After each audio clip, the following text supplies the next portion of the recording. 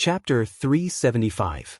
Finally, before nightfall, the master of the caravan announced that they were going to set up camp and rest under Dean's signal. Under the setting sun, Thales tried his best to help the mercenaries with things that he could, such as setting up tents and trying to make himself look less burdensome, even though he was clumsy because he had never done such things before.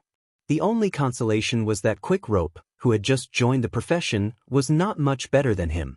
After half an hour of not knowing what to do and making mistakes, Thales and Quick Rope, a layman and a newbie, finally set up 3 crooked tents for the mercenaries before the people on shift came back.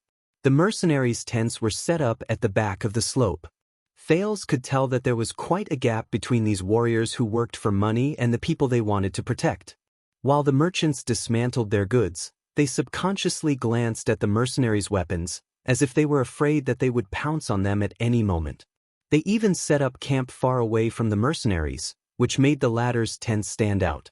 But the fear of danger made these protected merchants not dare to be too far away from the warriors, so a funny thing happened. The mercenaries' tents were set up in one spot, while the other tents of the caravan surrounded the mercenaries. They maintained a certain distance and spread out in a fan shape, while the camels surrounded them again. If someone looked at these tents from the sand dune, they would definitely think that they looked like shells. Thales, who was drenched in sweat from exhaustion, and Quick Rope, who was still in high spirits, were the first to sit down by the tent. They watched as Mickey, Hubert, and Dean started a fire in front of them, then sat down in the camp one after another. The nearest supply point should not be far away. The weather has been good for the past few months, and the water source has not been moved much. Breeze is searching, we should be able to find it soon. The leader of the mercenaries, Louisa Dante, who had rushed back from the front of the group, sat down comfortably in the camp and untied her weapon. Dean nodded. Tell everyone to be alert and sleep early tonight. Dean touched his smooth head and frowned as he thought about something. I want to leave early tomorrow, just in case. Louisa raised her eyebrows. No problem. She turned to the other mercenaries. Did you hear that? Hubert and Mickey nodded, but did not speak. Of course, understood, Quick Rope responded quickly, beaming with joy. Does Madame Dean have any other orders? The only reply he got was a kick of sand from the cold-faced Louisa. Oh, whoa, Captain. I'm talking about Dean's madam. That's the new nickname I gave him, not you. Quick Rope held his head pitifully, until a furious Louisa gave him a second kick of sand. Thales watched the conversation between Louisa and Dean with a puzzled expression. Judging from the current situation, Dean's position in the group was quite high. Even Louisa listened to his suggestions seriously and carefully, almost to the point where she would listen to everything he said. Is it really as Quick Rope said? Louisa likes Dean so, but I'm still worried, Dean. Old Hammer frowned. He led his horse into the camp and settled it down. That small camp today, Dean sighed. I know. I told Tormorden that I'll talk to him again. Old Hammer frowned. But you know what kind of person Tormorden is. How are we supposed to negotiate with him? Dean shook his head. Think of something. Thales pretended to be absent-minded as he massaged his aching legs and feet while he listened to their conversation attentively. At this moment, an oily voice traveled into their ears. The mercenaries and Thales turned their heads around. What do you want to negotiate with me about? A man with glossy hair and gorgeous embroidered clothes approached them with a big belly. His eyes sparkled on his cheeks, making him look like a piglet. His footsteps were a little pretentious, as if he was deliberately walking on a stage. Sep Tormorden, Dean sighed, and said to the greasy, stiff man, we were just talking about you, our generous employer. What brings you to our camp? Oh, my hard-working warriors. The master of the merchant group, Seth Tormorden, raised a pot in his right hand high with a hint of arrogance. He said with a firm accent, of course it's a reward. A good knight will never let his steed go hungry, and a good general will never let his soldiers go hungry. Thales frowned. If I'm not wrong, Tormorden sounded like someone from Eternal Star City. The mercenaries looked at each other. No one paid attention to the master of the merchant group. Tormorden's smile was a little stiff. His raised arm was a little sore, and he could only put down the pot gently. He coughed and reminded everyone, "This is Sarah Dukedam's wine.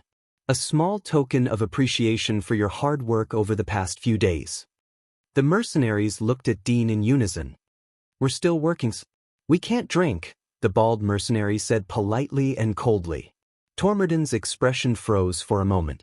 "Very good, Dean. I'll tell my connections in Blade Fang's camp about your professionalism. You know, I'm very familiar with all the major merchant groups, and I'll tell them that when the people in Blade Fang's Dune camp want mercenaries, they should look for you. I'll also tell Baron Williams about your diligence." The master of the merchant group maintained his faint smile and looked at Thales. "Oh, child, I'm glad to see that you've recovered. What's your name again?" Thales, who was suddenly called, was slightly stunned. He smiled unnaturally. Thank you, master. Tormorden. I'm Wuxia." Tormorden sighed. "Ah, Wuxia, what a good name. You know, a few days ago, I hesitated for a long time about whether I should save you. You know, child, I'm not a cold-hearted bad person, but I have to take care of this small merchant group that concerns more than 10 families. Any decision I make might affect the livelihood and future of a certain family. Should I save a person who is unrelated to me, or should I put my other loyal friends in danger? This is a difficult decision." Tormorden closed his eyes and shook his head a little. "Hey, my great-grandfather was also a noble. You might not know this, but he worked under the King of Constellation. Mindes III always reminded my great-grandfather that as nobles, not only do we have to shoulder responsibilities, but we also have to be kind. This sentence became our family motto, and it was passed down from my great-grandfather to my grandfather. My grandfather always reminded my father, and my father always reminded me. So, in the end, I still decided to keep you in my group, child." Tormorden looked at him with a serious expression. "You have to thank King Mindes III, child. Because of his teachings, I made this difficult decision, and you, who were in a difficult situation, obtained a new life." As he stared at the indifferent Tormorden, Thales' face twitched. He nodded as if he understood. Behind him, Quick Rope made a vomiting gesture. "You speak as if they are very close." Tormorden's ears twitched. "What?" "Nothing, Master Tormorden." Quick Rope reacted quickly and smiled brightly. "As expected of the descendant of nobles, you're the best." Tormorden smiled and nodded in satisfaction. Louisa could not help but giggle. "So?" Dean sighed and interrupted the awkward conversation. "Seth, you don't need to bribe us with wine. Why don't you just say, 'What brings you here?'" Tormorden furrowed his eyebrows a little, as if he was not satisfied with Dean calling him by his name. The greasy merchant Tormorden clasped his hands together and raised his chin higher than his ears. "I'm thinking about what you said yesterday, Dean. What's going on? What do you mean by, go back?" The mercenaries furrowed their eyebrows. They were surprised and bewildered. Thales' curiosity was also piqued. "Go back? What's going on?" "It's exactly what it means, Seth." Dean shrugged as if he was not bothered by what Tormorden said. "You saw the camp in the morning and those corpses. We should give up on going to the Tower of Eradication to avoid potential danger, or at least take a detour." Tormorden's lips twitched a little. "Give up?" He sucked in a deep breath. "From what I know, Dean, and from what you've seen, it's just a small camp where a few desert bandits are hiding." Tormorden remained stern and arrogant, and he listened humbly. "Is there a need for that? This will seriously affect your reputation, and you also know that for us, some goods have a time limit. You saw those camps, we all saw it." Dean interrupted him rudely. The bald mercenary glanced at his companions and furrowed his eyebrows. "The people inside, regardless of whether they are desert bandits or not, are all dead. They died not far away from us, and their bodies are covered in wounds caused by various weapons." The mercenary's expressions became terrible. Quick Rope even widened his eyes. "This is not an isolated case. Along the way, from the land of Fiststone to Lizard Mouth, there have been no less than 5 places like this. There are not only desert bandits, but also small groups of unidentified people. I suspect that there are also merchant groups among them." Dean turned to Thales. And you've met Wuxia. According to him, there was no one on the road from the north.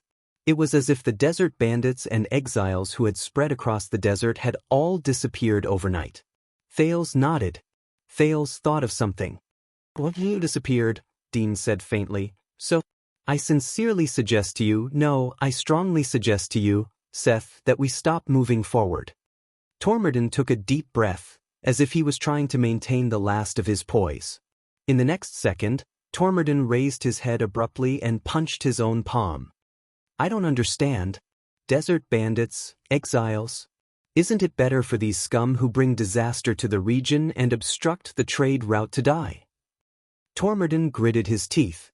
We have one less thing to worry about, and I have to congratulate all of you, Big Dean. Because of their deaths, your job has become much easier. Eliminating their threat, isn't that the reason why I hired you, the professional bodyguards?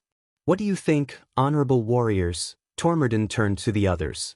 The mercenaries did not speak. Dean heaved a long sigh. He looked as if he was exasperated that the mercenaries did not live up to his expectations. No, you don't understand what I mean, Seth. The bald mercenary gritted his teeth and said, the desert bandits' corpses in the camp were all found not far away from the camp.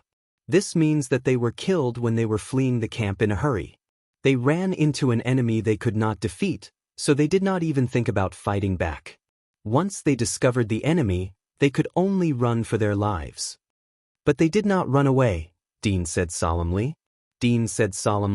More than 20 armed, experienced, and merciless desert bandits. None of them ran away. Tormodin was slightly stunned. Dean raised his eyebrows and said, listen to me, Seth. Turn back and find another way to ensure our safety. Master Tormodin's expression remained the same, but he kept rubbing his hands on the fabric of his clothes, revealing his emotions. He didn't tell you about the matter of us returning directly, right? He turned to the female warrior. Captain Dante, what do you say? We'll say whatever Dean says, Louisa answered firmly. He represents the entire team. Thales could not help but notice that the other people's expressions were the same, as if they were used to this scene. Tormodin could no longer maintain the indifferent expression on his face. He rubbed his hair in agony.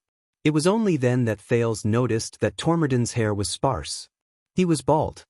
He gritted his teeth and said, Dean, tell me, why should I take the risk of being banished from Blade Fang's dune on this trip? Dean shrugged. You want profits. Yes, profits. Tormodin seemed to have found a way to vent. He raised his index finger and said fiercely, damn profits. So many eloquent and calculative merchants have been buried in the desert, but we still come one after another, because this is the only thing that supports us to take the risk to step into the desert. Profits, profits. He widened his eyes, as if he wanted to seek a consensus from everyone in his field of vision. First, Extet and the Alliance of Freedom are going to war. Second, Constellations want to seal off the desert. Do you know what this means? It means that the entire supply line has been cut off because the Northlanders are going to war or the Constellations are going to go crazy. The road from the Golden Passage to Extet will be sealed off, and the passage from the desert to Constellation will also be blocked. Tormodin seemed exasperated. Do you know, soon, a bag of 200 ounces of marijuana produced in the Long Corridor Archipelago will be sold for 5 tormans in Constellation and 20 rikris in Northland. Even after deducting the consumption of inferior currency and foreign exchange, we can still earn nearly 70 to 80 King Shalon. A bottle of fine wine from Sarah Hill is priced at 45 Kaler in the Southland market. If we walk some distance, we can sell it at the Tower of Eradication for a high price of 80 Shalon silver coins. A fine velvet from Sword Lake is sold for 20 Tabiso in Olumbia, and in the north of the desert, we can sell it for dozens of rikris. A barrel of eternal oil, an everlasting lamp. All the goods you can imagine, as long as you come to the right place, you can earn a profit. What's the logic behind this? The supply and demand of the market. I dare to bet on the reputation of the Tormodin family for generations that in the next month, the price of the goods in the south will increase in the north, and the goods in the east will be sold out in the west. Where else can you find such a good opportunity? And now that we've come this far, you're suggesting that we turn around, return to Bladefang's dune, and obediently let the Constellations confiscate our goods? The mercenaries looked at each other. Dean shook his head, unmoved. If necessary, losing our goods is better than losing our heads. Like a deflated balloon, Tormodin slumped down.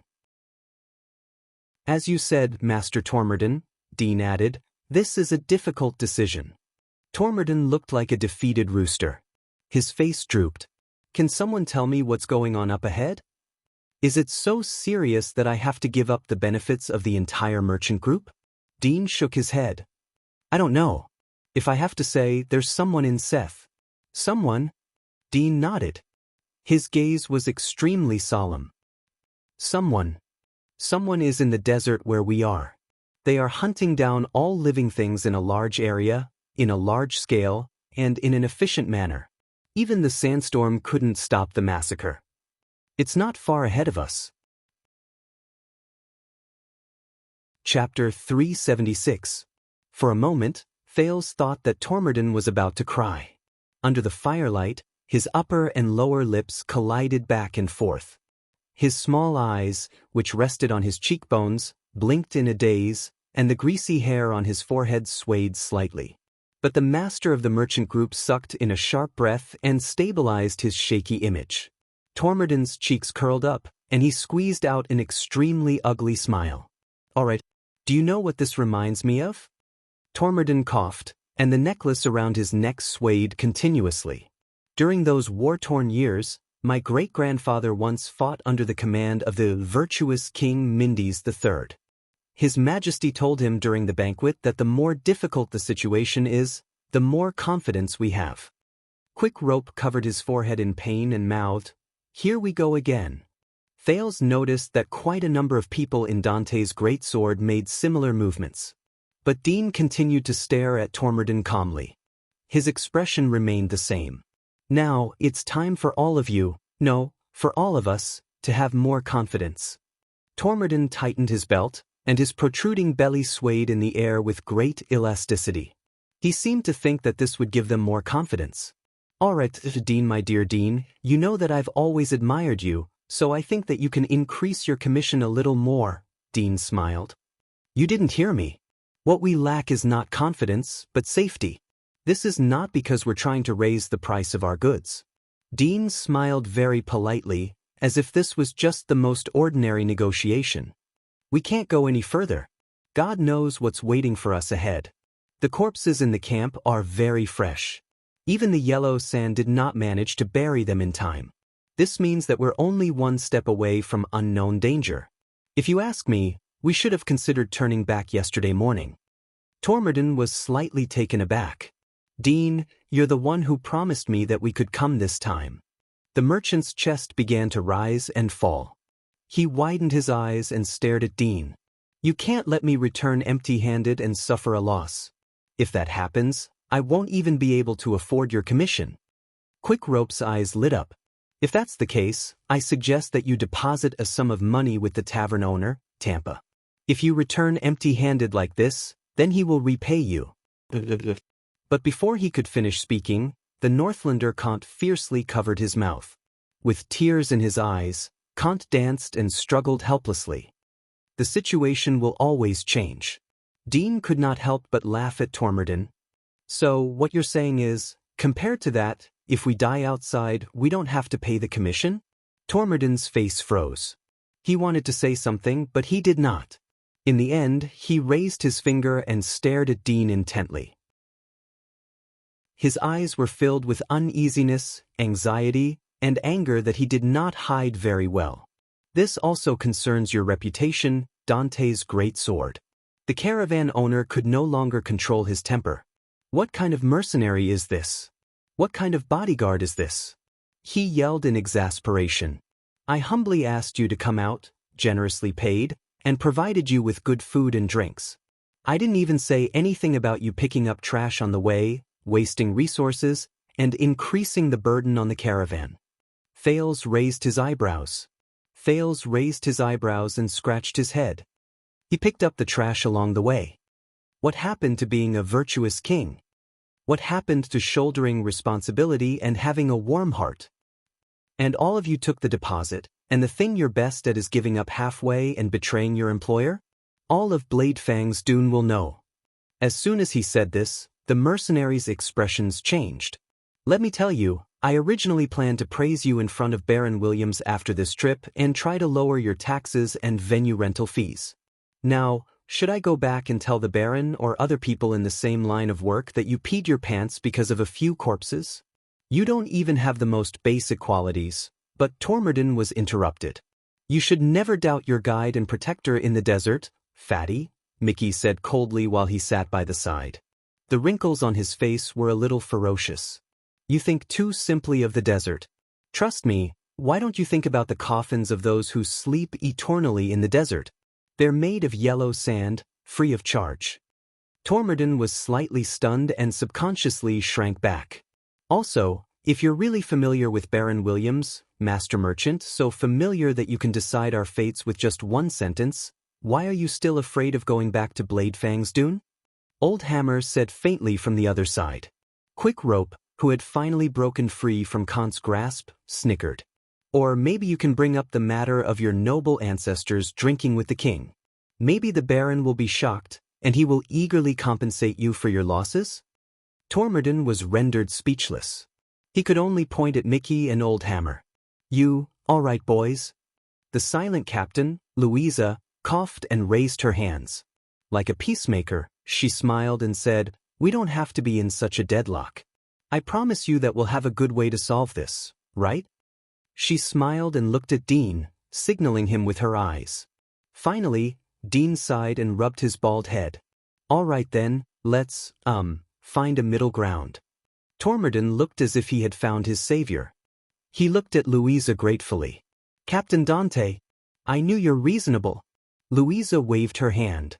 If we walk 20 or 30 miles in a certain direction, we'll run into a remote oasis foothold that very few people know about.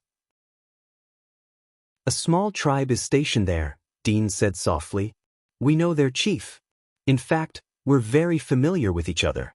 We call each other brothers and talk cheerfully. They should have migrated nearby by now. Mickey snorted coldly.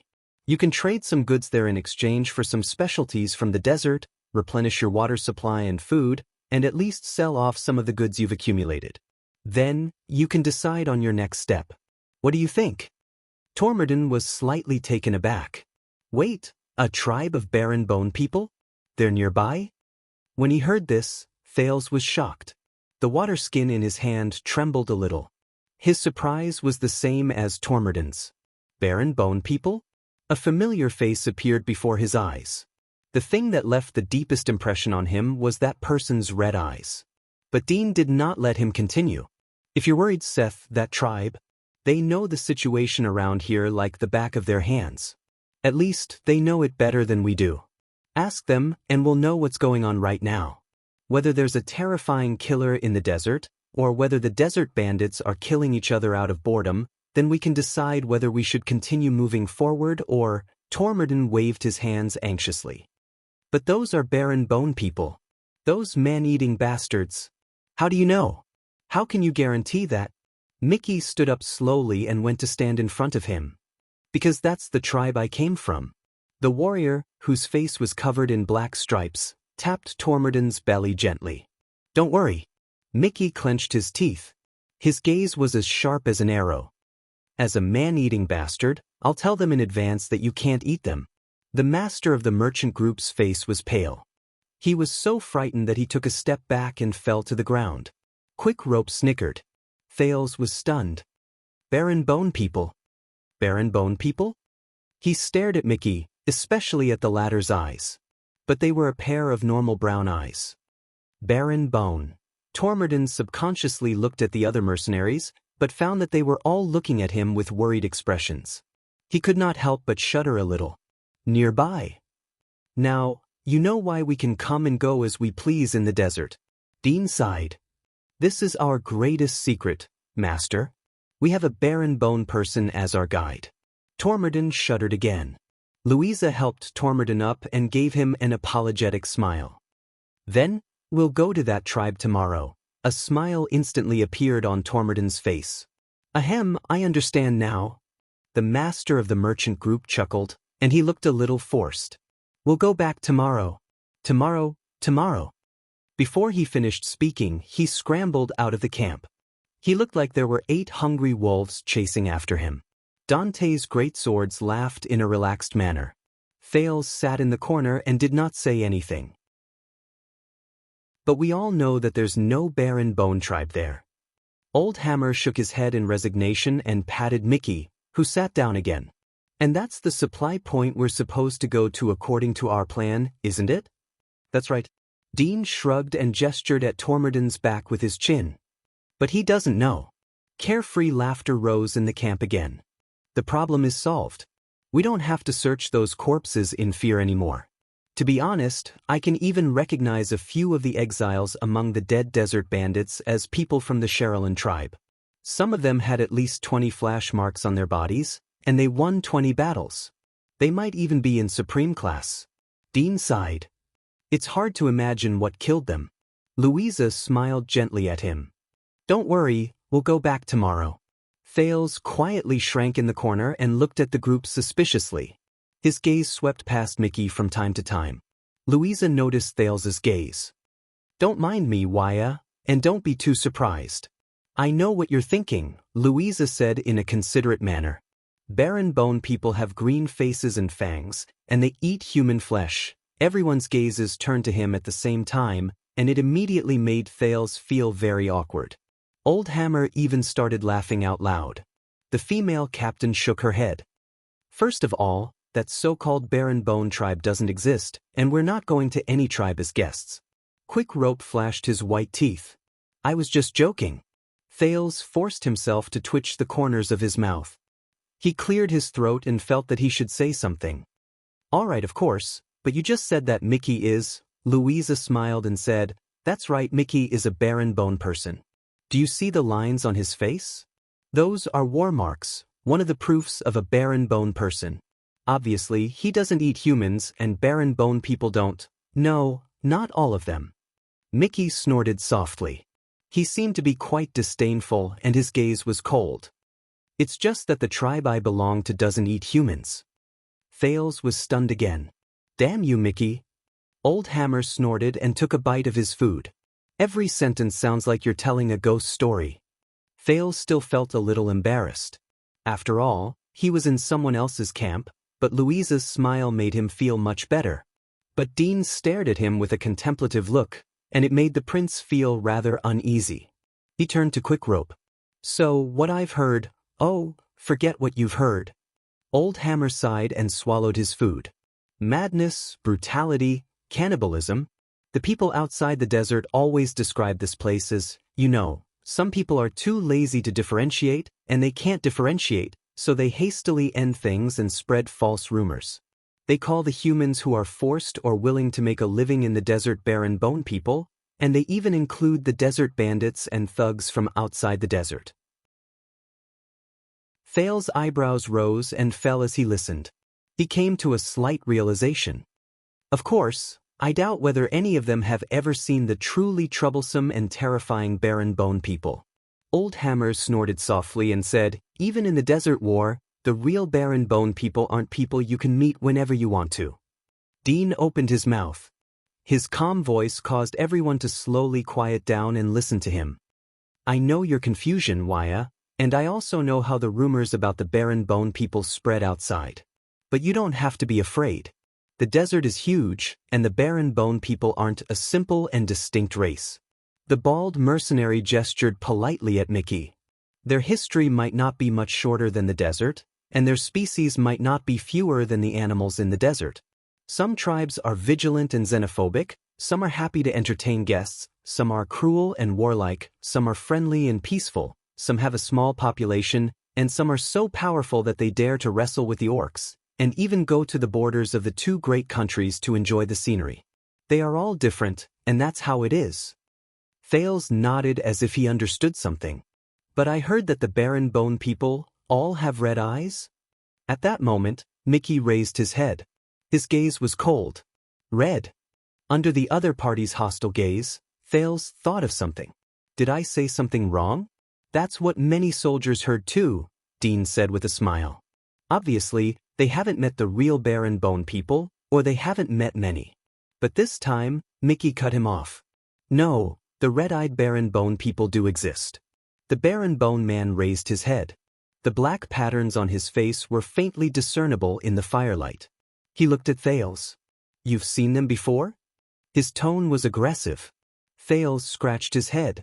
I've seen those who have heard of them, Thales stuttered for a moment. Just like you. Mickey stared at Thales, and his gaze did not shift for a long time. Only a small number of Baron Bone people have those eyes, he said slowly. Even the other mercenaries were listening to him seriously. They are the descendants of the ancestors. In your words, they are probably the nobles of the Baron Bone people. Quick Rope popped up again. Are you sure they're not albinos? Old Hammer slapped him from behind, causing Quick Rope to howl in pain. Thales ignored Quick Rope, who was fooling around, and asked in puzzlement, descendants of the ancestors? Mickey narrowed his eyes and answered his doubts.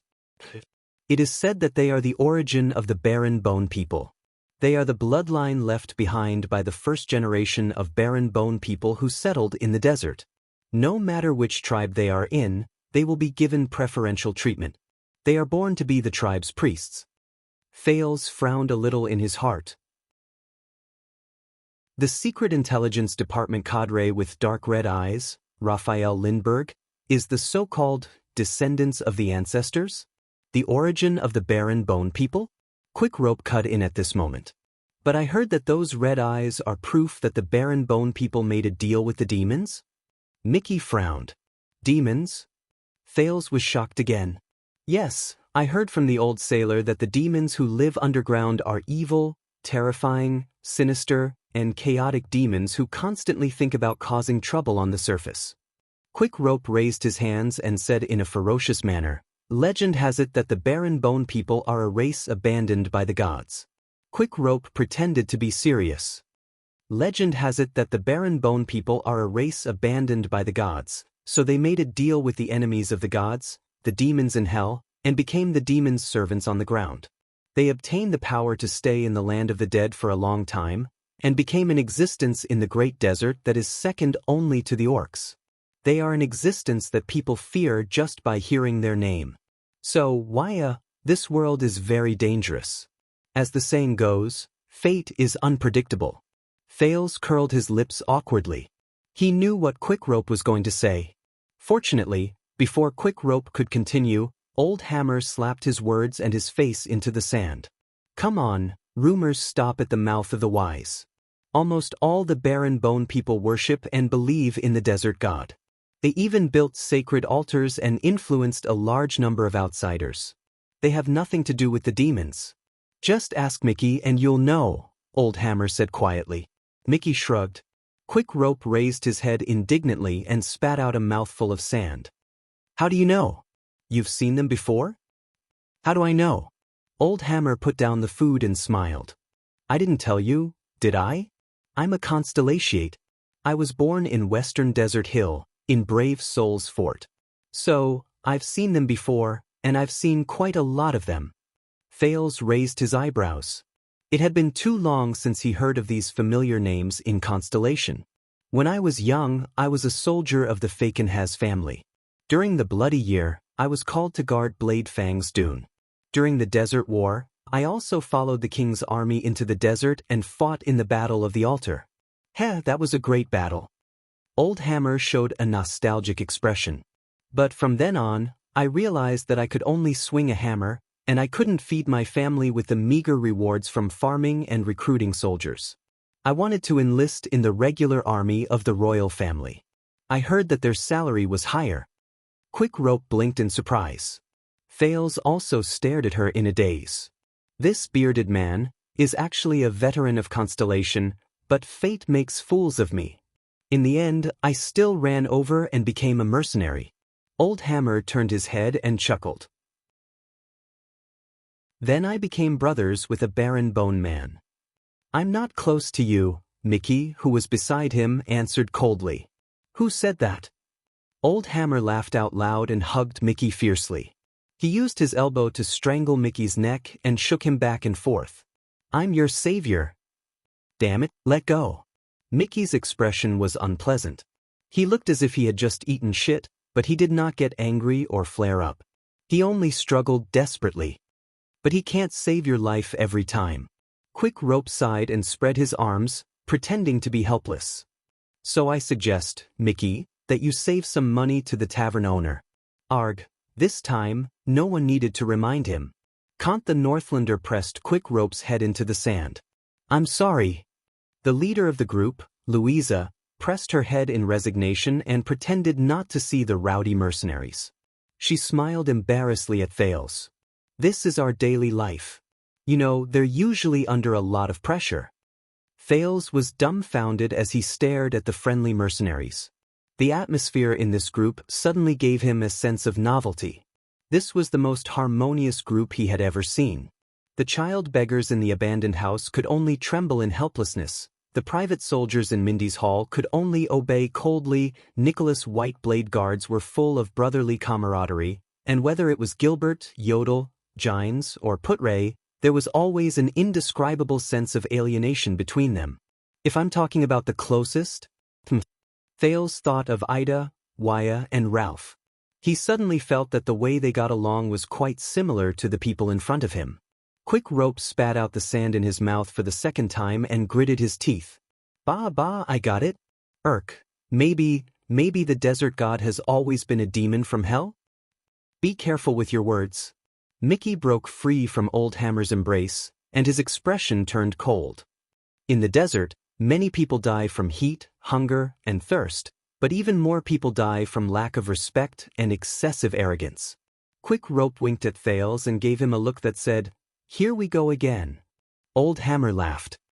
"Come on, Quick Rope, stop spreading those hearsay rumors. A wandering poet who passed by the scouring path once swore to me that there's a great dragon in the desert, and her nickname is Heartwarming Lady." Great dragon, do you believe it?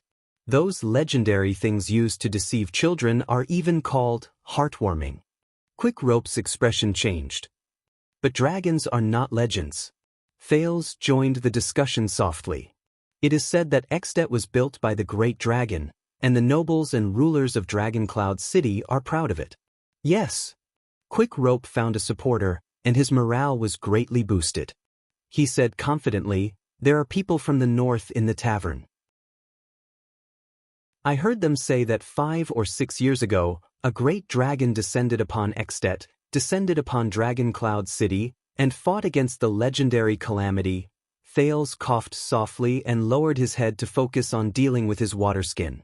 "Calamity? You still believe in this?" Old Hammer laughed happily. "Are you sure that you didn't run into the priests of Dark Knight Temple? Those nagging drama queens?" They're just a bunch of drunk Northlanders. You know how they are. They start babbling nonsense after drinking a few cups of horse piss. Who knows if they saw a great dragon or a winged mammoth? Maybe they're just making up some legends to cover up the death of the king. Hey! This time, Kant, who had been silent all this while, raised his hand in dissatisfaction. "Don't forget that there are Northlanders here. Hammer, when it comes to things you don't understand, you should at least maintain a little bit of respect." Sitting by the side, Dean watched his companions chat. He only smiled to himself, like a father watching his children play around. "We're still in the desert. Maybe we're unlucky and we'll run into that heartwarming girl tomorrow? Then I'll *CK her." Old Hammer shrugged. "Since I was young, my dream has been to become a dragon knight." Louisa snorted disdainfully. "Before that, finish your food, dragon knights. And Mickey, and you, Quick Rope, don't think that you can slack off just because you're a rookie. Then, go outside and take shifts with Breeze, Furnace, Haken, Palka, and the others."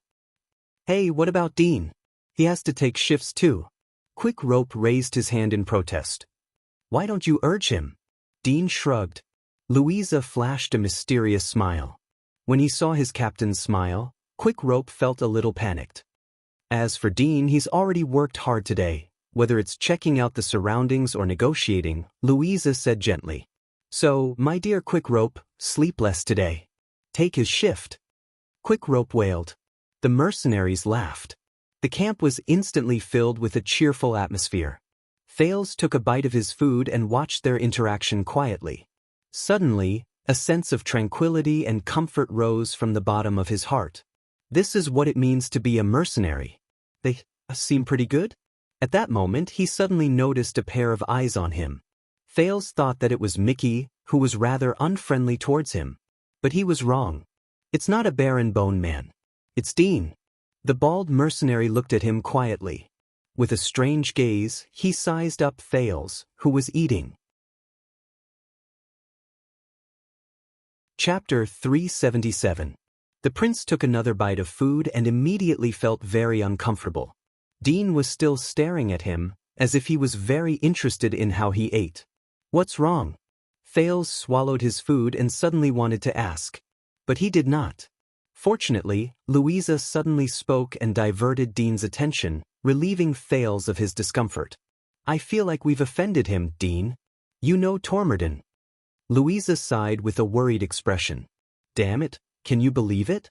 We tried to save his life, but we offended him. It's okay. This is the last time we work for him. Dean sighed and said, after this trip, we won't take any more business from Tormorden. The last time? Quick Rope closed his eyes and exhaled. Desert God, bless us. I've had enough of that guy. He keeps talking about how he knows so-and-so. The last time, huh? That's even worse. I can already imagine how he's plotting against us behind our backs, Louisa said sarcastically. I told you, we shouldn't have come. Mickey looked at Dean quietly. It's my fault, brother. Dean smiled apologetically at the barren bone man. We shouldn't have gone north. The bald mercenary's eyes were burning. Don't worry about Tormorden. I think it's time for us to leave Bladefang's Dune, even though we didn't plan to stay for long. This sentence made all the mercenaries stop what they were doing and look at Dean in unison. Thales could not help but be curious. This bald mercenary seems to have the charisma to attract attention the moment he opens his mouth. Leave Bladefang's Dune? You mean, leave our current base? Old Hammer repeated in surprise. The mercenaries looked at each other, seemingly surprised by this suggestion. Louisa asked cautiously, leave? What's your consideration? Dean shook his head. First, the Alliance of Freedom wants to go to war, then the Constellations sealed the border at Bladefang's Dune, and then this happened here. I don't believe these things have nothing to do with each other. The bald mercenary took a sip of water and looked at the camps in the distance with a worried expression. Whether it's Bladefang's Dune or the Western Front Line, this land is no longer suitable for mercenaries. Quick Rope raised his hand in confusion. Wait, why don't I understand? The Alliance of Freedom, sealing the borders. What do these things have to do with being a mercenary? Shut up. Old Hammer glared at him sternly. Listen to Dean and learn from him. Quick Rope blinked with a confused look on his face. Thales was also watching Dean with interest. It's been a few years. The city of Faraway Prayers has not sent any cleanup teams into the desert to protect the trade routes. I heard from Raymond, who specializes in doing business in the West, that even the patrolling cavaliers are becoming narrower and narrower, Dean said quietly as he stared at the sand under his feet. And now, the Alliance of Freedom dares to openly challenge them and the Northlanders. This means a lot. Kant the Northlander snorted coldly, seemingly very dissatisfied. Dean sighed. It's not just the city of Faraway Prayers. Prestige Orchid Region has also shrunk its line of defense. Korak, who specializes in running that line, told me that it has been a long time since we saw Extet's forest protectors from Western Pine Forest to Endilus. Instead, we would occasionally run into Constellations sent by Overwatch City to encircle the land. Quick Rope scratched his head and tilted his head. So what do you mean? Everyone shot daggers at him in unison, blaming him for butting in. But Dean did not mind it and smiled. Obviously, the influence and presence of the Northlanders in the desert, whether it's the city of Faraway Prayers or Prestige Orchid Region, is weakening. These things clearly show that the Great Dragon intends to retract its claws, and Extet is declining. When Thales heard this, he could not help but have a thought appear in his mind. So, why? Quick Rope looked shocked. Why can't I see it? Politics, right? This time, the person who took over the conversation was unexpectedly Old Hammer. He shook his head with a disgusted expression. 6 years ago, Extet elected a new king. Thal's heart sank. The day 6 years ago appeared before his eyes. That head. That crown. That girl. Dean sighed slightly. Yes, I guess that's the reason and whereabouts of the army at the borders of the city of faraway prayers and prestige Orchid region. Perhaps the new king, who killed his brother and seized the throne, is a much greater threat to the archdukes than the desert border, so they have no time to care about the affairs on the sand. Kant snorted. Kinslayer. Dean nodded, frowned, and continued to speak. The forces of power in the desert, whether it's the large orc tribe or the barren bone tribe, will definitely notice the Northlanders' retreat and the changes at the northern end of the desert. Without the threat of an organized army, they will try to head north to fill the gap left by Extet and fight for resources and space to survive. The bald mercenary drew lines in the sand. Thales could somewhat tell that it was a map. At the same time, the decline of the kingdom of the Great Dragon will free up the Constellation's hands. The western battlefront may expand, but it may not. But judging from their blockade this time, the possibility of the former is higher. Quick Rope was stunned as he listened. The others were about the same. Most of them were confused. Only Louisa continued to look at Dean seriously. When he saw this, Thales suddenly understood where Dean's position in the team came from. Dean furrowed his brows and said with a cautious expression, regardless of whether it's the large tribes moving north or Constellation expanding west, it's not something a small mercenary group like ours can handle. Our business will decrease, our journey will become more difficult, and there will be more accidents. We can't stay at the northern and eastern ends of the desert for at least 5 years. Old Hammer snorted in resignation. Hey, in the end, we're still not strong enough. If we were an elite group of 100 men like Blood Whistle, but Dean cut him off in an unquestionable manner. No, then we'd become cannon fodder in the conflicts between tribes or wars between kingdoms. We die even faster. Old Hammer smiled awkwardly. Then, where are we going? Quick Rope widened his eyes.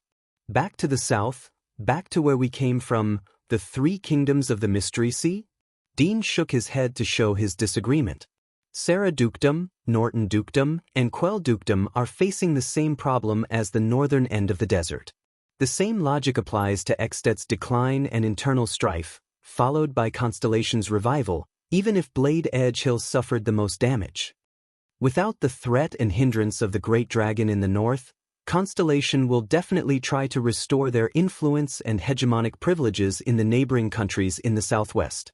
And in the 3 kingdoms of the Mystery Sea, in the free world where merchants, thugs, rogues, killers, bounty hunters, free knights, and mercenaries thrive, the smuggler's paradise, the duty-free paradise, the sword arena, and the countryside of death. Guess who will be the first to suffer? Thales breathed slowly and digested the knowledge in front of him step by step. The information these mercenaries obtained was not the same as Little Rascal's view of the world in the study. Quick Rope was almost confused. It's so complicated. So, where are we going? To put it simply, Dean's expression was serious, and he was lost in thought. We have to find a place where the powers and forces of power are equal and wary of each other. It'd be best if their strength is greatly damaged and they're locked in a stalemate. That way, we can find business and opportunities, but we don't have to face the disaster of a large-scale war. Louisa nodded. So, where is Dante's greatsword pointing? Dean smiled faintly and pointed at the map on the sand. It's still this matter. Extet will temporarily decline, and the Golden Passage and Camus Union will also be affected. Camus Union has always been full of internal conflicts. Once Extet falls into internal strife, Vine City, which is related to Dragoncloud City by marriage and has seized the right to speak in the Union for more than 10 years, will be the most affected. On the other hand, the pressure on the 4 northern cities in the north will decrease sharply, and they will welcome a period of rise.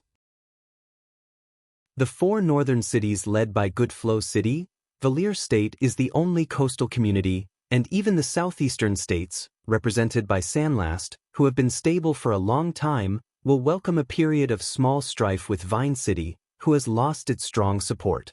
We don't know what the internal strife in Camus Union will be like, but people like us are the most indispensable in the strife between merchants.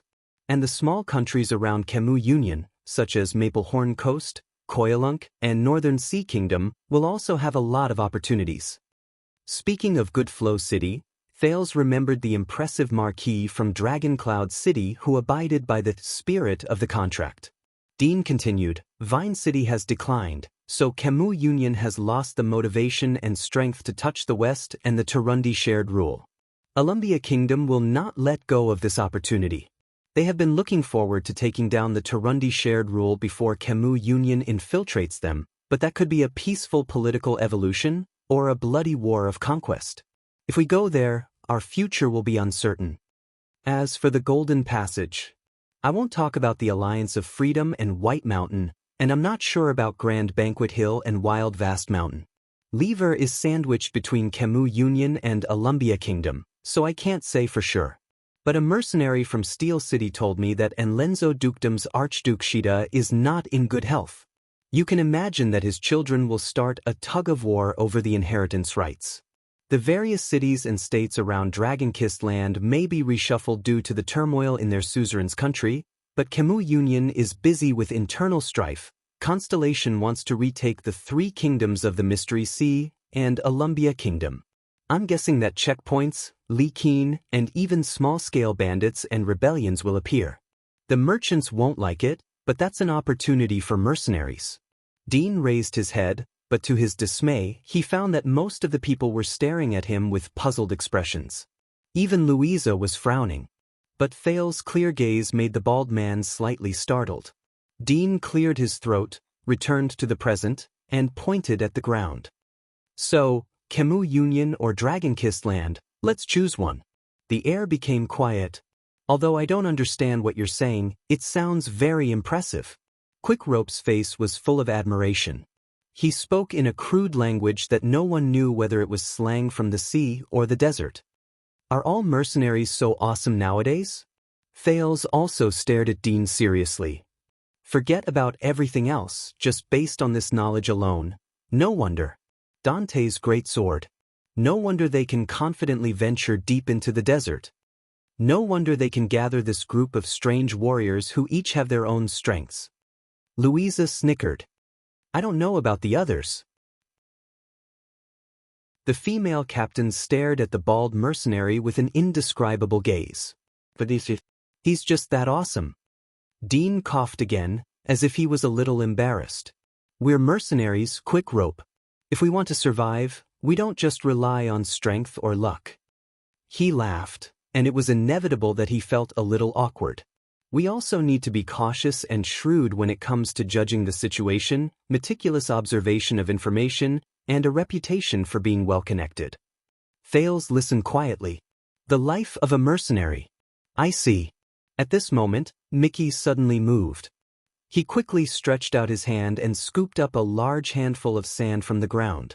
Thales and the group of mercenaries were shocked. The sand fell from the Baron Bone Man's fingers. F***CK. This was the first time Mickey cursed. He looked at the thing in his hand, clenched his teeth, and looked ferocious. When the sand fell off, Thales saw clearly that it was a small lizard in Mickey's hand, and it was still struggling. Yes, a lizard. Wait a minute. Thales realized that he recognized this species. He could not say that he knew this species of lizard. It should be that he ate this species of lizard a few days ago. Under the firelight, the lizard was blood-red in color and covered in white stripes. There were also sharp, soft thorns on its skin. It waved its limbs and tail in pain in Mickey's hand. Beautiful, Mickey. Old Hammer laughed happily. Even a cat catching a mouse isn't this. But his voice came to an abrupt halt. No. At that moment, when she saw the lizard clearly, Louisa's face showed disbelief and fear. My God, this is... Thales looked at Old Hammer in confusion, then at the other mercenaries. He found that most of them had solemn expressions, except for Quickrope, who had just joined the profession. Don't panic. Dean's voice made everyone calm down. At least we're all here. The prince's gaze returned to the pitiful red lizard. Thales was full of questions. Isn't this just a lizard? Even though its color is a little rare, is there a problem with it? It can't be poisonous, right? Thales quietly touched his stomach. Wait, there shouldn't be any poison that will only take effect after a few days, right? It can't be, right? Quick Rope's expression froze and he pointed at the lizard. I think I heard Tampa mention this before. Red skin and white stripes. That's, his face was pale. Yes. Mickey said coldly, bloody thorn lizard. An ominous sign. When he said this, everyone's expressions became even more unpleasant. Bloody thorn lizard? Thales thought of something. He seemed to have heard the name of this animal somewhere before. Where exactly? But he could not remember it at that moment, so he asked directly. Ominous? This was Thales, who was confused. Old Hammer sighed and shrugged. He looked at the hazy moonlight in the sky. This lizard is a specialty of the desert. Once there isn't enough food, they will call out to each other at night and gradually gather together. He did not continue speaking. His face was full of worry. Thales asked tentatively, will they work together to hunt? Mickey shook his head. There was a fierce look in his eyes. He slowly enunciated each word clearly in his barren desert accent. Thales only got used to the difficult common language after listening to it for a few days. They will start to hunt each other and prey on their own kind. Thales was stunned. The Baron Bone Man said coldly, only the last surviving bloody thorn lizard can fill its stomach with its companions' corpses and get through this difficult time where food is hard to find. Thales widened his eyes and looked carefully at the struggling bloody thorn lizard. This is, Louisa sighed. Devouring its own kind to survive. Out of all the living things in the world, what kind of creature could do such a terrible thing? Thales was stunned. Unfortunately, Dean sighed and said, I only know one. And they are living under the skin that is no different from you and me. That's why the bloody spike lizard is one of the most ominous creatures in the desert. The desert god created it to warn us about what we should do in the desert. The desert god will not bring disaster to us, but the mortals will bring it upon themselves. If they eat their own kind, they will be punished by heaven. Mickey frowned and said firmly, it means the most terrifying and sinister thing in the desert. It's even worse than the crow that represents misfortune. Those who see it may have bad luck, and those who eat it will have a rough life.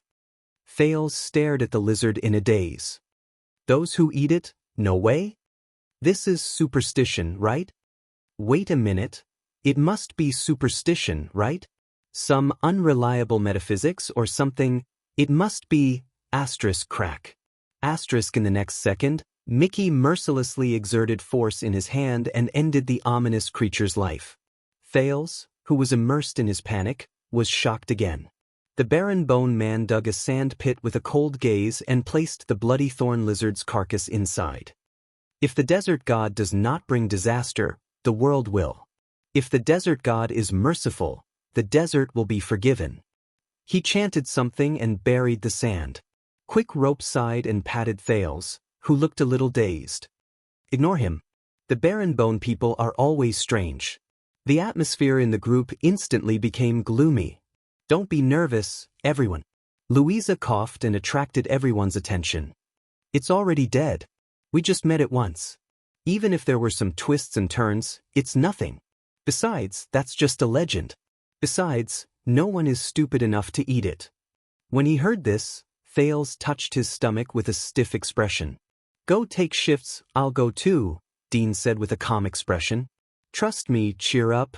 At this moment, wait. Mickey suddenly said with a serious tone. Thales was stunned again. Dean frowned. Why, this bloody thorn lizard? Mickey gritted his teeth and stared at the half-buried bloody thorn lizard. It didn't come here for no reason. Mickey, that's just a legend. Old Hammer sighed. Mickey raised his head abruptly. No, it was buried in the sand. It fled in fear. The Baron Bone Man's face was unprecedentedly solemn. And this means, in the next second, Mickey lay flat on the ground. He buried the side of his ear in the sand and did not move. "Everyone be quiet." Dean raised his hand and whispered in a show of great teamwork, "Let him listen."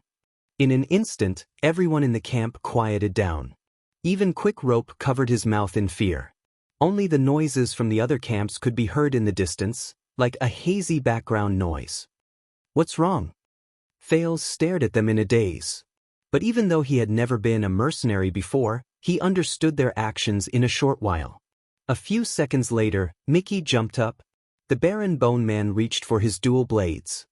His tone was urgent, and his expression was ferocious. "Someone is approaching from all directions, and their footsteps are very heavy."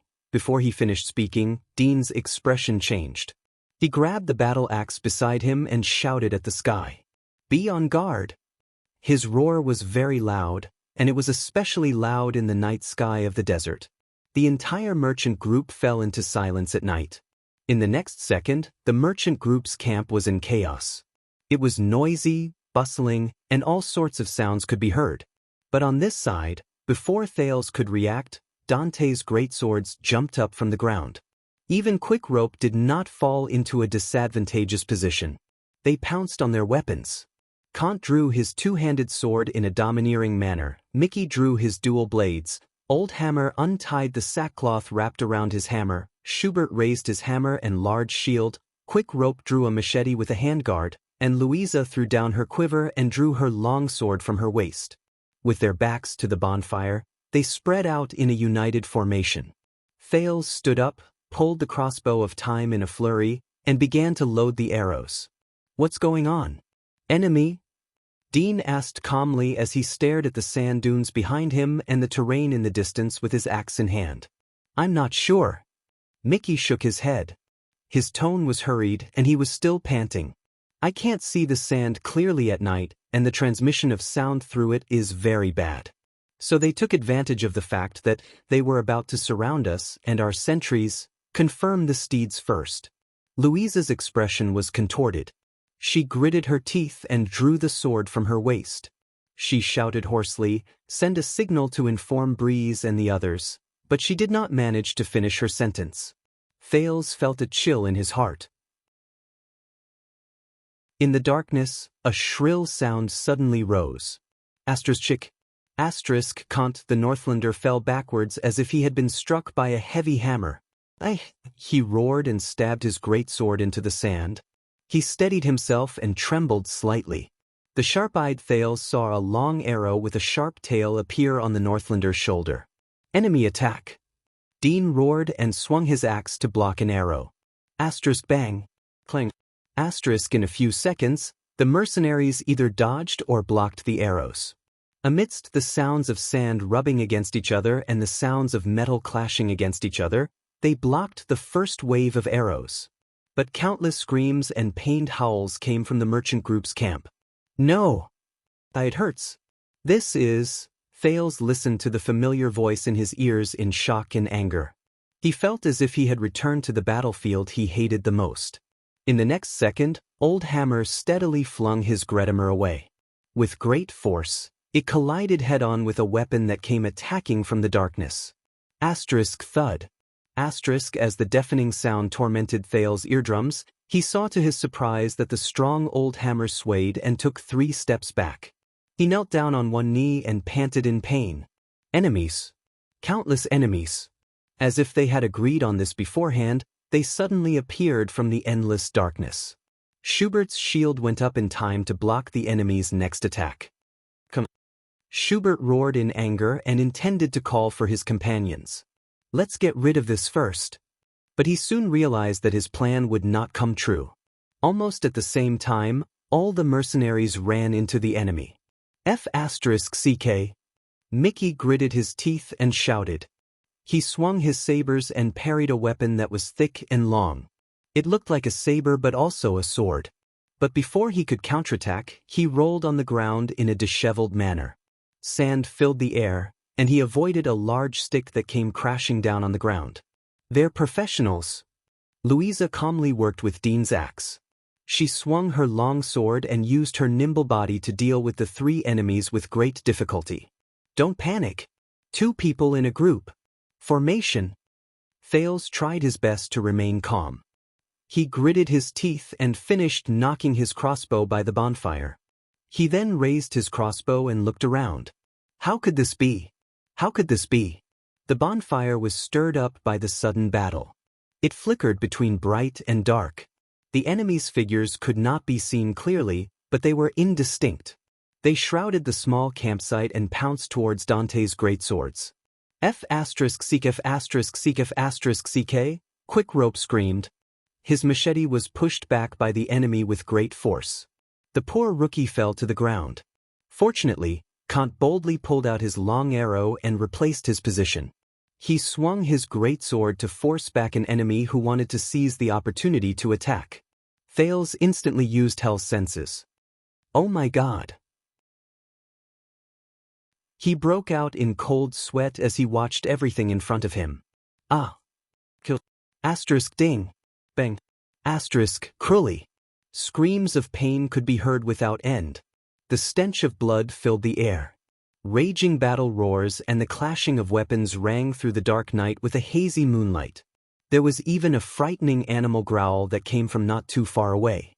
It was followed by terrifying chewing sounds, as if teeth were tearing flesh apart.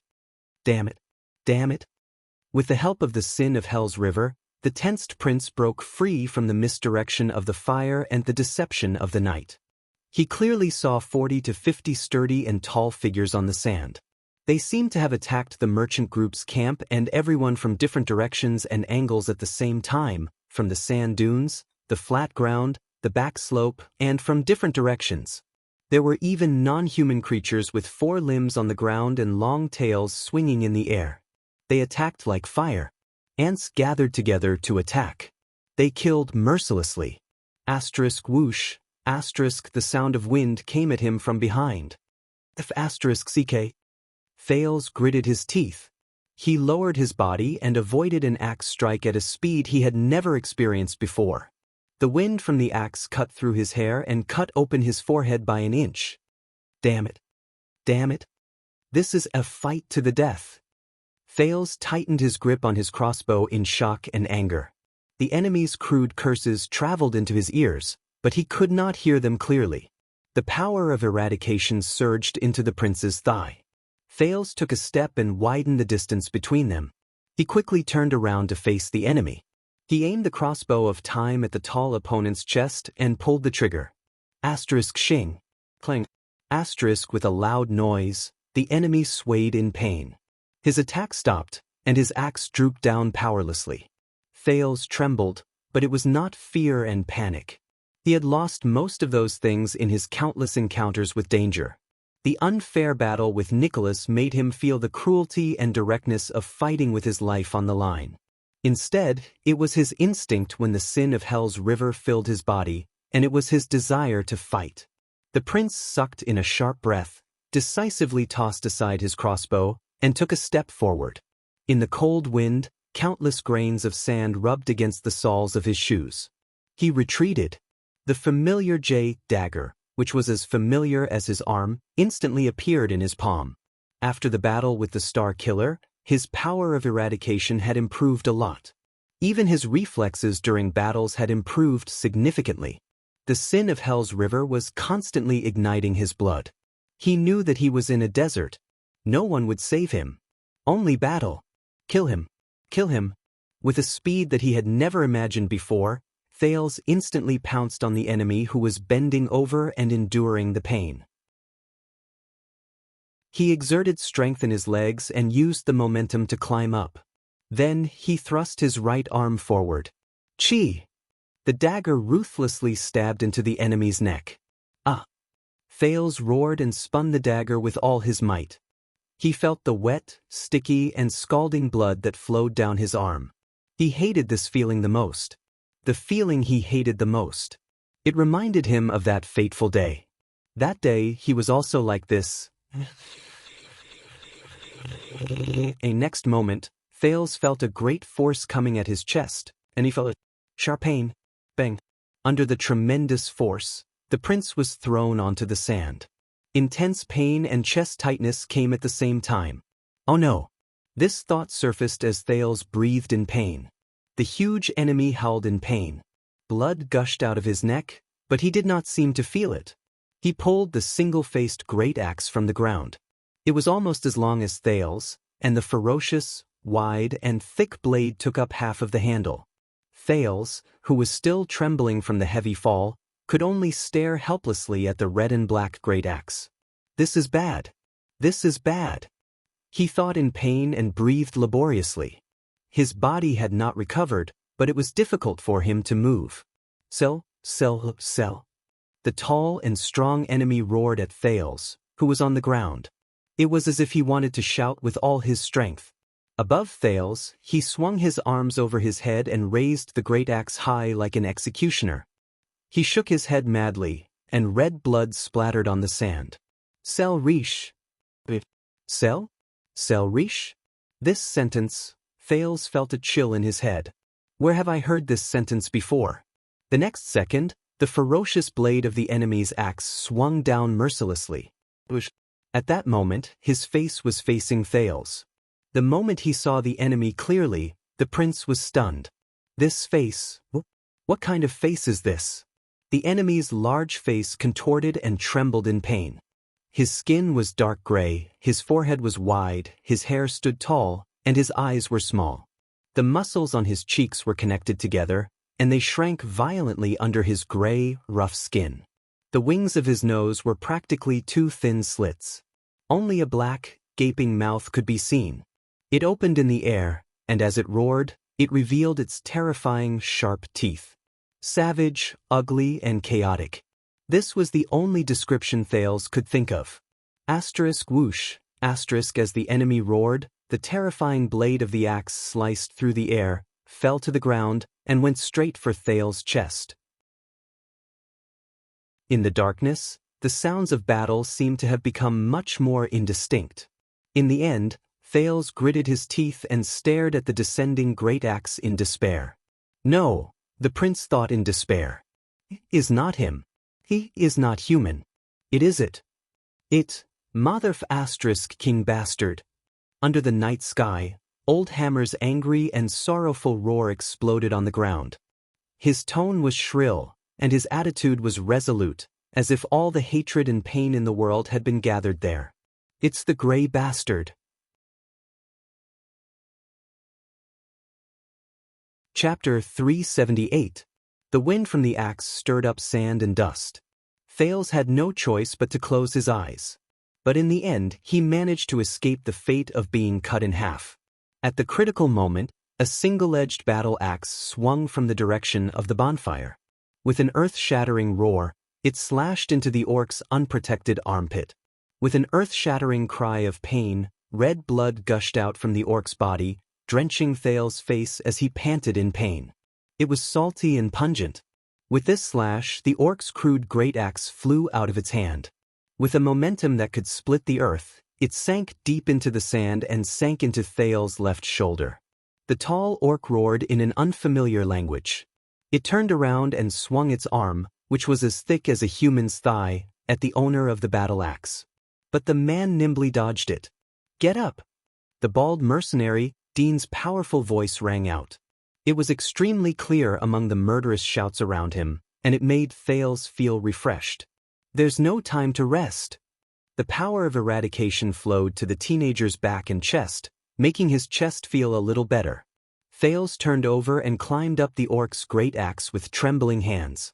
He used the force to get up, wiped away the blood on his face, and recovered his numb limbs from the shock. The orc whose neck had been pierced by Thales was still as violent as ever. It did not care about the blood gushing out from the wound on its neck and armpit. It only roared in a language that Thales could not understand and pounced on Big Dean. The calm mercenary held the axe with both hands and looked like he was going to charge at the orc. But the moment he got close, he rolled to the side and nimbly dodged the orc's fierce pounce. Hura, Nedalius! The orc howled in exasperation and turned around. As it pounced on Thales in a frenzy, the orc's blood splattered and watered the dry land. Dean stared at the orc's feet, but he did not fight it head-on. He only used his body and footwork to feint attacks to avoid two of the orc's powerful attacks. It was like a bird avoiding a ferocious leopard. The orc's blood flowed slower and less. Finally, Thales was gratified to see the orc panting harshly. Its body swayed slightly, and its movements became sluggish. Dean did not let go of this opportunity.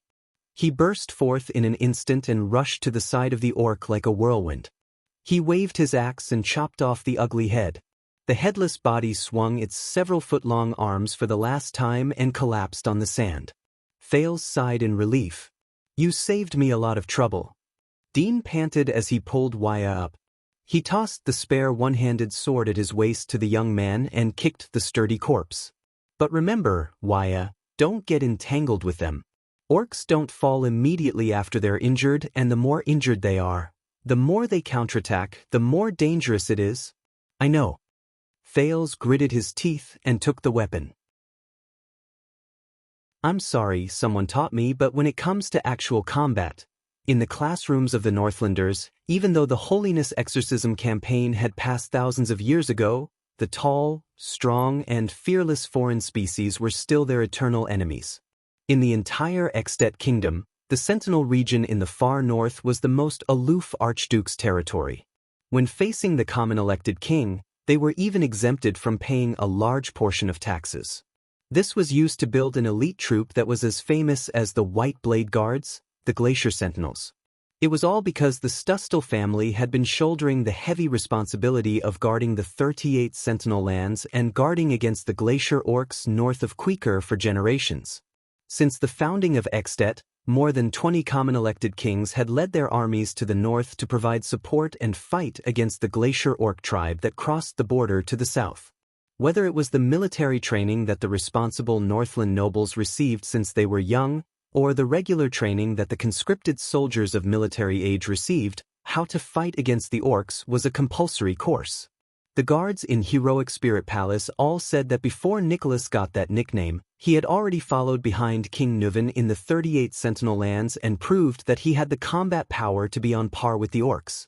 However, when he faced the delicate Archduchess and her dagger, which looked more like a thread being threaded through a needle, the Star Killer, who had a lot of experience in fighting against the orcs, could only vent his frustration of not being able to use his talent on his second student. After all, the Prince of Constellation did not have the chance to go to the north. For example, he would use his great axe to push Thales down countless times, or beat him up mercilessly even after Thales yelled for him to stop countless times, all in the name of, "This is the power of the orcs." However, Thales did not expect that in his first battle against the orcs, he would still forget Nicholas' teachings.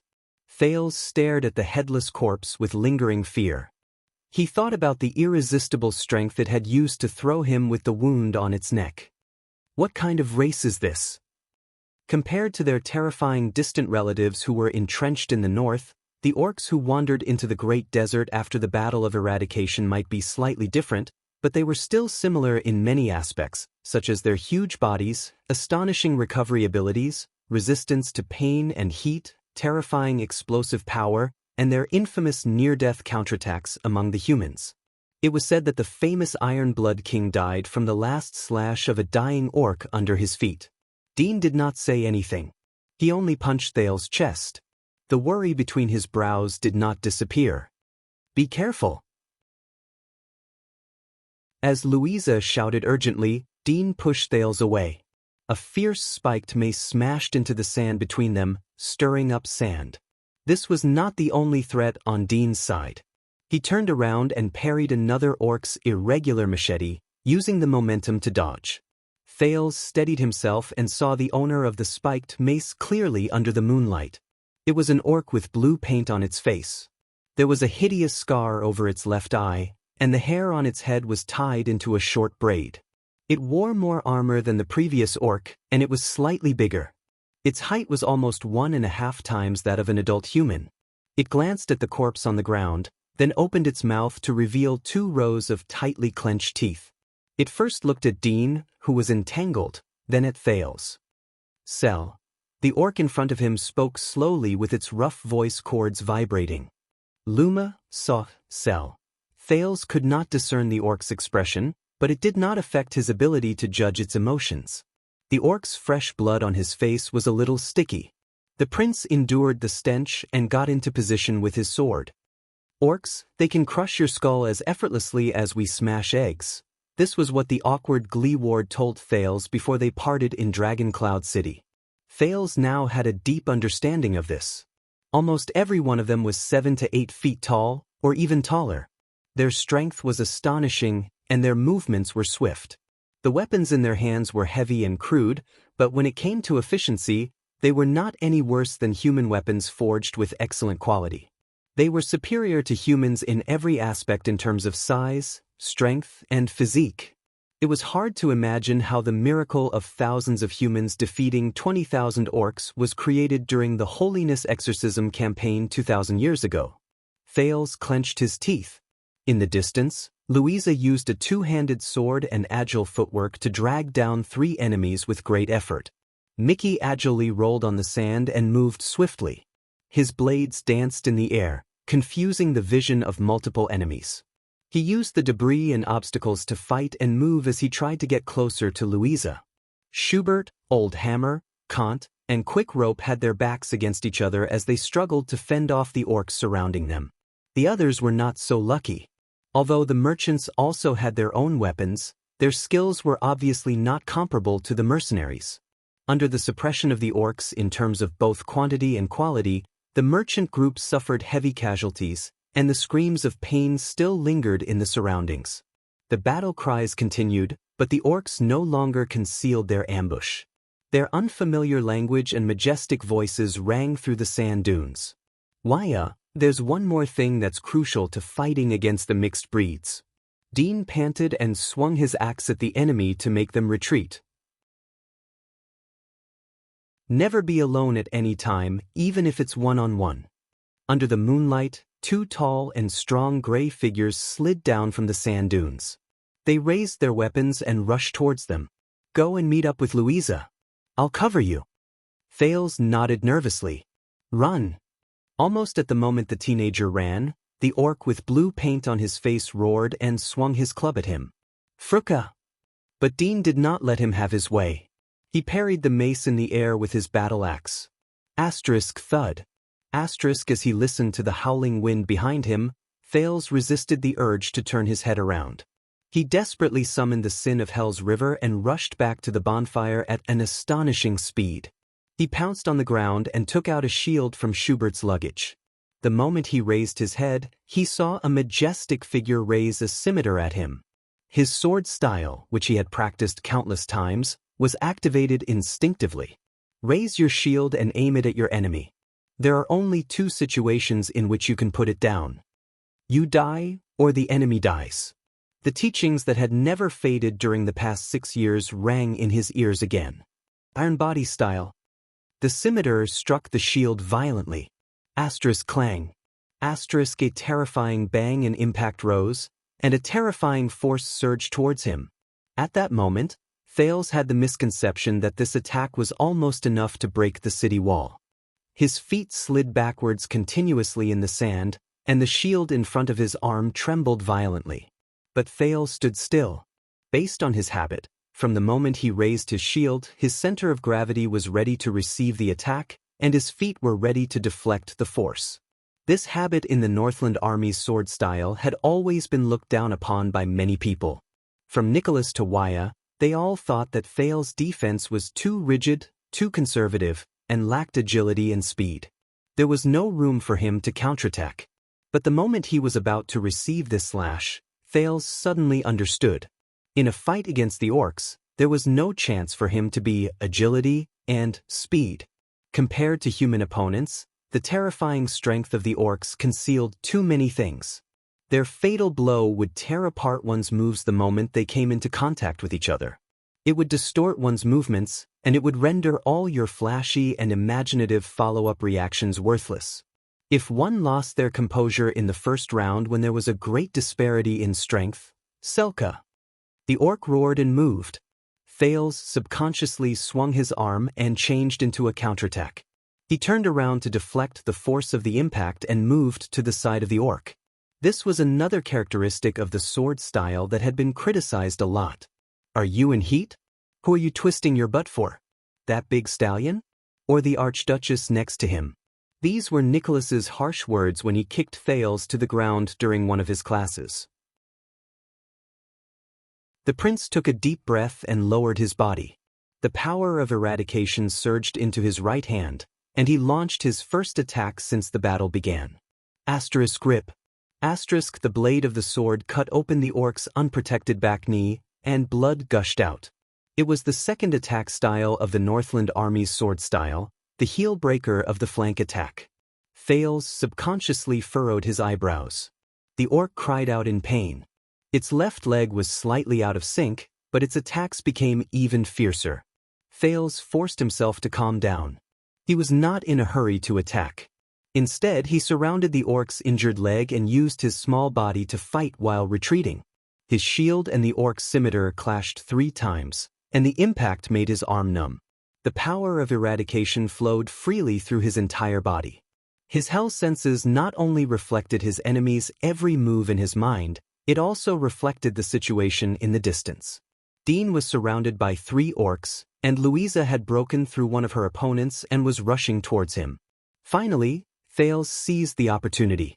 After another iron body style, his long sword shot upwards like a rattlesnake, and he pointed at the orc's chest during the gap between its attacks. The orc's skin was rougher and harder than he imagined, but the enemy's charge helped Thales. The prince gritted his teeth and felt both his shield and long sword tremble. Asterisk shing. Asterisk a warm, slippery liquid gushed out, flowed along the blade of his sword, and onto his arm. Hurrah! The orc whose chest had been pierced cried out loudly. Its face contorted, and it became uglier. Thales, who had learned his lesson, knew that the situation was bad. Without hesitation, he pulled out his long sword and pounced to the side. In the next second, asterisk bang. Asterisk the bonfire beside him was violently smashed by the enemy's desperate slash, and sparks flew everywhere. The orc did not manage to advance any further. Louisa appeared from the darkness beside him and chopped off its saber-wielding palm. Beautiful! Louisa avoided the dying opponent and let the orc roll around in pain as it was burned, its chest pierced, and its hand severed. She hammered the ground beside her violently, and blood flowed non-stop. First time seeing an orc? Thales shook his head. Having relaxed, he felt numb and pain all over his body. Second time. The first orc had already been killed by Dean. But they did not have time to chat. Louisa had not only brought reinforcements, but also 2 more orc opponents. The wind howled, and Thales instinctively rolled again. But he had used up a lot of his stamina, and his movements were not very accurate. The enemy's heavy sword still brushed against his shield. Thales felt his left hand tremble, and he immediately lost his balance. His face fell to the ground, and he could not help but swallow 2 mouthfuls of sand. Damn it! Gines had told him that if he fell on the battlefield, it was equivalent to. Thales turned around and watched as the heavy sword continued to attack him. At this moment, a figure crashed into him from the side, and the sword-wielding orc was sent flying a few meters away. It was the big-bellied Hakon. Louisa! Hakon, who had saved Thales' life, was sweating profusely. He held a frightening hammer, and when he swung it around, he continuously forced a few enemies to retreat. Thales struggled to get up, and nodded at him gratefully. Breeze is down, and Furnace is also dead. Hakon, who was covered in wounds, did not have the time to respond to Thales. His face was filled with hatred. The gray mixed breeds know that they are sentries at the perimeter. 8 or 9 of them surrounded them, F***CK. The female captain cursed in a delicate voice and slashed at an orc's shoulder armor. *swoosh. A long arrow came flying, and it shot down an orc who wanted to attack Louisa. They realize that we are the key and they are coming over here. The archer, Xianxia, followed behind Hakon. He looked anxious, and there were not many arrows left in his quiver. I ran into the gray mixed breed's godly archer. That guy didn't even manage to take 3 hits from me, but he did not manage to finish his sentence. In the next second, a coarse black arrow with a ferocious tail feathers drilled into Xianxia's chest with astonishing force, and came out from under his armpit. Thales shuddered violently. Damn it! Father was right. The archer stared in shock at the arrow that pierced through his chest. What's the use of having an accurate shot? Pang Jia spat out the words with great difficulty and fell down powerlessly. If I can't kill him, I still lose. Pang Jia! Louisa's shrill cry rose. F***ck those bastards. Thales looked into the distance in disbelief. On a sand dune under the moonlight, an orc with lips painted white coldly put down a terrifyingly large and heavy black bow and began to deal with the injuries on his body. There were 3 shining long arrows on his body. But they no longer had the time to care about their fallen comrade. Another group of orcs surrounded them from afar. Thales raised his shield with all his might and dashed behind Louisa in just a few steps. He blocked an attack for the furious and shocked Louisa, but he was knocked off balance by the strength of the orcs. This won't do. Their combat power is not on the same level at all. If this continues, he was about to turn around and call out to Hakon, but, careful! Thales cried out in alarm. Hakon's hammer pushed back an orc who wanted to pounce on him. While he was panting, an orc's figure suddenly appeared behind him. Asterisk clang. Asterisk a familiar mace crashed against Hakon's weapon and knocked him to the ground. Thales wanted to rush forward to save him, but the orc beside him attacked again. The orc who knocked Hakon down had a familiar blue paint on his face. He lifted the dizzy Hakon and glared at Thales fiercely.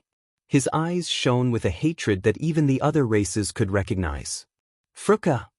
In the next second, Thales watched in horror as the blue-faced orc seized Hakon's head. It was like it was grabbing a chick, and with an angry roar, it shoved Hakon's head against its chest armor. With great strength, the collision between the skull and the steel let out a strange, terrifying sound. Asterisk crack. Asterisk Thales shuddered. No. Hakon. Dion's roar came from behind the blue-faced orc. Just like that, the Arabian Hakon, who once wanted to marry his sister to Thales, had his head change shape. It turned into something red and white and it shot out. He slid limply to the ground and he did not move. Orcs, they can crush your skull as effortlessly as we smash eggs. This sentence echoed in Thales' mind again, and it made him extremely horrified. So, Fruka! The blue-faced orc roared at Thales ferociously. He swung his sticky left hand and hit his chest armor, which was covered in brain matter and blood. He walked towards Thales step by step, but he turned around halfway. Bastard! Dion roared and pounced on him. His battle axe clashed against the orc's mace. I'm your F***king enemy. Thales shook his head and chased away the fear he felt just now. But the massacre did not end. The bloody smell of swords and blades continued. The orcs' battle cries did not weaken, but the merchant group's screams and cries of surprise had become fewer and fewer. Behind you! As he roared, the Northlander Kant, who was covered in wounds, pounced on Dion. He knocked him away and helped the bald man block an axe strike from behind. Under the pursuit of several orcs, Old Hammer and Quick Rope rushed over while panting. They broke through the encirclement and met up with them. They took the place of Thales and Louisa, who were gradually losing their strength. How are the merchant group and the others? Louisa, who had been surrounded, finally had a rare chance to catch her breath. How are they? Schubert is gone. Old Hammer turned around and dodged a heavy blow. He gave a simple report of his comrade's death. Quick Rope's voice trembled as he took over Old Hammer's words. He brought up the rear for us. Louisa stomped her feet in pain. There was no time to mourn for her comrade. There are no more merchant groups. Mickey, who was in a disheveled state, ran towards them from behind and said anxiously, I'll go look for horses. If we don't break out of the encirclement, we'll all die here. Old Hammer swung his weapon without any regard for his life, temporarily forcing 4 enemies in one direction to take a few steps back. Damn it! Louisa panted in pain. During the battle, Dean's voice became a little distorted, but he seemed to be persisting in thinking. Archers, armor, weapons, and fierce beasts. They launched a sudden ambush at the same time, and they had organized tactics and arrangements, and with this scale, These gray mixed breeds. The bald mercenary gritted his teeth and shouted, "They are not exiles. They are tribal warriors, regular warriors of a large tribe in the desert." Thales was slightly stunned. A large tribe? An orc's tribe? At that moment, a strange sound traveled into their ears. Asterisk screech. Asterisk, careful! Dean shouted angrily. With a feint, he moved past the enraged blue-faced orc and shouted at Kant. "Lizard soldier!" Thales felt his skin crawl. A huge, non-human figure with 4 limbs on the ground twisted its body and let out a strange cry. It charged swiftly towards them from the sand. In the next second, a huge, grayish-yellow lizard the size of a human jumped in front of Kant. The scales on its body could be seen clearly. It crashed into the mercenary's formation and bit Kant's arm. It dragged him and spun him around, causing the Northlander to cry out in pain. Thales gritted his teeth and went forward. He stabbed the monster with his sword, but it was sliced open by its scales. Kant endured the pain and swung his left arm in an attempt to shake off the lizard soldier's bite. This was his final effort. Another orc seized the chance. Its heavy straight blade drew a piercing whistle in the air and split open Kant's right chest. The Northlander's right armpit was clearly chipped by the crude weapon. Asterisk splat asterisk blood gushed out and died Thales, who was beside Kant, red. Old Hammer swung his sledgehammer in grief and indignation to repel the owner of the straight blade. Dean roared shrilly. He kicked the bonfire, and the burning firewood fell on the lizard soldier's body. Quick Rope screamed. He grabbed all the firewood on the ground and threw it at the monster in the desert. The lizard soldier finally could not endure the flames. It let go of Kant's arm and retreated into the darkness. But Kant, who had half his body cut in half, only had the strength to tremble. He fell limply on the ground and soon stopped moving. Louisa's face was covered in tears. She grabbed her long sword and pounced on the enemy again. The lizard soldier's charge was disastrous. Dante's greatswords were thrown into disarray. Quite a number of orcs took the opportunity to attack. Without support from the flanks, everyone instantly fell into a predicament where they had to fight one against many. Thales found himself facing 2 orcs at the same time. In the face of their great strength, he was almost in a desperate situation. The sin of Hell's River never stopped, and with the Northland military sword styles timely dodging and unloading of force, he was barely able to withstand the chilling power. The situation of the battle took a turn for the worse. The prince blocked left and right under the threat of the axe and greatsword. His shield groaned, as if it was about to shatter at the next moment. Asterisk thud. Asterisk a loud sound rose. Quick Rope flew a few meters away and fell on the ground, unconscious. This is bad. Thales bit his chapped lips. The hope in his heart was fading away bit by bit. The sounds of fighting became softer. The merchant group had fallen completely silent. The only people who were still fighting in Dante's greatsword were Dean, Louisa, and Old Hammer. Mickey, who went to look for his horse, had long since disappeared into the crowd of enemies. Hold on. Louisa's voice traveled through the encirclement and traveled into his ears. It sounded very bad, but she was still trying her best to motivate them. Believe in Mickey, he's a barren bone man, the beloved of the desert. Hold on. Believe? Thales took a step back and avoided a fatal sword slash in a disheveled manner. Believe in what? He breathed in pain. The sword and shield in his hands trembled because of the many clashes. Through Hell's senses, the teenager could sense that there were more and more orcs around him. Most of them had their weapons raised and were quietly waiting at the periphery. Perhaps they would rush forward to replace their companions when there was an empty spot. Or perhaps they were waiting for their victory out of arrogance. As he stared at the increasing number of enemies around him, Thales began to believe that his luck had probably come to an end. He knew that his opponents were too strong, be it in terms of numbers or strength. They had almost no chance. He was only fighting with the instinct that had allowed him to never give up over the years. The sin of Hell's River seemed to have reached its limit. Asterisk bang. Asterisk a heavy blow came from not far away. Old Hammer fell to the ground with a pained cry. Damn it. Thales sighed in his heart. He rolled strenuously, only to find that he had rolled to the feet of another orc. A chill ran down his spine. It's that blue-faced orc. It lowered its head, its expression as ferocious as ever. In the next second, the spiked mace struck the ground. Asterisk bang. Asterisk Thales threw his shield away.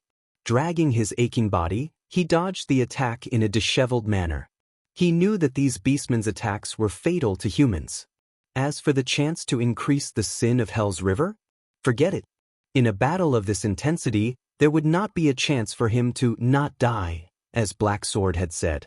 There was also no chance for him to bleed and activate his mystic energy. Once he was hit, he would immediately know whether the ferryman of Hell's River was a legend. Thales struggled to get up, but before he could steady himself, a machete struck his sword. Asterisk clang. Asterisk under the great force and his unstable movements, he could not withstand the blow. The long sword slipped out of his hand, and he fell again. The weapon fell on the sand with a dull thud. It's over. Thales trembled.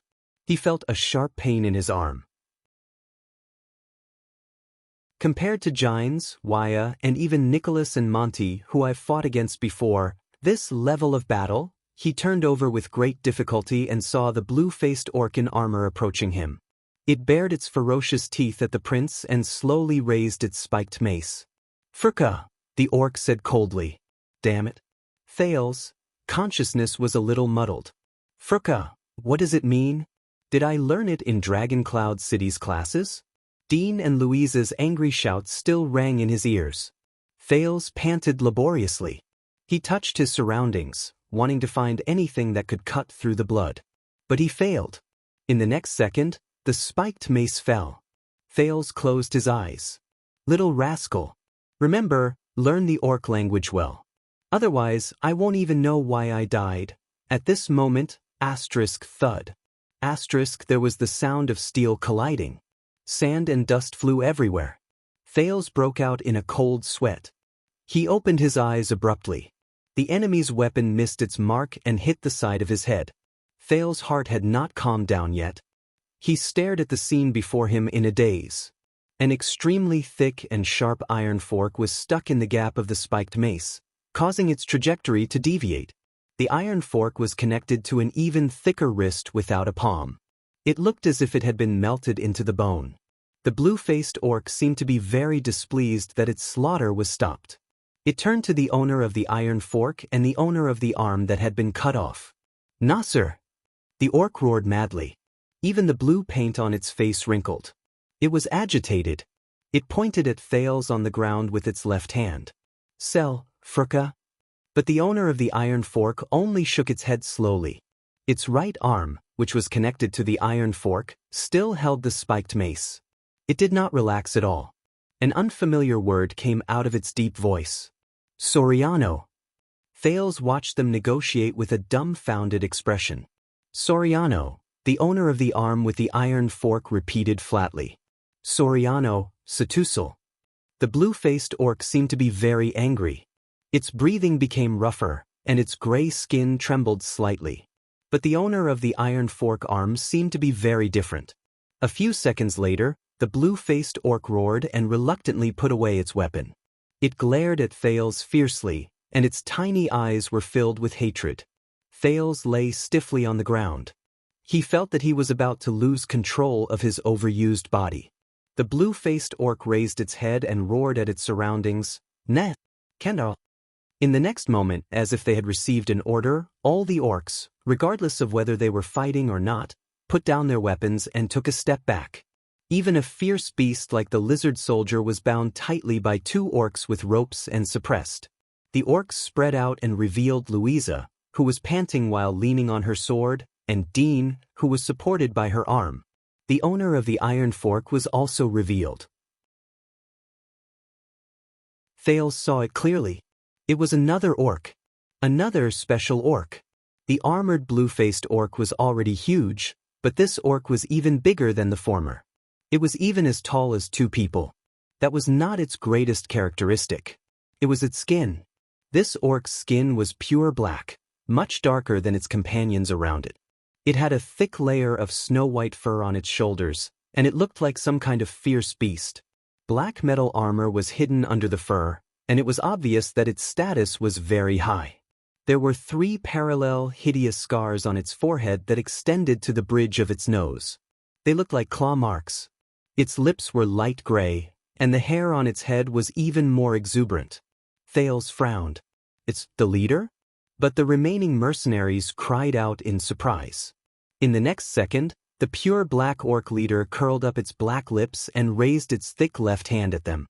Its palm wrapped tightly around a human captive's neck, allowing him to struggle in vain. No. There was a slight sobbing tone in Louisa's voice. Dean sighed. "Mickey." The barren bone man who had his neck strangled trembled. His expression was unfocused, and his hands were powerless to climb up this special orc's huge arm. He could not resist at all. Thales shook his head in despair. "It's over." The orc let out a sound that sounded like it was laughing. It threw the weak Mickey to the ground, then raised its broken wrist and aimed the pitchfork on it at the remaining mercenaries. In the next moment, the pure black orc spoke slowly. What shocked Thales and the 2 mercenaries was that the words that came out of the orc's mouth were fluent in the common language of the Western Peninsula with a desert accent. "Humans." The orc's deep voice seemed to cause the sand to tremble. "You fought very bravely. You took away the war souls of 4 of our tribe's warriors and won our respect." Louisa widened her eyes in surprise, while Dean furrowed his brows. There were dozens of orcs around them, and they stood in a black mass. They held weapons in their hands and stared at the mercenaries with murderous intent. But they held their breaths in silence. No one made a sound. "Therefore, I guarantee with the honor of Shattered Stone Tribe that as long as you surrender to me, your companions, including this Sereno, will die." It gently kicked Thales, who was under its feet, and said solemnly and sternly, "Therefore, I guarantee with the honor of Shattered Stone Tribe that as long as you surrender to me, your companions, including this Sereno, will live." Thales moved slightly. He remembered that he was here. The pure black orc's word, Soriano. During his lessons in Dragon Cloud City, there was also a similar word in the language of the Glacier Orcs, although the tone and suffix were not quite the same. It meant.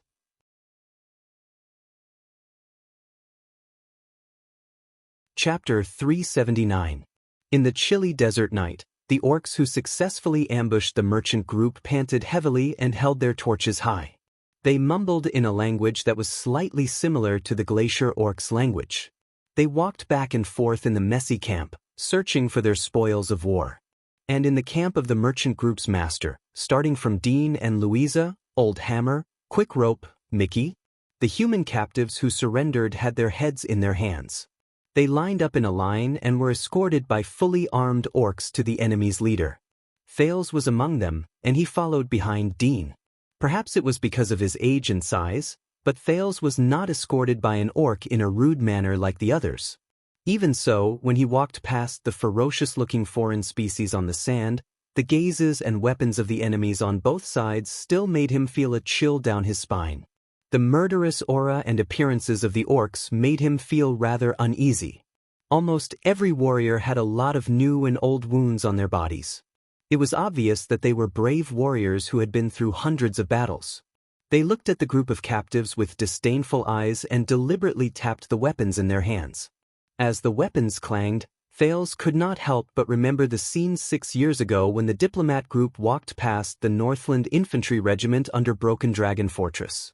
They were just as nervous and suffocating, but they were even more desperate than back then. Aside from the dozens of orc warriors, 3 unique orcs stood in front of Tormorden's goods and watched the captives approach with cold eyes. Thales was not unfamiliar with them. There was a cold-faced orc with white lips and an abnormally large black bow on its shoulder. It was the one who killed the mercenary, Palka, with 1 arrow during the battle between the sharpshooters. There was a ferocious creature who carried a great sword, had a bare upper body, and had bulging muscles. Its forehead was painted black. It stroked the wound on its chest, and there was a terrifying, ferocious smile on its face. The Northlander, Kant's death was attributed to his horizontal slash.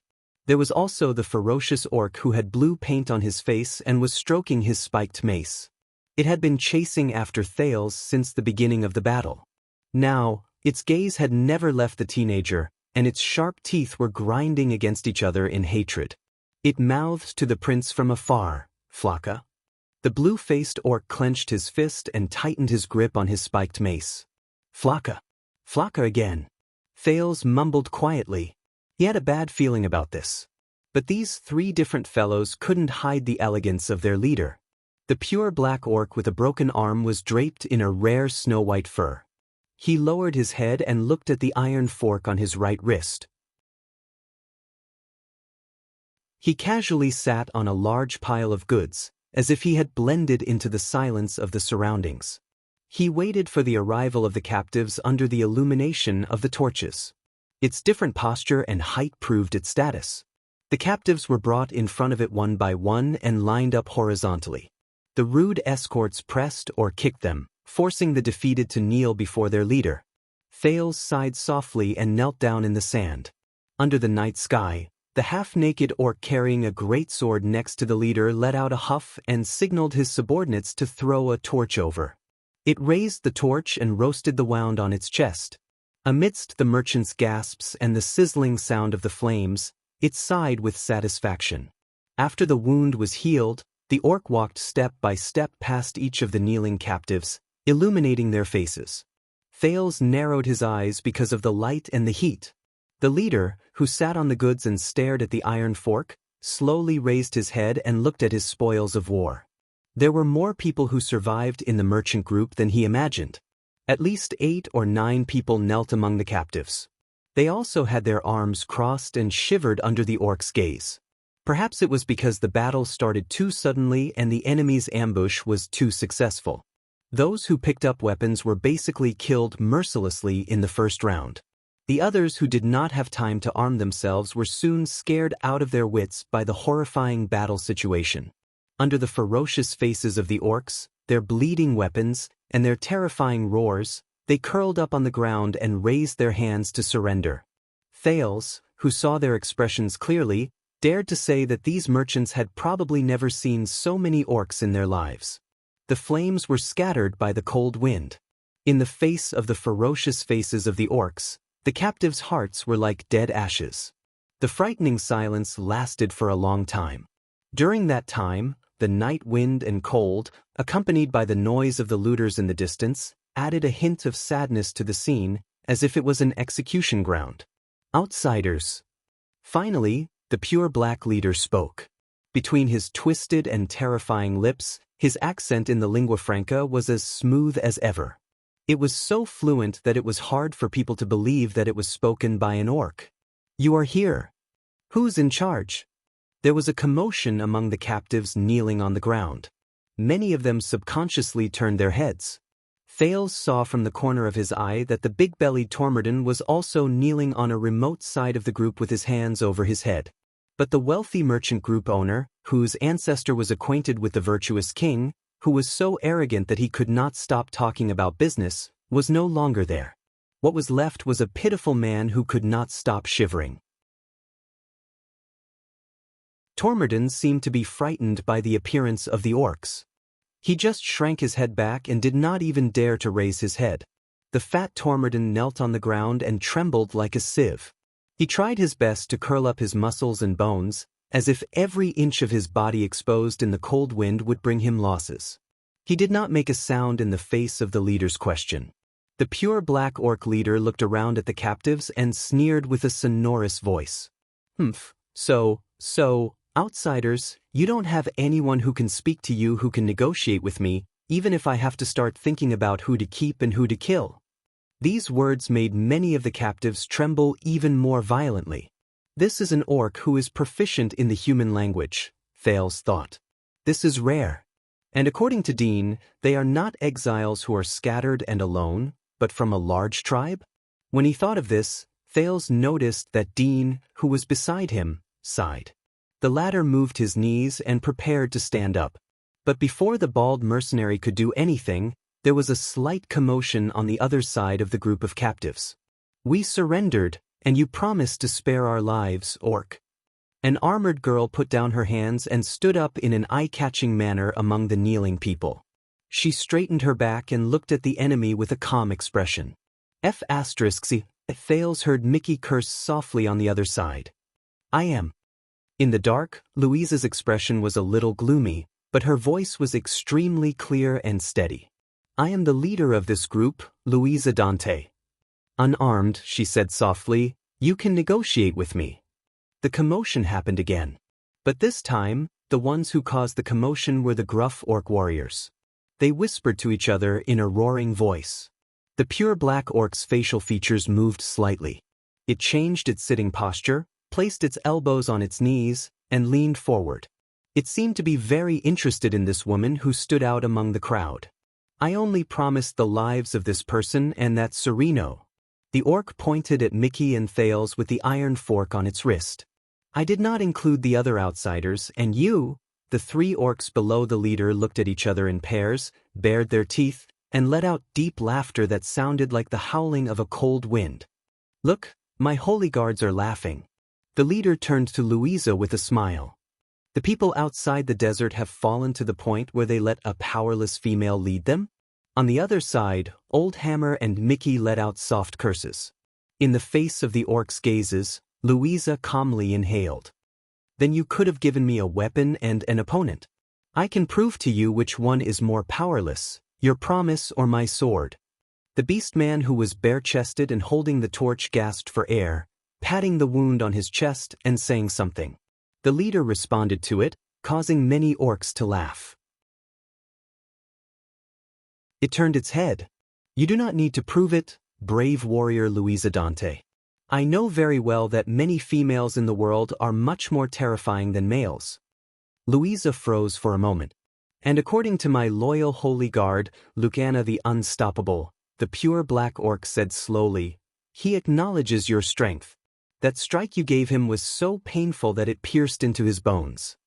Louisa glanced at the greatsword-wielding orc and noticed that it was baring its sharp teeth at her. The leader continued to speak with great interest.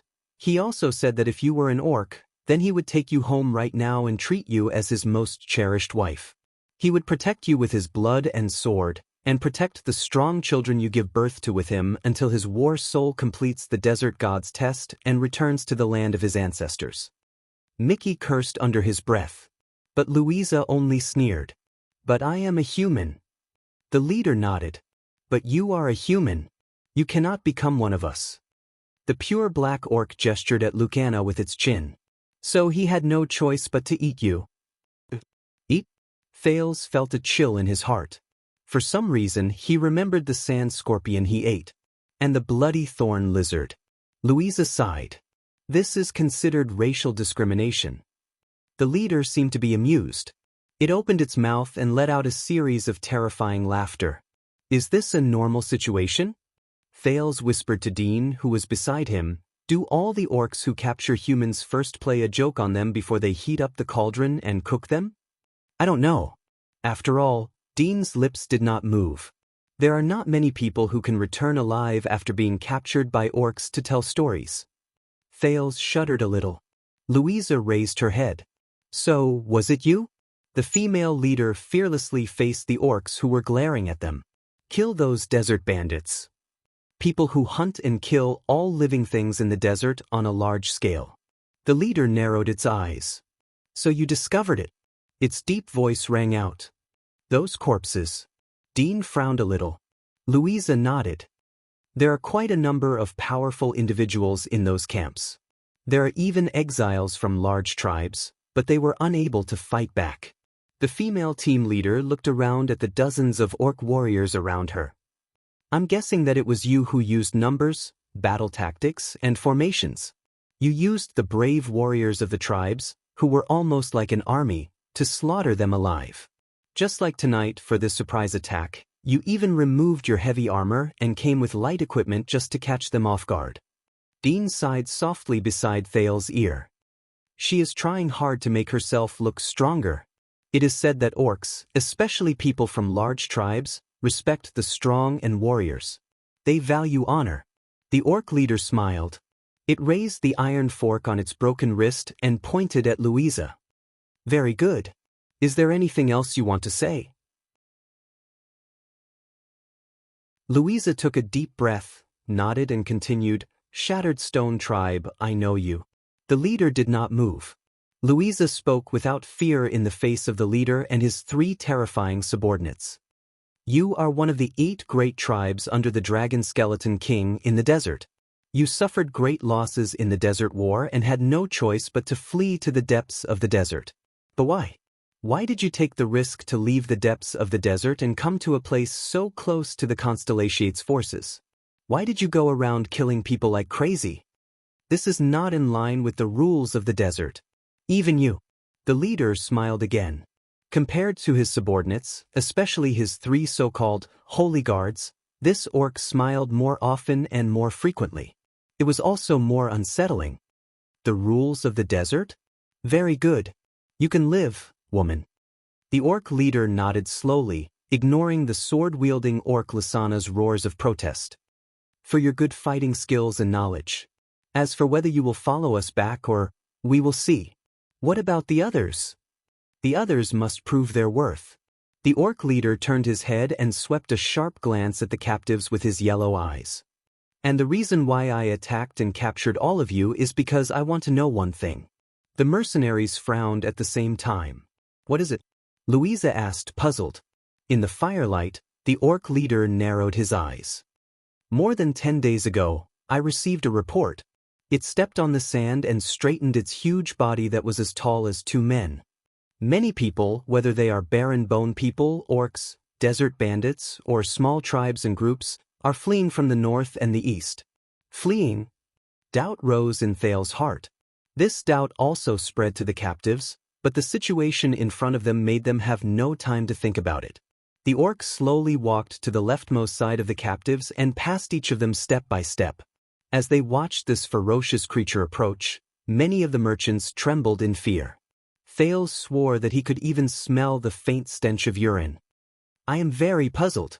What made these scumbags dare to ignore the majesty of the dragon skeleton throne, forget the terror of the desert god's altar, and flee into the depths of the desert, into the orcs and barren bone people's territories, into the private plots of the 8 great tribes and the 5 great tribes, and into the dangerous forbidden zone that everyone in the desert knows about." And according to these refugees, the pure black orc walked past Tormerdin, who was lying on the ground and looked like a trembling caterpillar. Not long ago, a group of thousands of elite cavaliers entered the desert. Beside Thales, Dean held his breath. "Thousands of people?" he whispered in puzzlement. What Dean did not know was that Thales' heart skipped a beat at that moment. Cavaliers. Cavaliers? Cavaliers who entered the desert.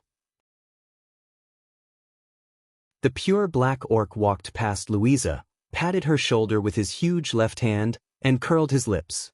In the past 10 days, they occupied almost all the strongholds in the oases, chased away all the natives, and killed those who did not want to leave. The mercenaries kneeling on the ground looked surprised and looked around. "It's them? It's not you?" Louisa cried out in surprise. "The ones who carried out the purge and hunt in the desert are that group of cavaliers?" "That group of cavaliers." Thales stared at the sand in front of him. His expression was stiff. The orc turned around. "Just like you, we also encountered countless corpses and camps along the way. There were only more of them than what you found." The orc walked past Old Hammer and Quick Rope, and his voice became colder. "That's not all. They were merciless and did not care about the cost. They slaughtered all the bipedal creatures they saw on the way, regardless of whether they were desert bandits, exiles, barren bone people, orcs, or ordinary smuggling merchant groups. They cleared the entire northern periphery of the desert. They almost turned a small part of the desert into a no-man's land." Slaughtered. Thales felt cold sweat slide down his back. "This is not the end." The orc walked in front of Dean. The pure black orc leader lowered his head and cast a profound glance at Dean. They did not leave. Instead, they maintained the defense line, which they paid a heavy price for. They transported supplies day and night, fed their horses and replenished their grass without restraint, just so that they could stay in the desert for one more day. Dean narrowed his eyes. "What?" Their roaming cavaliers moved around and patrolled back and forth. They killed anyone they saw, drank water they saw, and gnawed grass they saw. The entire northern end of the desert was disturbed by them.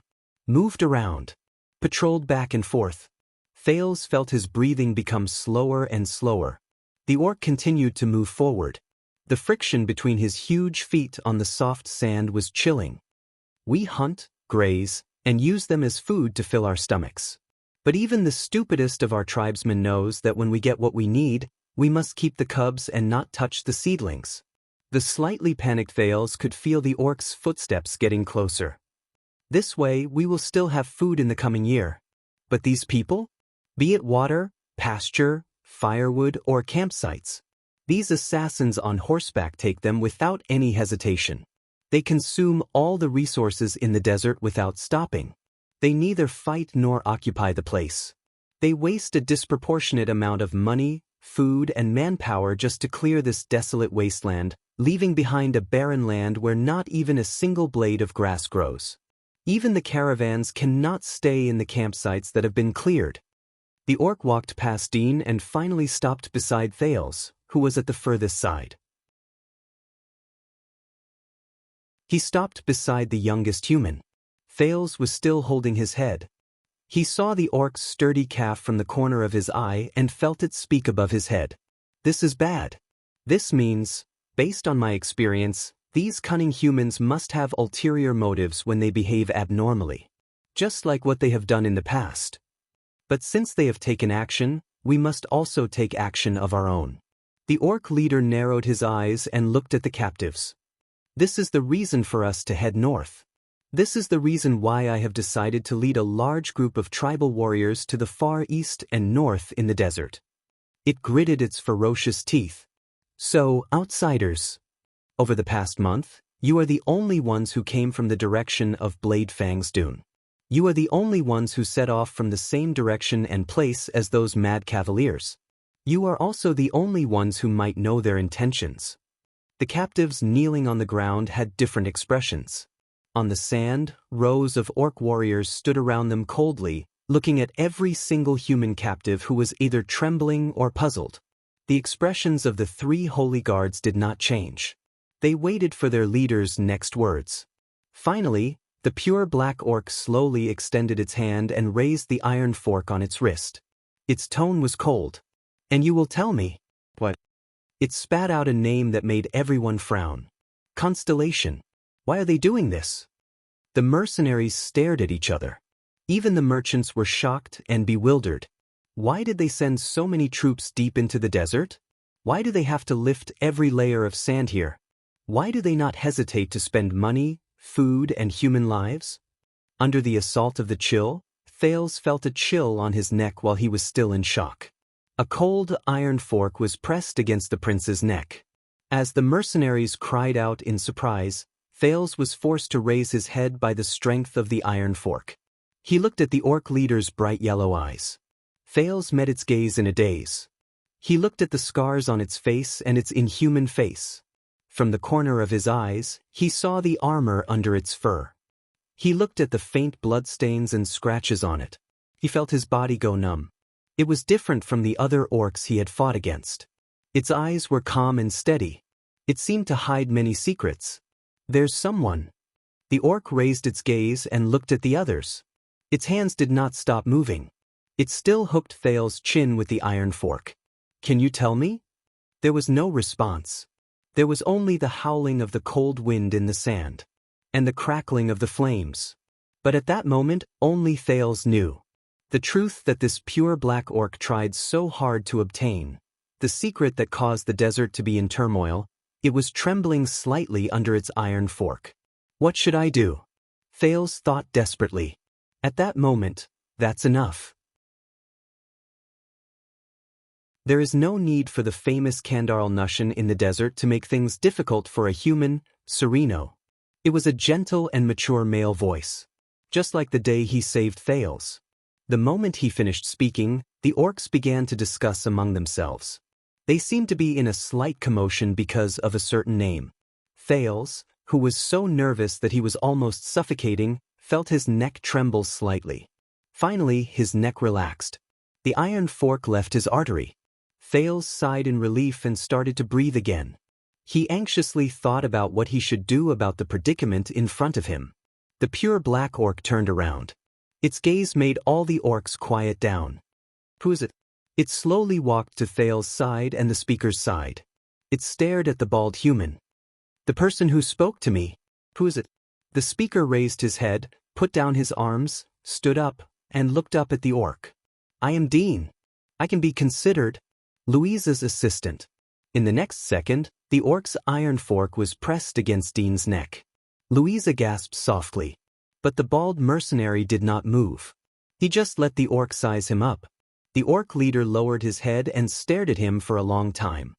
Human, you left a deep impression on me during the battle just now. You have skill and intelligence. The orc leader narrowed his eyes. You know who I am? The captive nodded with an indifferent expression. I know. I recognize your arms. I recognize the color of your skin. Dean stared at the orc without blinking. You are not a pure-blooded mixed, pure-blooded desert orc. You have the blood of glacial orcs, so your skin color is different from theirs. Damn glacial bastard, Dean thought in his heart. Thales looked at the orc's skin. When he saw the black color, he understood. Surprise appeared in the orc leader's eyes. Dean sighed softly. You are Kandaralnushan. You rose to power as an exile, and you are a mutant blood who has ruled the desert for 20 years.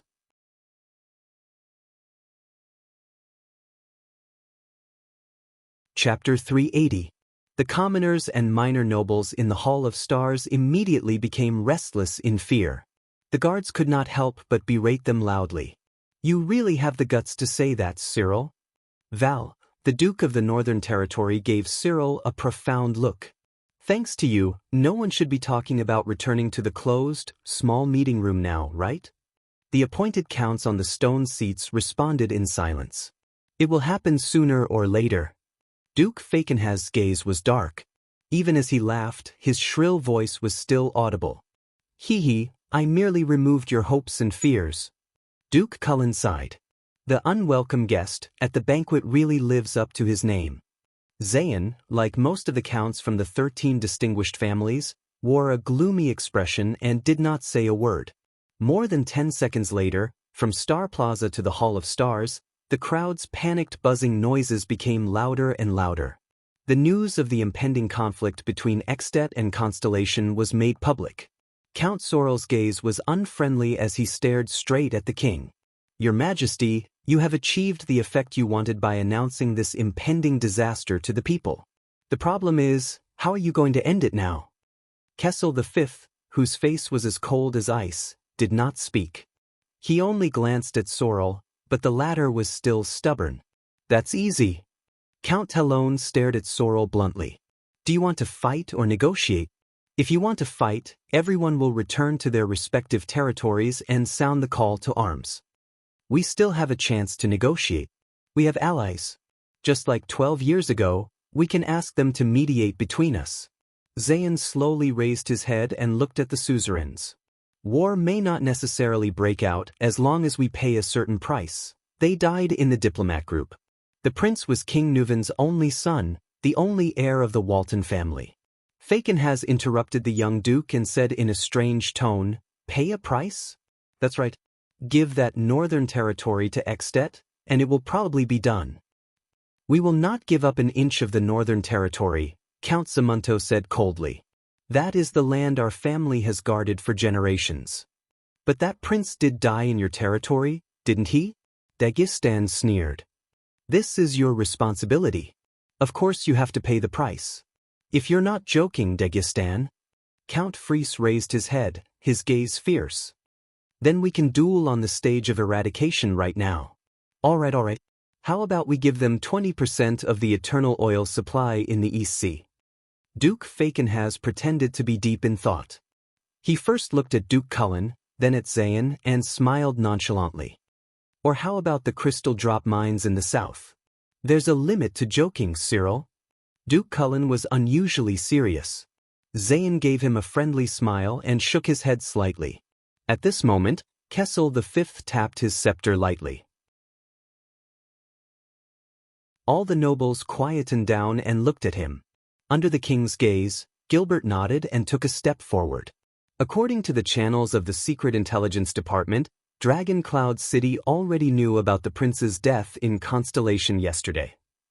He frowned and said, and the Archduke of Black Sand region was even faster than their king. 2 days ago, he began to recruit soldiers and mobilize the army. The other 2 archdukes in the south of Extet were half a day later than him, but they were almost the same. There was an immediate uproar in the hall. Silence! Gilbert said loudly and sternly. Amidst the complicated emotions in the hall, the Supreme King said in a deep and sonorous voice, if the 2 countries go to war, the royal family and the Talon family will do everything they can to support the Northern Territory. Count Talon nodded firmly. The king looked at the Duke of the Northern Territory with a calm expression. Val, how many soldiers and supplies can you provide? How many soldiers? Are you joking? Val Arund replied solemnly, I have already gathered all the vassals, 15,000 infantrymen, 1,000 archers, 500 heavy cavalry, and even a small number of mystic guns. They will reinforce Broken Dragon Fortress in the shortest time possible and listen to Lady Sonia Cecier's orders. That is our territory. Once war breaks out, even the women and children will take up arms. As for supplies, it will depend on how much land we can defend. The 2 counts, Zamunto and Fries, nodded firmly in agreement. The 3,500 people from Overwatch City will fight to the death. The lonely old tower only has 2,000 infantrymen, but we will fight to the last man. We can withstand the pressure from the 3 archdukes of Extet, but if it is the entire Extet. The Duke of the Northern Territory straightened his back and swept his piercing gaze across every noble. We need the power of all of Constellation. Cohen, who was standing behind the old Count Caribbean, scratched his head and whispered in puzzlement. Isn't this a national conference for all the people? Why are they talking about the military deployment just like that? The old Count Caribbean closed his eyes gently and sighed in a barely noticeable manner. Can't you see? He lowered his voice and told his son with an exhausted expression. The northern noble's attitude is a show for Extet. Do you believe that Duke Arund can gather 10,000 people? Constellation has yet to recover from the bloody year. I suspect that it would be good if the suzerains could gather 1/3 of their military strength. Cohen was instantly stunned. He looked at the top of the hall in disbelief, at the pattern of 2 stars the size of a silver cross. As the descendant of the Empire and the shield of the Western Peninsula, has Constellation become so weak? Kessel V nodded slightly, then turned to the frightening Cyril. What about the suzerains of Western Desert? Cyril Fakenhas tilted his head back and closed his eyes. The ruins can only send 1,000 infantrymen. The Baron Bone tribe has been in a commotion recently. As for the mystic guns, we don't even have enough for ourselves. The young Count Derek Chroma muttered, Wing Fort is not known for its vanguard, but we can send the best 100 Raven Whistle Light Cavaliers. Osdorf also frowned. Brave Soul's fort has been in a state of unrest recently. An orc is being worshipped as a leader. He is gathering the forces of various clans. The Black Lion family can only send 200 people. The stingy decision of the Western Desert nobles caused the nobles present to start whispering among themselves. Cohen furrowed his brows. He had served at the front lines of Western Desert during the purge after the Desert War. But as far as he knew, Western Desert's military strength was definitely not that weak. Val stared coldly at Fakenhas. You were quite proactive when you revealed the secret just now. When it comes to recruiting troops, Another wave of cheers traveled to the Hall of Stars from Star Plaza. This time, it was an excited cheer, and there was no lack of fanatical voices. Sigh. Count Talon stroked his pentagram brooch and sighed. I'm willing to bet that the guards have just passed down the message regarding the military strength of the Northern Territory. They haven't had the time to pass it down to the Western Desert yet. Kessel V remained calm and collected. He turned to Cullen and asked, What's the attitude of the Sun Sword and Shield family and the entire Eastern Sea Hill? Your Majesty, most of the people of Eastern Sea depend on the sea for their livelihood.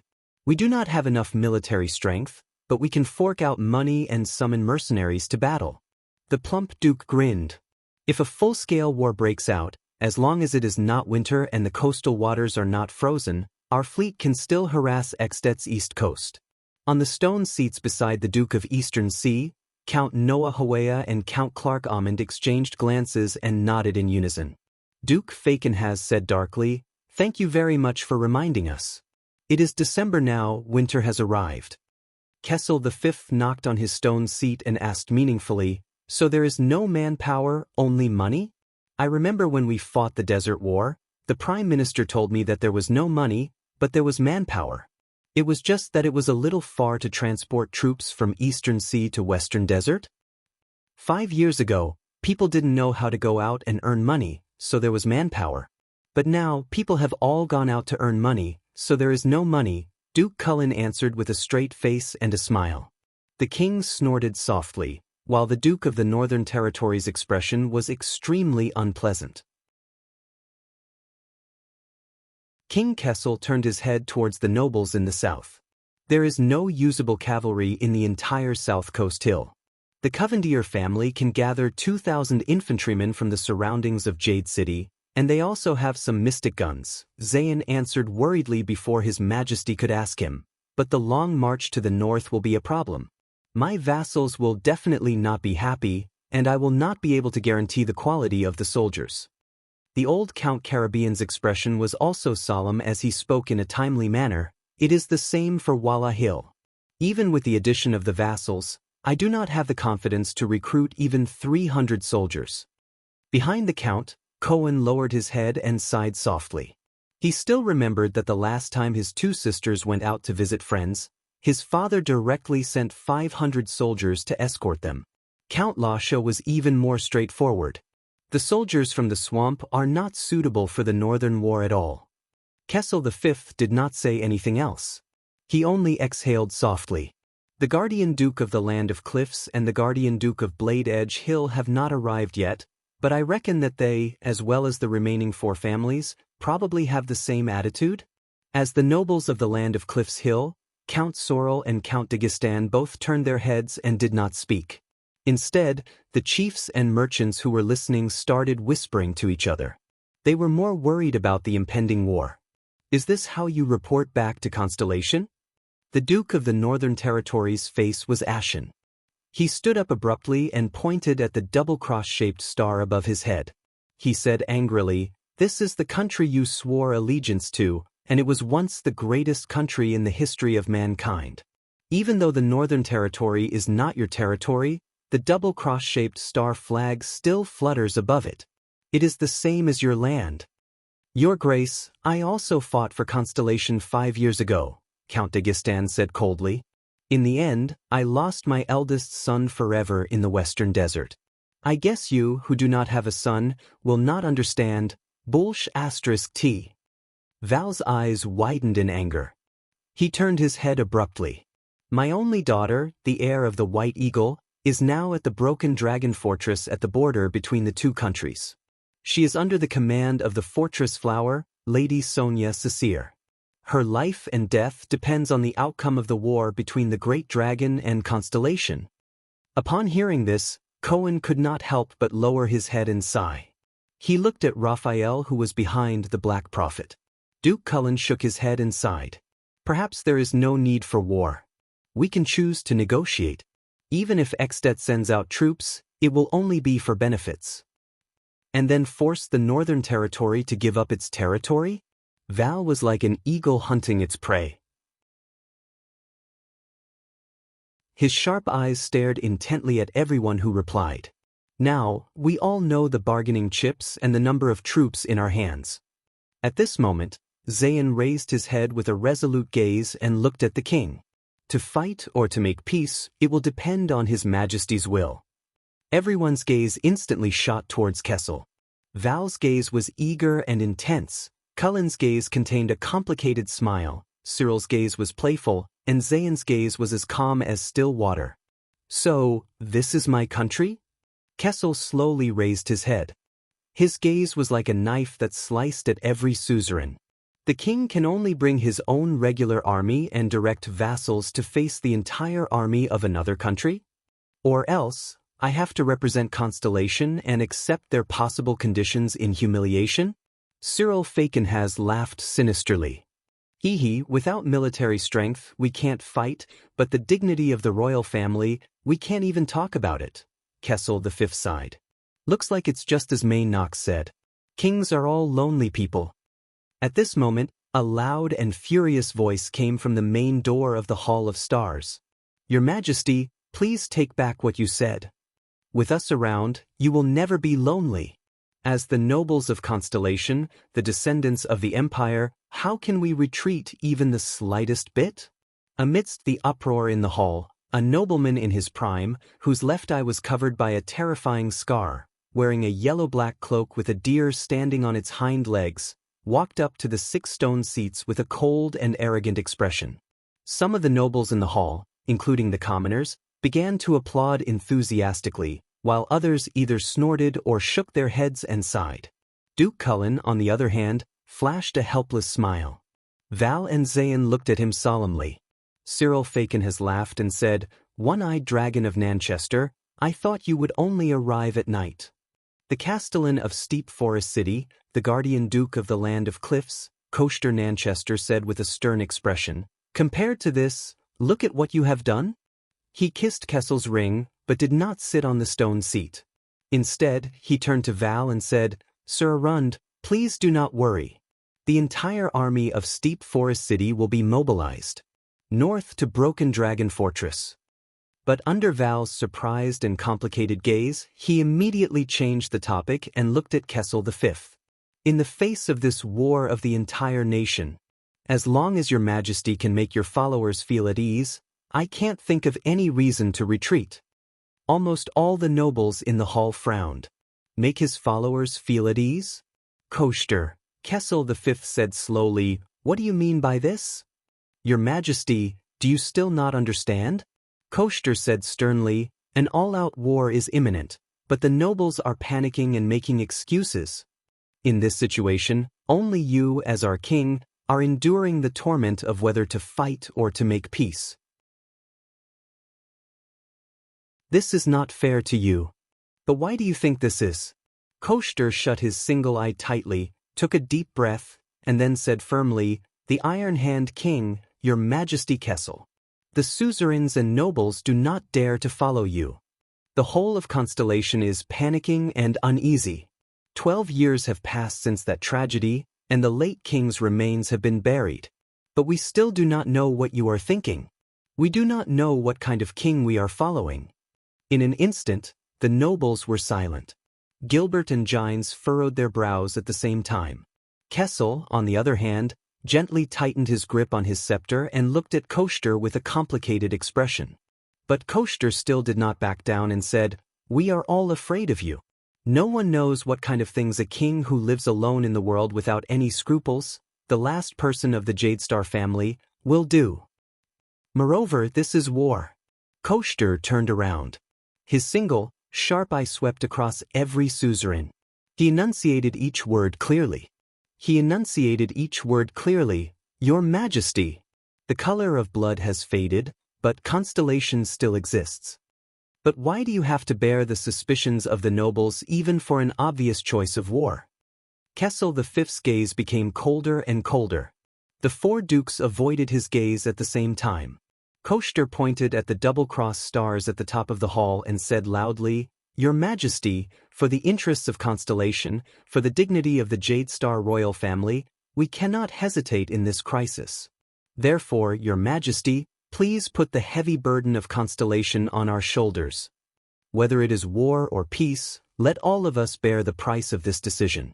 If Constellation is stable, the future is bright, and the royal family is not broken, I think no one will back down in the face of such a national war. At this moment, many people had already sensed something. Marat Hansen lowered his head and silently curled up the corners of his mouth. It's coming. So fast. Zayn pinched the bridge of his nose and closed his eyes. It's coming. I hope it goes well. Cullen, on the other hand, watched Coaster's performance with a smile. It's coming. Interesting. Val stared blankly at the guardian duke of the land of cliffs, gritting his teeth. This is their goal? Both Guy and I are prey? The counts whispered to each other on their stone seats. Some were worried, while others nodded frequently. Only many civilians who were listening were still whispering in confusion. But everything in the Hall of Stars was still going on. Your Majesty, you will soon be 48 years old. On the eve of the war between the dragon and Constellation.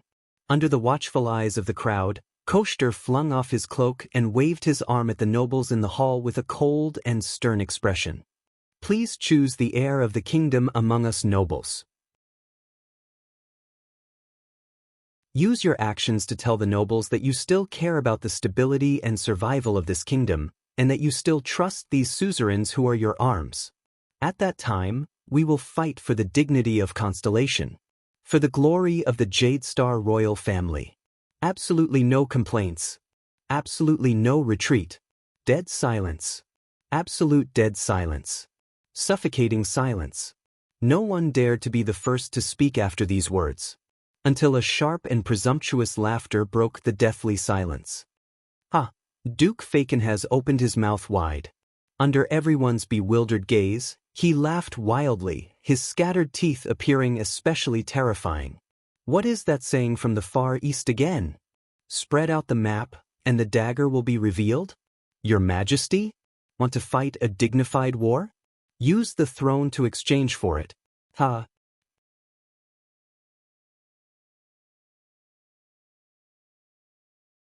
Chapter 381.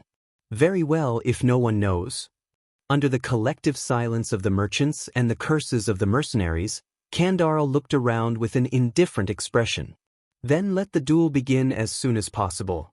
Thal's heart tensed. T. He clenched his fists and fixed his gaze on the blue-faced orc, Duraman, in the distance. If the worst comes to the worst, if the duel cannot be avoided, then how am I supposed to survive? Thales sucked in a deep breath and entered Hell's senses to observe the enemy's condition. But a sudden bang came from outside his eardrums, and it shocked him. Thales only realized after a few seconds that the orcs were looting the goods of the merchant group in the distance. His fight against the Star Killer and the Raven of Death in the land of barren rocks had improved his sin of Hell's River, and his Hell senses had also become much stronger. But it was precisely because of this that Thales learned his lesson. Hell's senses could give him extraordinary senses, but sometimes, being overly sensitive was not necessarily a good thing. When the countless information that was usually isolated from his senses was surged into his brain by Hell's senses, Thales was in a state of chaos. He could not tell where he was. For example, during the chaotic battle just now, in Hell's senses, the sounds of the orcs grinding their teeth 20 meters away was deafening. It sounded like a large army marching, and it was often mixed up with the sounds of swords and axes 1 meter away. The movements of the enemies in the distance were clear, as if they were right in front of him, causing Thales to subconsciously raise his hands to block them, and he ignored the threat that was right in front of him. Being able to hear and see well might seem to be something everyone envied, but the people involved in this would suffer unspeakably. The slightly louder sounds and brighter lights were unbearable to Thales. He would overreact and his senses would deviate. He needed time and practice to get used to his new state. When he thought of this, Thales shook his head. In his hazy memories from his previous life, the seniors who were reborn, cleared their meridians and enlightened their acupoints, skipped the adaptation stage, and used their new powers to show off their prowess were probably born superhumans. He tried his best to focus the slightly out-of-control Hell's senses on his opponent, but he could not help but frown. With Hell's senses, the fluctuations reflected by the orcs were not scattered like those of humans, but were solid and thick. At least in Duraman's body, Thales could not find any signs of light that was similar to the power of eradication. But when the teenager looked at the ripples of its muscles, bones, listened to its heavy breathing and powerful heartbeat, he subconsciously gulped. But Thales did not doubt that this so-called Holy Guard, the blue-faced orc, could unleash a power that most superclass warriors could not achieve even with the help of their power of eradication. He silently came to a conclusion. Based on his current self, who was still trying to adapt to his new power, there was no chance.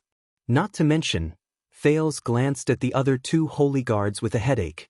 The orc war chief, Kandarl, stared at Thales with a cold glare in its eyes.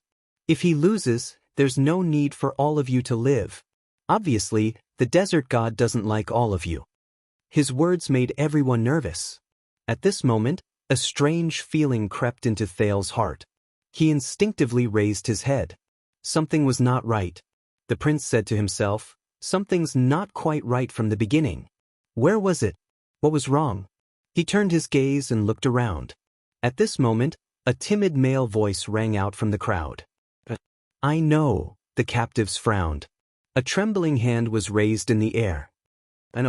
I know why the Constellations sent their army. Great war chief. Thales was a little surprised. Kandarl turned its head around slightly. See, I knew it. Kandarl flashed a scornful smile and strode to the other side. As humans, all of you are very lazy, and all you need is just a little bit of motivation. Dean and Louisa furrowed their eyebrows. What's going on? Dean could not believe his eyes. What does he know? A bald man curled up on the ground laboriously held his belly and straightened his back. He did not care about the dust on his body and squeezed out a smile that was uglier than crying. If I tell you, Great War Chief, will you let me live? Kandarl stopped and lowered its head coldly to stare at the master of the merchant group, Seth Tormorden. It depends on what you tell me. Thales widened his eyes. He suppressed the strange feeling in his heart and tried to guess what Tormorden wanted to say. Could it be? Duraman the orc roared angrily, as if he was very dissatisfied with the delay of the duel. Tormorden shuddered as he knelt on the ground, but his words prevented Thales from immediately suffering misfortune. Around 10 days ago, in Bladefang's camp, I was chatting with my cousin. He's a regular soldier in the Western front lines, and he's William's subordinate. He's the one. Kandarl's gaze turned cold. I know who Williams is. Get to the point. All the captives stared at the conversation between the two, and their hearts were filled with anxiety. The orc's eyes seemed to have some mysterious power, and it made Tormorden tremble even more. The merchant spoke faster, and he stuttered even more. My cousin, he told me that the important people will soon, will seal the borders. That's why I thought about pulling a merchant group out to smuggle and earn some money. Kandarl stretched out its remaining left hand. It grabbed the necklace around Tormorden's neck and pulled the frightened merchant up from the ground. His legs were off the ground, and it pressed its mouth against Tormorden's face and roared. Get to the point. Tormorden was just about to scream, but the roar scared him back into his mouth. As he stared at Kandarl's ferocious face, Tormorden was like a vole facing a venomous snake. He had nowhere to run. A few seconds later, the merchant said with a pale face, his teeth chattering. Baron Williams told a few nobles who are officials in his room, and my cousin heard it. The important people entered the desert, and they seemed to be chasing after someone. When he heard this, Thales' breathing suddenly froze. His expression remained the same, and he forced himself not to look at Dean and Louisa. What does this Tormorden know? This is bad.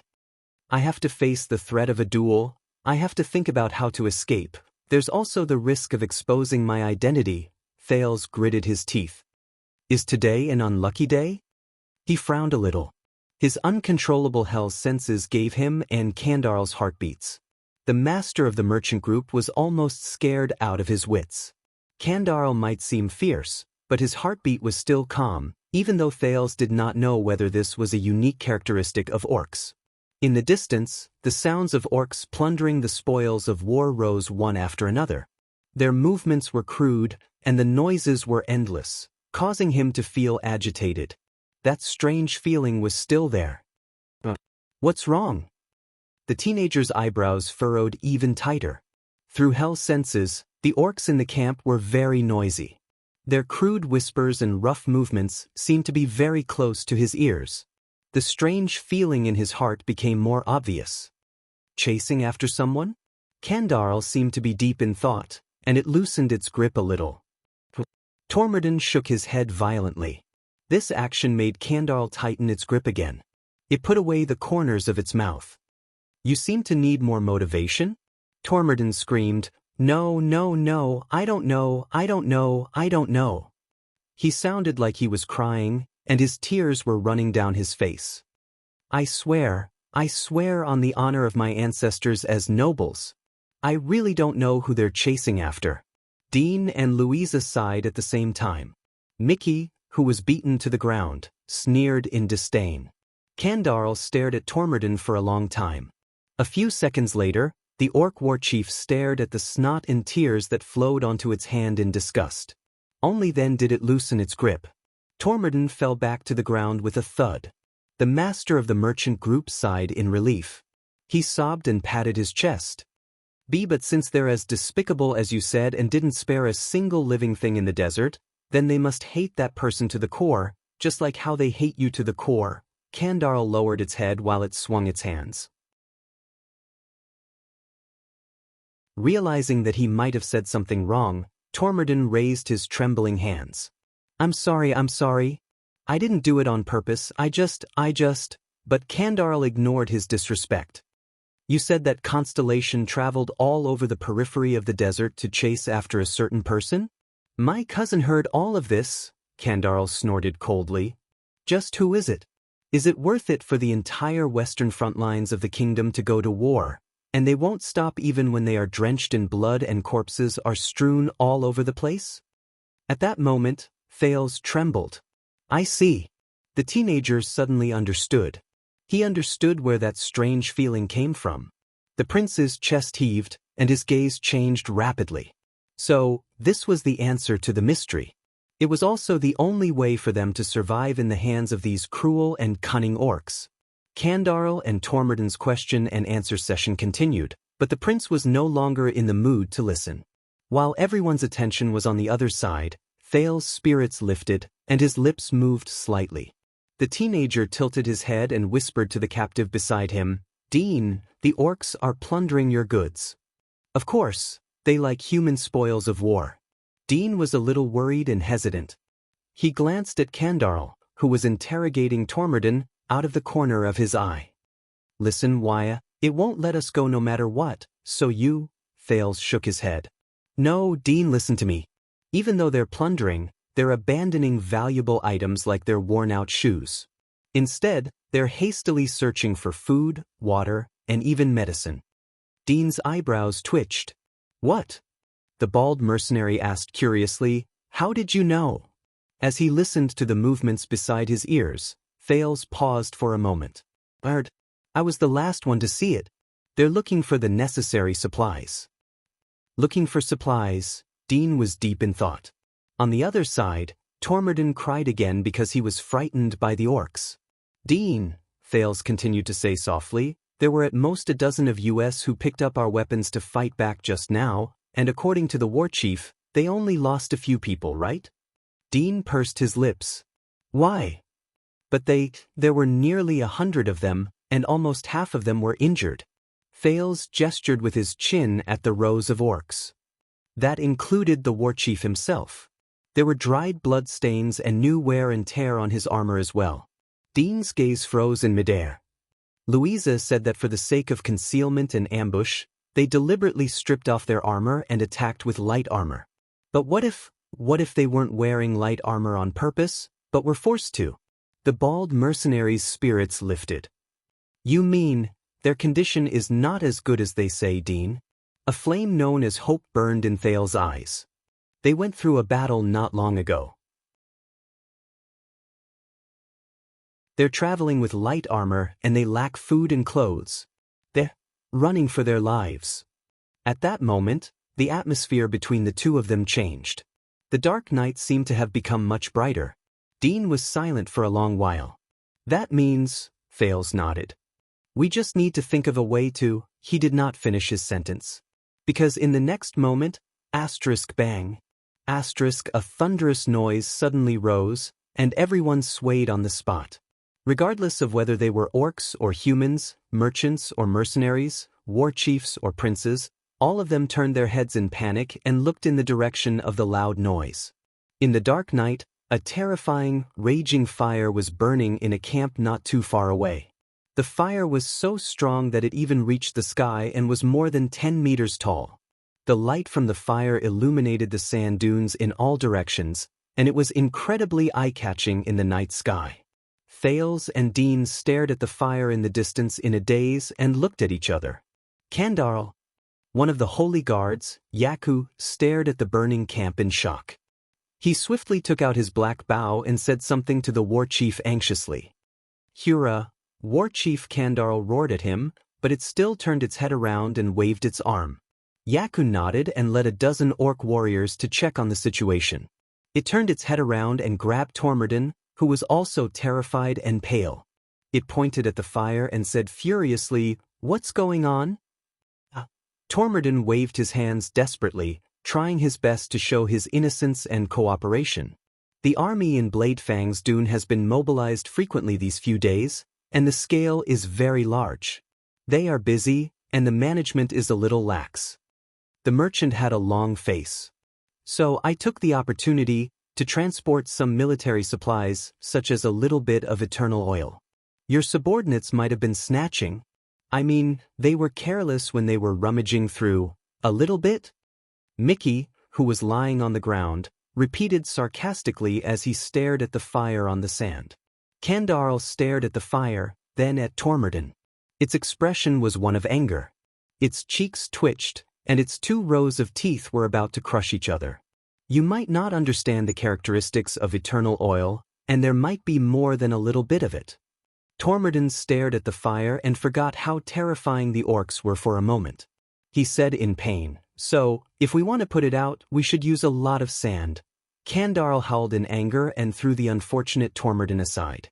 As expected, a minute later, the orc Yaku came back with more than 10 warriors covered in dirt. With a solemn expression, it shook its head at Kandarl, who had an unpleasant expression on his face. Kandarl roared in indignation. The war chief turned around and gave an order in their language. Quite a number of lightly armored orcs immediately moved and spread out around the camp. The fire was still burning. Looks like Tormodin's insatiable greed and audacity helped us this time. Dean narrowed his eyes and whispered, "They're retreating. Your guess is right. We have a chance." Thales pursed his lips. In the unexpected chaos, Kandarl seemed to have finally remembered the group of human captives. What a pity! The orc war chief turned to them and coldly stroked the sharp iron fork on its wrist. "It's going to end early. I wanted to chat with all of you for a little longer." The captives' expressions immediately changed. Kandarl snorted softly and looked at Thales. Its black face was illuminated by the fire, and it looked even more ferocious. "You know, Sekka, I really wanted to see how you would react when you faced Duramin." Duramin roared and slammed its spiked mace on the ground. Thales felt a chill in his heart. This is bad. The orc war chief walked forward slowly and stared at Thales. "Especially since I just figured out a lot of things." At that moment, a spark rose from the ground on the other side of the desert and let out a shrill, sharp sound. Asterisk whoosh. Asterisk it was bright and piercing to the ears. Everyone, including Kandarl, instinctively looked in the direction of the spark. A few seconds later, on the other side of the sand dune where the spark appeared, a few barely discernible voices traveled into the distance. Asterisk thud, thud, thud, thud. Asterisk it was dull, low-key, and hurried, but there was a certain rhythm to it. It was getting closer. Almost at the same time, an orc warrior's shout rose abruptly from the other side of the sand dune. Cruelly, before the shout could finish, it stopped abruptly and turned into a cry of pain. Ayaha! Before Thales could react, the expressions of all the orcs present changed drastically. The warrior's cry of pain had yet to disappear. But Kandarl had already let out a furious roar and turned swiftly towards its warriors. The tribe's war chief did not hesitate. It flung its powerful arm and roared at the loudest voice it had ever used since it appeared, "Musa!" In the next second, faster than the blink of an eye, all the orc warriors roared and drew their weapons. Under Yakir and Lucaina's lead, they took large strides and formed a team of their own accord. They started running.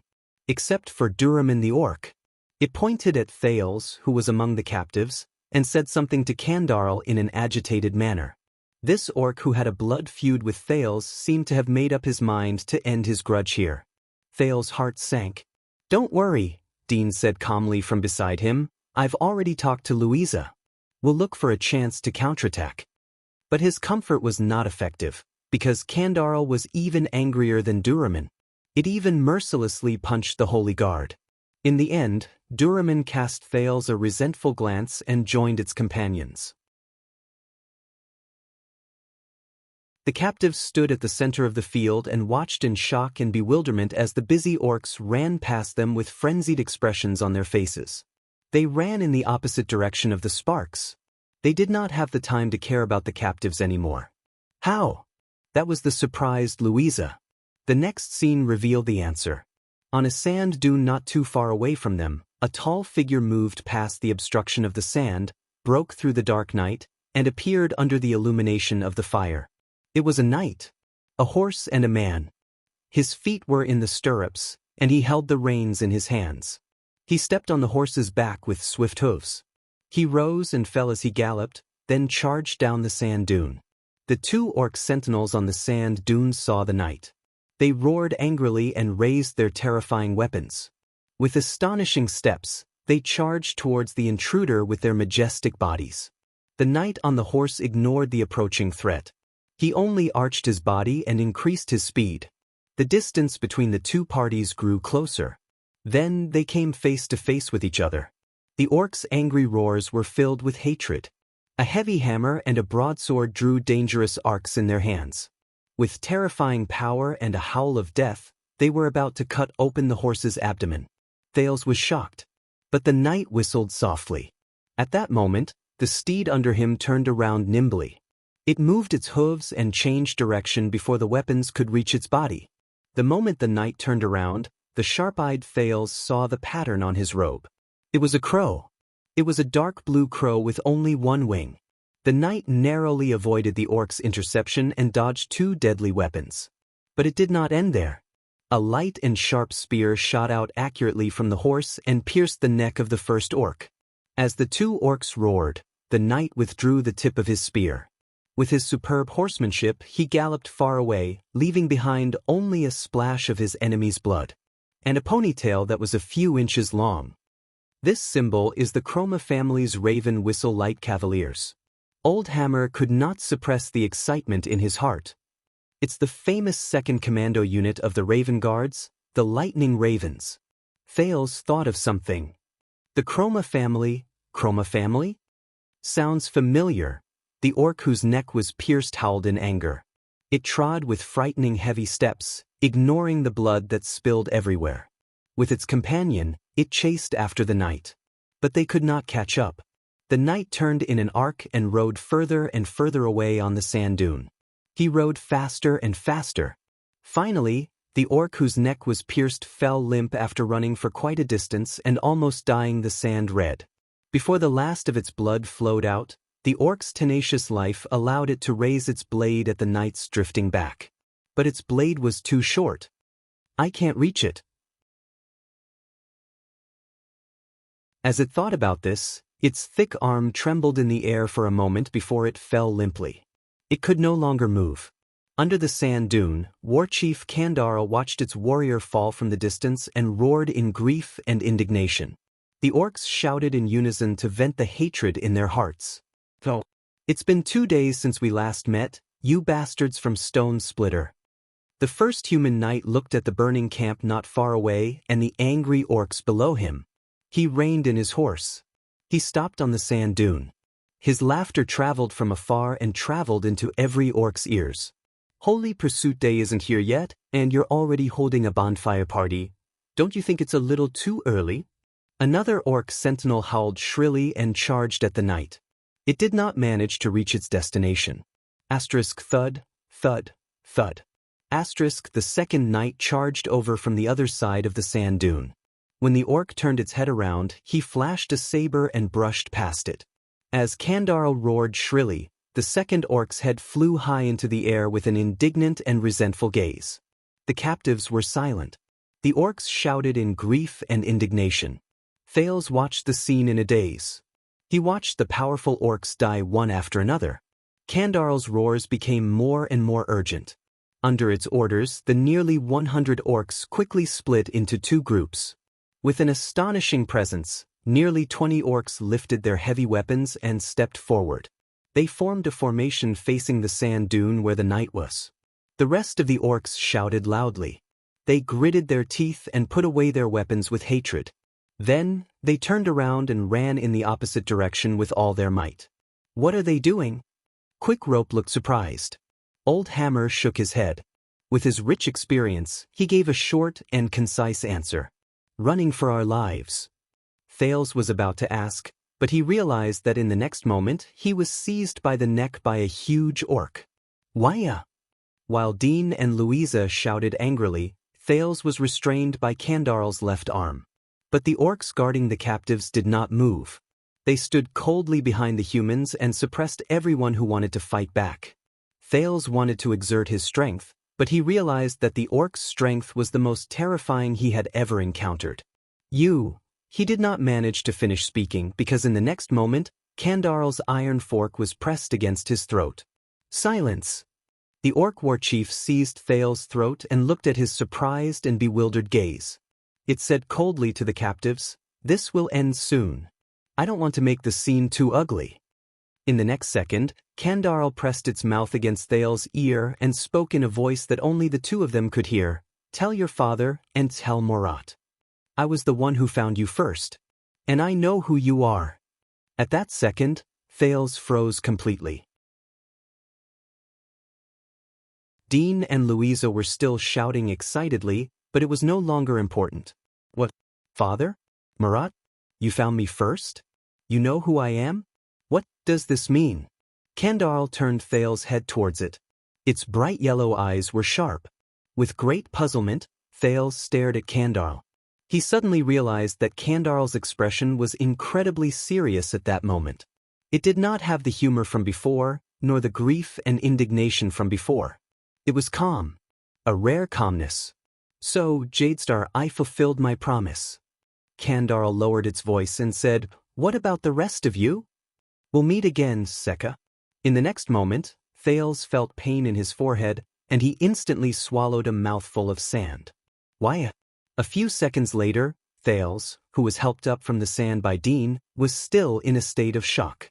He could only watch the orc war chief leave into the distance with a heart full of shock and puzzlement. He watched Kandarl and its warriors join the tribe's team and run into the distance. "What's going on?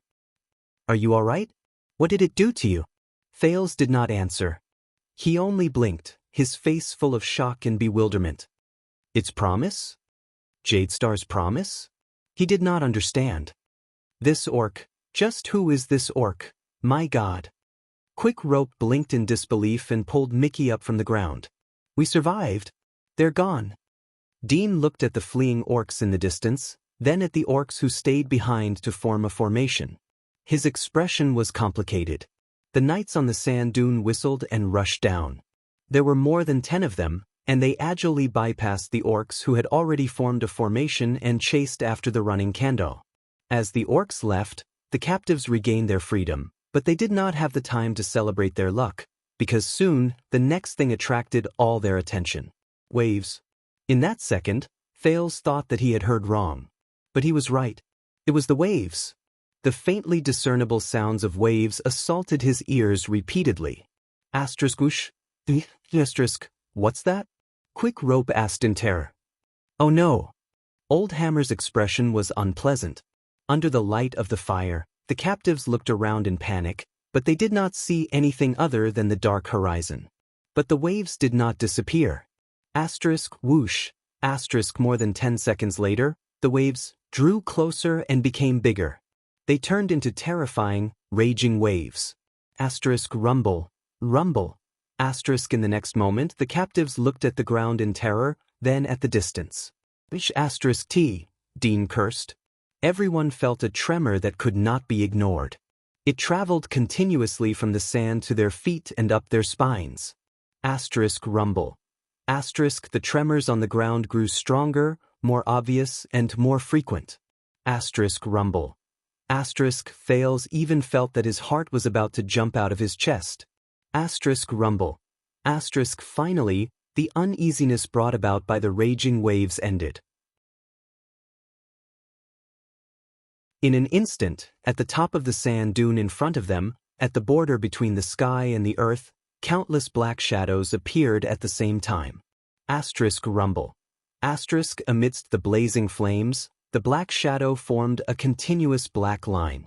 They were like densely packed ants, but also like a black tide that swept over. They covered the sand dune from top to bottom, dyeing the sand under the light of the fire black. It was like the night. My God, that's... Louisa narrowed her eyes. Her face was pale. Thales could not help but hold his breath. He saw the black shadows clearly. They were people. To be precise, they were cavaliers. Countless cavaliers. Rumble. They stomped on the ground with their iron hooves. Their momentum was astonishing, and they covered the sky and earth. They were like black lava that devoured everything at the mouth of a volcano. They pounced on the small camp. They were unstoppable. Thales watched the scene in a daze. At the top of the sand dune, a cavalier who looked like a commander appeared within the range of the fire and gave a loud order. The cavaliers responded to him with a yell. But Thales did not notice him. What he saw was another cavalier galloping behind the leading cavalier, holding a tall flag in his hand. As he galloped, the flag was completely flung open in the light of the fire. Thales stared at the flag in a daze. He looked at the pattern that he did not know if it was unfamiliar or familiar. All sorts of emotions welled up in his heart. That was a flag with white edges and a blue background, a flag with 2 silver cross-shaped stars. In the name of King Kessel. In the next second, the leading cavalier raised his sword and pointed at the camp under his hooves. Anything that has less than 4 legs, leave no one alive.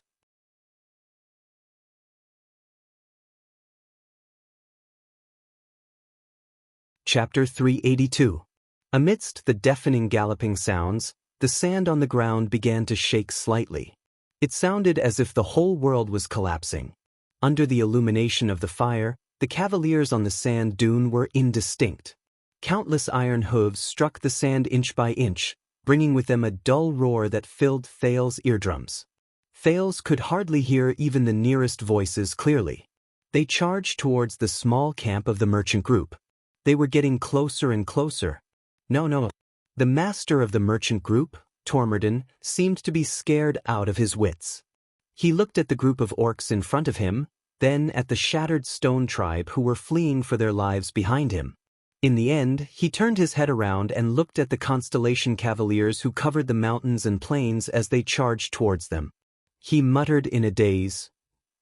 The other merchants did not lose to him. Some of them even cried in fear. Dean were caught in the middle. Thales, who was in a daze, was pulled back to reality by the female captain's words. He stared at the cavaliers who were charging towards them in the name of his father. They were fierce and full of murderous intent. His face instantly turned pale. Obviously, this was not the best time to smile, wave, and say, "Good day, comrades." After all, he did not have 4 legs. They're charging. Amidst the galloping sounds and the roars of war, Louisa looked anxious and shouted at the top of her lungs, "We won't survive." The captives panicked. Oh, desert god above. A merchant trembled as he watched the approaching cavaliers. He was so terrified that he could not speak. No. Tormodin crouched down and squeezed out a sob. We'll die, and my goods? Damn fatty, you better King stand up and shut up. The bald mercenary dragged Tormodin up from the ground and irritably interrupted the impromptu speech of the master of the merchant group who was trying to distract them. The galloping sounds rumbled, and the ground trembled. More and more cavaliers entered the illumination of the fire, and they were blurry and indistinct. The 20 or so orcs in front of them roared fanatically. They rubbed the weapons in their hands and were ready to fight to the death to stop them. Their target is the orcs. Dean's expression had never been so grave before. His gaze moved back and forth between the orcs and the Constellation Cavaliers. His gaze was steely. as long as we can find cover and avoid their first wave of attacks. Old Hammer coughed. Also, don't forget about the orcs who are running for their lives. Constellation's army will not let them go. We still have to stay far away from their pursuit. Mickey spat out a bloody tooth and pointed at a remote dune on the left side of the camp. There. Very good. Dean's eyes lit up. He strode forward and kicked away a box that was blocking his way. Everyone follow me. Don't leave any weapons in your hands.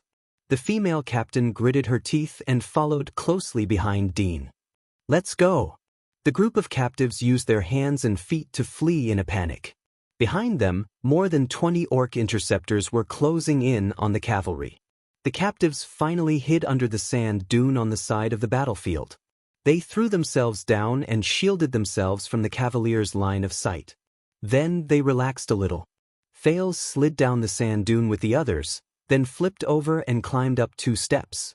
He imitated Dean and peeked out half of his head.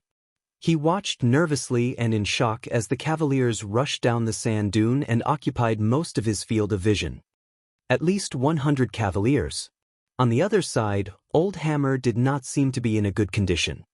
He leaned against Quick Rope with a pale face and panted, but his gaze on the battlefield was still sharp. And there are nearly 20 Raven Whistle Light Cavaliers among them. This is not common. But it feels like there are thousands of them. Thales clenched his fists and said quietly. In the distance, War Chief Kandarl led its 100 or so subordinates to flee in the opposite direction from where the Cavaliers had appeared. They were getting further and further away from their companions who brought up the rear. More than 100? Quick Rope asked in puzzlement. He looked at the fleeing orcs. But there are 100 or 200 of those gray mixed breeds. With their strength, they can fight against 10 of us alone. Why are they running? Old Hammer shook his head and did not speak. Who cares? Tormorden cut off Quick Rope, who was about to ask more questions. He patted his chest, still unsettled. Anyway, those mixed breeds ran away. This is a good thing. At this moment, Carolee! The other blood's furious roar rose from the other side of the battlefield, and it came from the fleeing group. The captives turned their heads and looked to the right, at Shattered Stone Tribe, who were fleeing madly. Thales' gaze instantly focused. Asterisk thud. Thud. Asterisk on the other side of the battlefield, the thundering sounds of horse hooves rose in the darkness where the light from the fire could not reach. What followed were countless cries for murder. My God, that is. Mickey widened his eyes in disbelief. Unfamiliar and swift figures appeared before the people's eyes. The hooves of the horses beneath them tore through the darkness, and the armor on their bodies shone with a cold light. Cavaliers. The second group of cavaliers. They were like fatal killers who had been waiting for a long time and suddenly appeared from the dark. They charged towards the fleeing group with an unstoppable force. Mixed breeds.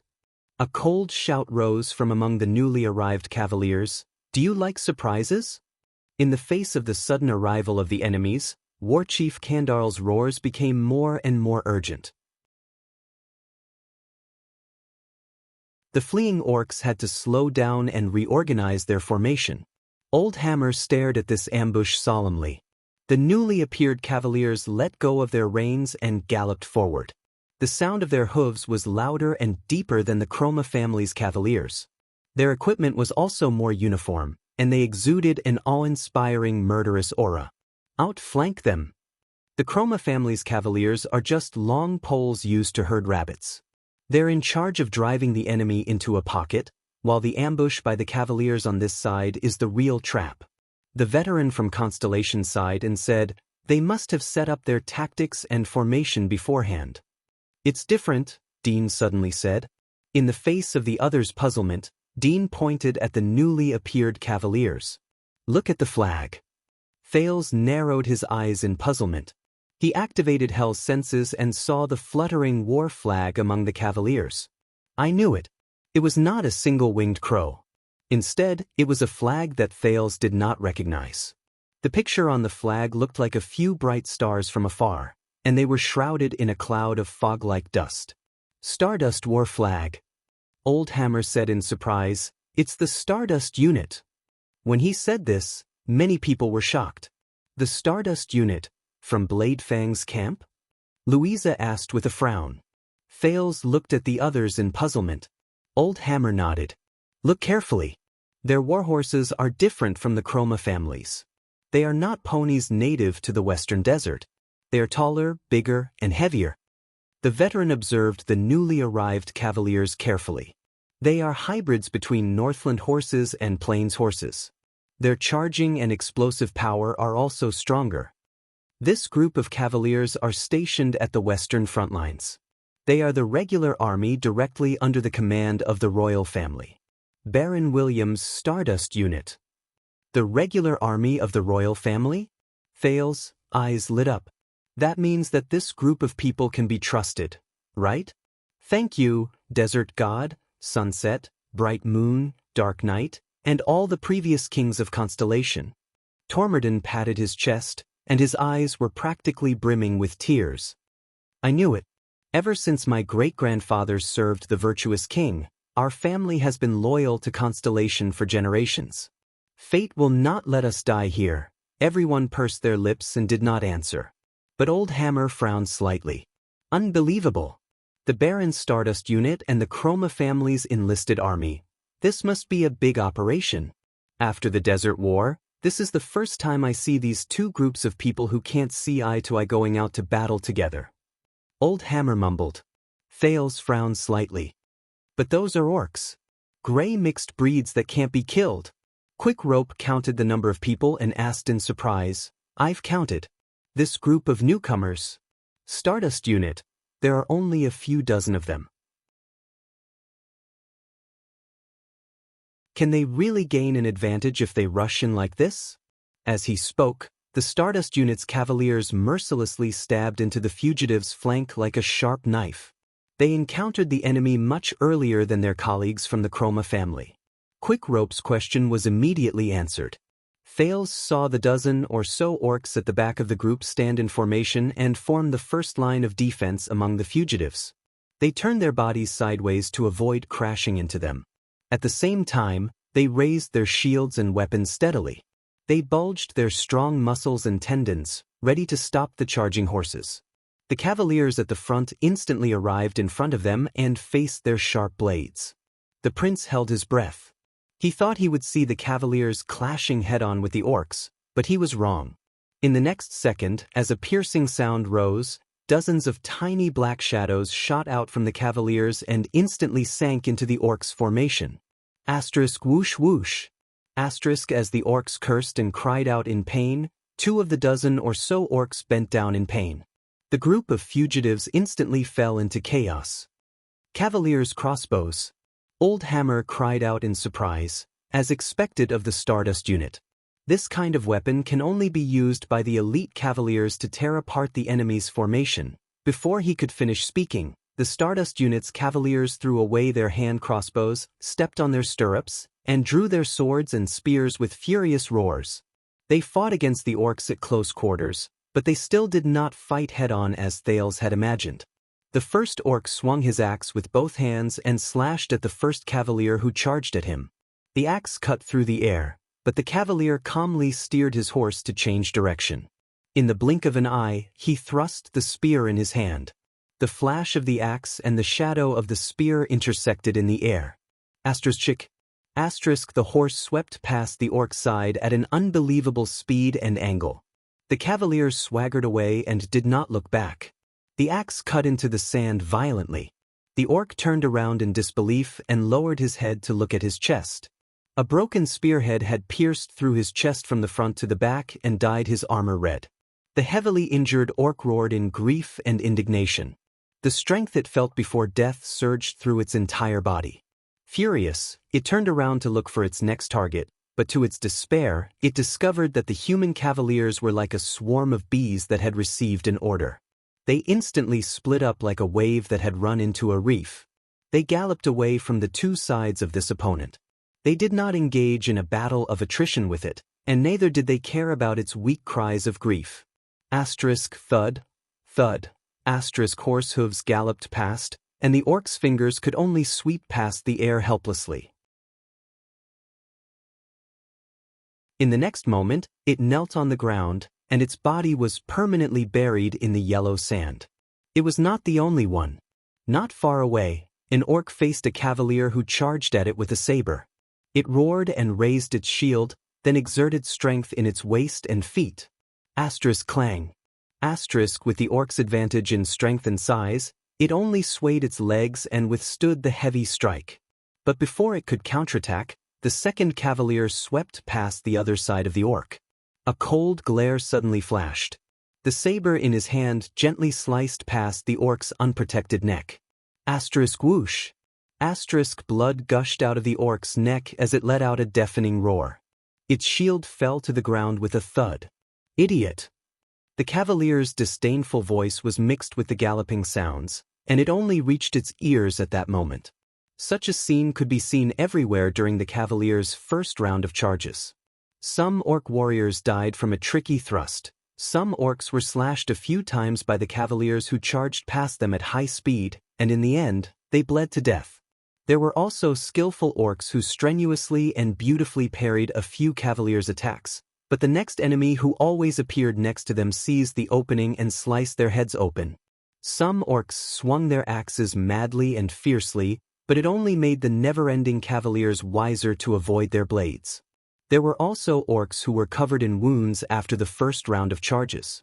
They stood on the spot while swaying, and they cried out in grief as they stared at their companions who were all over the ground.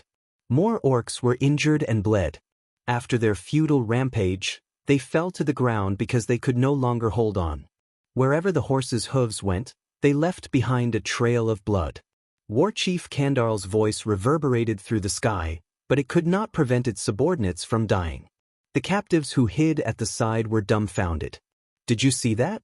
That's the answer. Old Hammer shook his head and said, when we're standing on 2 feet, we can't even win against their little fingers. But when you step on the stirrups, sit on the saddle, and charge forward with a mount that weighs more than 700 pounds, everything changes. Your field of vision becomes wider, your weapons become longer, and the world becomes smaller. Even the opponents who were once invincible will inevitably become weaker. Even the orcs. Quick Rope stared fixedly, as if he had forgotten to answer. Elites. The Stardust unit is a rare group of elites. Don't forget this. Mickey snorted coldly. They're 1 in 100, Old Hammer shook his head and coughed loudly. Don't forget, ahem, that they're not facing desert bandits who collapse at the first blow or exiles who put their lives on the line before matters of principle. Instead, they're facing one of the few terrifying forces of power in the Great Desert. They're the elite warriors of Shattered Stone Tribe under the Dragon Skeleton Throne. They're also elite soldiers. They move together, and their discipline does not lose to Constellation soldiers. They face death with equanimity, and they're comparable to the heroic Northland warriors. Mickey turned his head away and did not speak again. Thales listened attentively to their conversation. Just like that, the Stardust unit, who charged forward with high horsepower, tore apart the first line of defense the orcs hastily built with an unstoppable force. They did not care whether there were any survivors in the first wave of attacks. They charged straight into the group of escapees. In the chaos, Kandarl's furious roar rose again. The second line of defense was built. More than 10 orcs with spears and shields roared as they stood together. They took care of each other and protected their companions' flanks. When they saw the cavaliers approaching, the orcs shouted in unison. Under the command of a leader whose face was covered in scars, they raised their shields to fight against the enemy and thrust their spears forward. However, the leader of the cavaliers who rushed towards them only looked at the formation of spears, frowned, and whistled. In the next second, the cavaliers turned their bodies to the side, lifted their reins, and changed directions. They went around the enemy's formation from both sides and gave up on fighting against the formation. The scarred orc roared wildly, as if it was indignant at its opponent's cowardice and evasion. But the attack did not end. The sound of horse hooves rose again. This time, the attack did not come from the front. A group of cavaliers went around the line of defense, gathered on both sides, and changed directions. They rushed towards the unprotected flanks and even the rear of the orcs' formation. Old Hammer sighed under the sand dune. On the battlefield, when you have one more leg than your enemy, you have one more choice. Hurrah! The scarred orc roared in anger. It knocked away the cavalier's saber that came charging at its head, and the powerful force brought it down from its horse. But then, a sword that came from the side cut off its head. Blades flashed and blood splattered. The orcs who stood with it also met a horrible end. They either died from the ambush from the side, or had their backs pierced by cold swords and spears. The orcs who turned around to face the pincer attack had their throats slit from the front when they were defenseless. Even if there were orcs who survived, they usually fell to the ground powerlessly when the cavaliers regrouped and launched their next attack. The second line of orcs' defense immediately collapsed when it was attacked from multiple sides.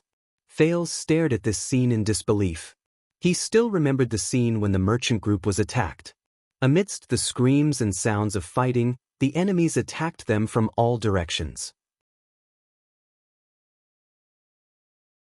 Their powerful strength was almost unstoppable, and their sharp blades tore apart their companions' bodies. There were people falling at every moment, and blood and death followed them like shadows. At that time, he swung his shield and longsword with all his might.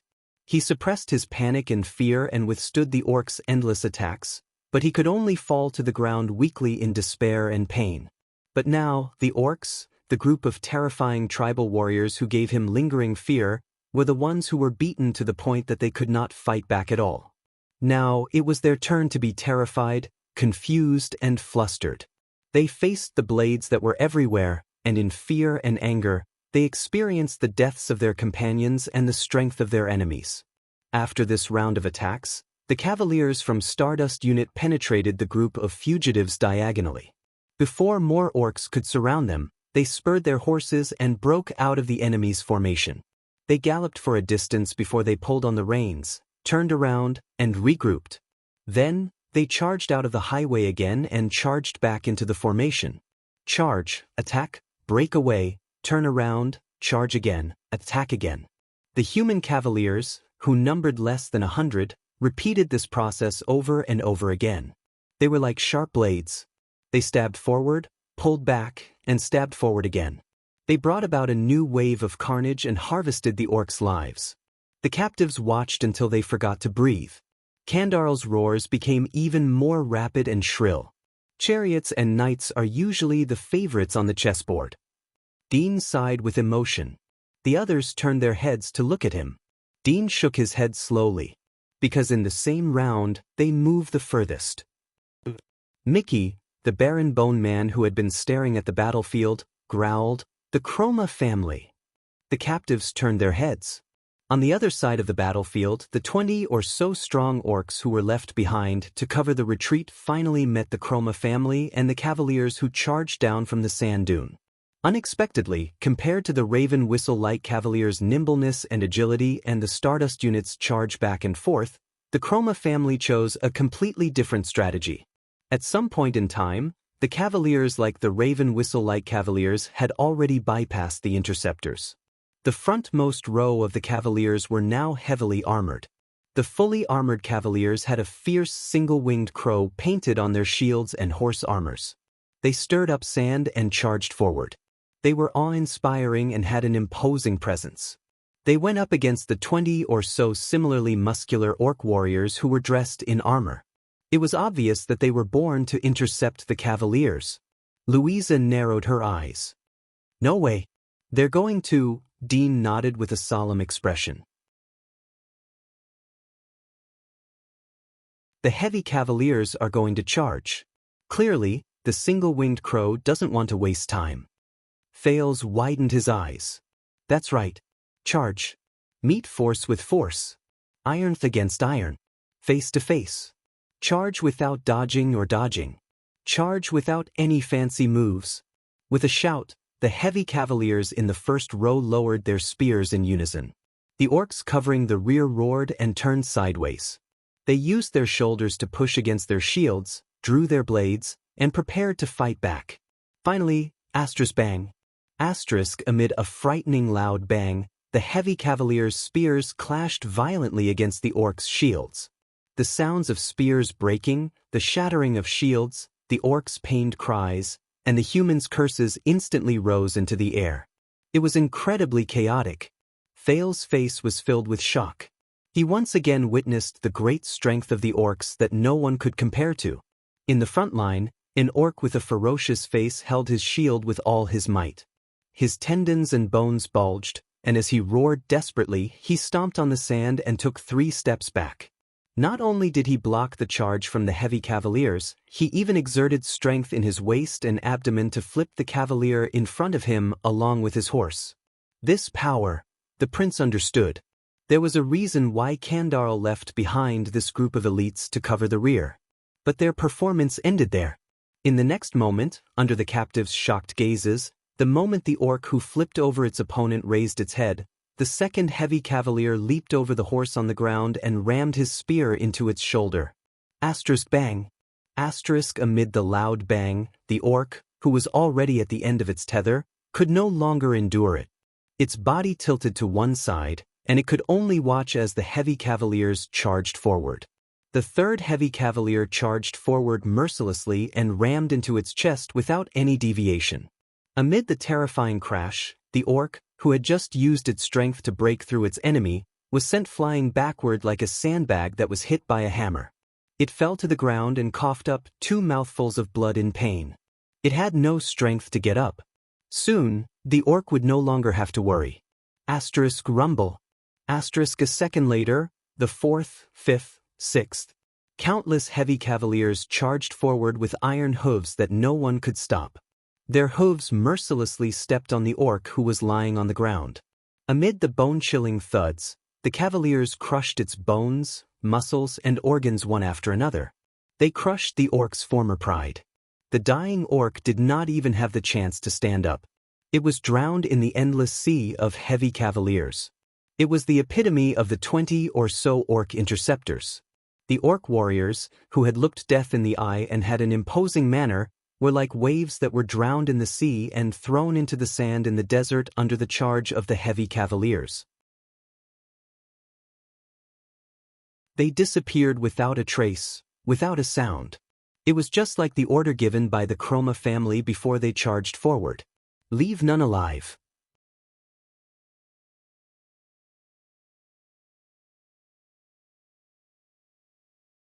Chapter 383.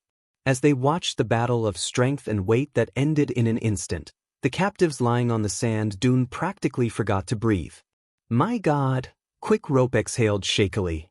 He stared at the heavy cavaliers who were charging forward and wanted to join the pursuit. Are these heavy cavaliers? That's ridiculous, aren't they? Those are orcs. Giant orcs that are 8 to 9 feet tall. Did you just say that they weighed 800 pounds? Louisa retracted her head and quietly said to Old Hammer, I guess that for heavy cavaliers, the weight of their armor must also be included. That's why we need to find a place to hide ourselves. Dean watched the heavy cavaliers trample over the merchant's camp. His expression was unpleasant. The Northlanders' heavy cavaliers are even more terrifying than this. I've seen them when I was young. When they charge in a group, everything is like paper in front of that kind of battle line. Thales pursed his lips and did not speak.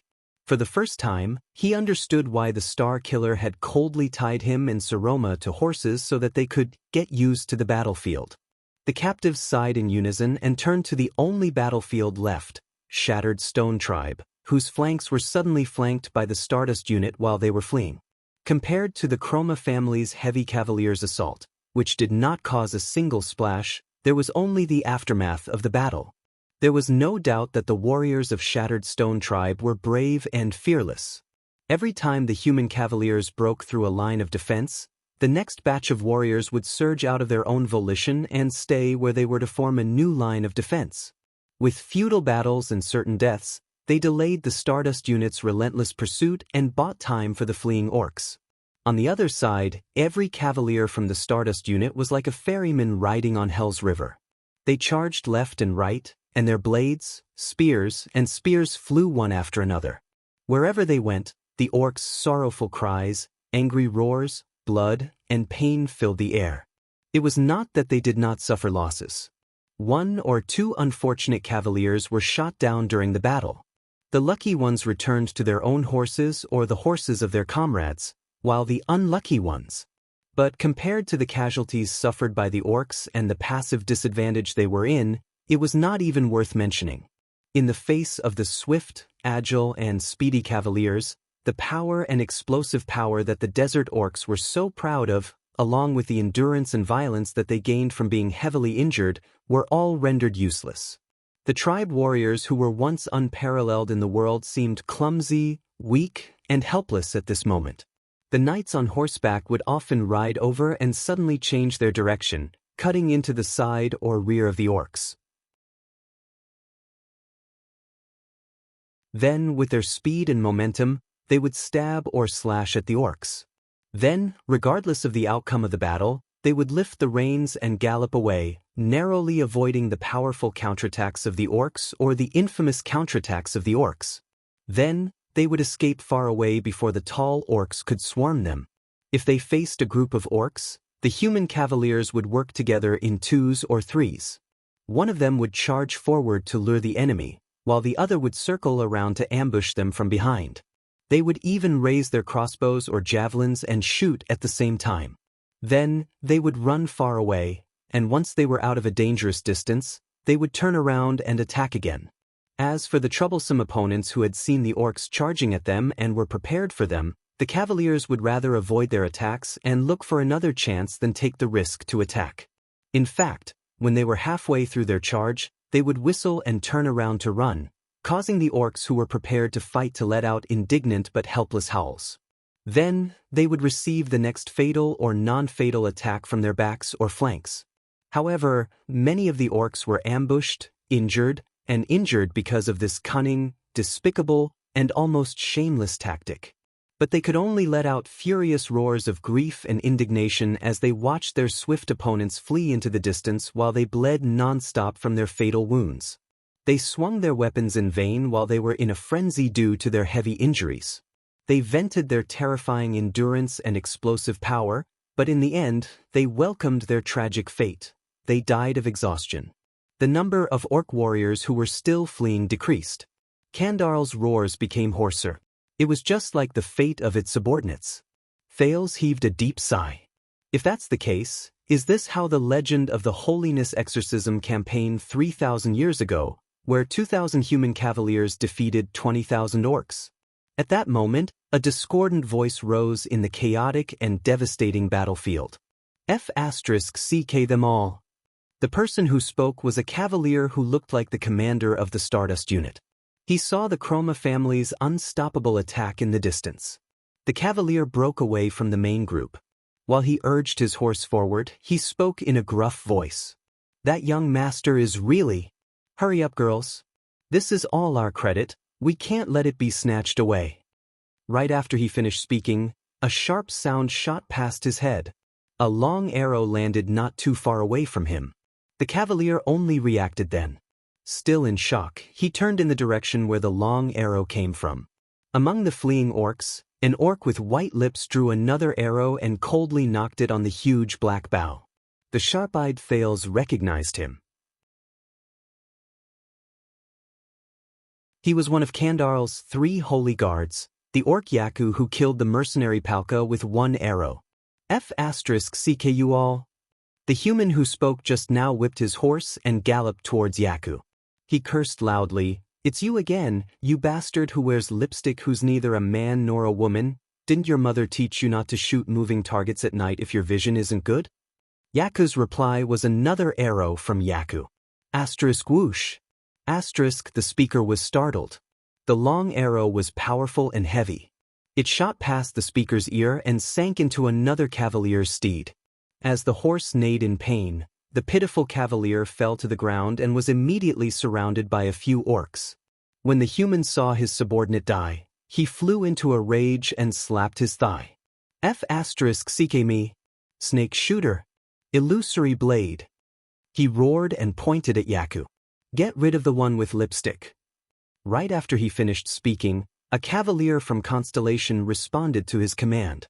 He raised a longbow on his horse, knocked an arrow with a rope tied to its tail, and shot it at Yaku. Halfway through its flight, before it could reach Yaku, the arrow fell weakly and sank into another orc's shoulder. The orc cried out in pain and held onto the arrow. The cavalier who shot the arrow whistled, pulled the long rope, and galloped to the other side, as if he wanted to drag the orc down. The orc roared angrily and grabbed the long rope as well. He pulled it in the opposite direction, trying to drag the cavalier down.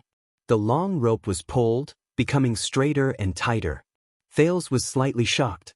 He had seen the orc's great strength that could overturn a heavy cavalier. He could not help but want to remind the cavalier, "Don't fight it with strength." However, just as the rope was about to be pulled taut and the cavalier was about to be dragged off his horse, the latter slyly let go. The orc who was holding onto the other end of the long rope and was about to exert force suddenly lost his grip. He lost his balance and staggered backwards. "Ha, idiot!" The cavalier who shot the arrow laughed. The other cavalier whizzed past the fallen orc. His blade flashed strangely. Before Thales could see it clearly, he saw the orc on the ground whimper and blood spurt out of its neck. "Stop fooling around, snake shooter," the cavalier who had the strange blade flashing said in an angry female voice. The boss said, "Be obedient and work." As she spoke, she stopped her horse, and 3 orcs surrounded her. "Magic blade. Be careful," the cavalier who started cursing hurriedly reminded her. But Thales, who was watching the battle, was shocked. The part of the rope that was shot out seemed to have a life of its own. It suddenly bounced up from the ground. Like a giant python, it instantly wrapped itself around the orc closest to the female cavalier and wrapped itself tightly around its neck. The orc dropped its weapon and painfully pulled at the rope around its neck, but the rope automatically tightened and shrank to a position where it could not reach. But the rope did not end its journey. The extra part of the rope bounced up again in a strange manner like a snake and wrapped itself around the necks of the other 2 orcs. "Don't worry, boss." The cavalier named Snake Shooter pulled one end of the long rope and flashed a thumbs up at the cavalier who spoke with a smile. "Everything is under control." In the next moment, the blade flashed. Thales did not even see how the blade moved, but he saw blood splattering everywhere. The 3 pitiful orcs avoided the fate of being strangled to death. Their necks were slit one after another. "Enough, Snake Shooter." The female cavalier named Magic Blade flung the blood off her blade. She rode on her horse and raised her blade at Snake Shooter, who was pulling the long rope in a daze. She said in dissatisfaction, "We are going to kill the one with the lipstick." "It's not for a fool like you to act cool," Snake Shooter screamed. "You don't understand, this is my way of fighting." Thales looked at the male and female cavaliers in surprise. His gaze moved back and forth between their snake-like rope and the strange blade. "What is that power?" The captive's surprise seemed to be no less than Thales. They looked at each other. Only Old Hammer's expression became more and more strange. "Shut up." The cavalier who started cursing seemed to be very angry. "That young master is coming to snatch the credit. Work hard, F*ck his mother, what the F*ck? He was careless and separated from the charging group. He was actually knocked to the ground by a despairing and enraged orc. "Boss!" Snake Shooter and Magic Blade cried out in surprise at the same time. Thales recognized it. The orc had blue battle makeup on and held a spiked mace in his hand. He was one of the 3 holy guards. The orc, Duraman.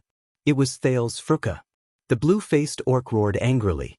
He raised the spiked mace in his hand and aimed it at his boss, who was pinned under his horse. Thales sighed. At that moment, the 4th cavalier dashed over. He raised his hand from afar. In an instant, the sand around Duraman flew up like an explosion. It pounced on Duraman's face. Asterisk whoosh. Asterisk as the sand and stones flew, Duraman put down its spiked mace, covered its eyes, and retreated in pain. Thales watched the scene in front of him in surprise. The flying sand seemed to be controlled by someone. It blocked Duraman's vision and prevented it from killing its boss. But more orcs saw Duraman's situation. They avoided the charging cavaliers and drew close to the warchief's holy guards. The cavalier who stirred up the sand urged his horse to rush over to save Duraman while he shouted, "Strange fire! Stop them!" Further away, the fifth cavalier named Strange Fire dashed over. He bent down and took out a few round jars from his saddlebag. "They're here." As his steed galloped, the round jars flew out of his hands and smashed at the charging orcs.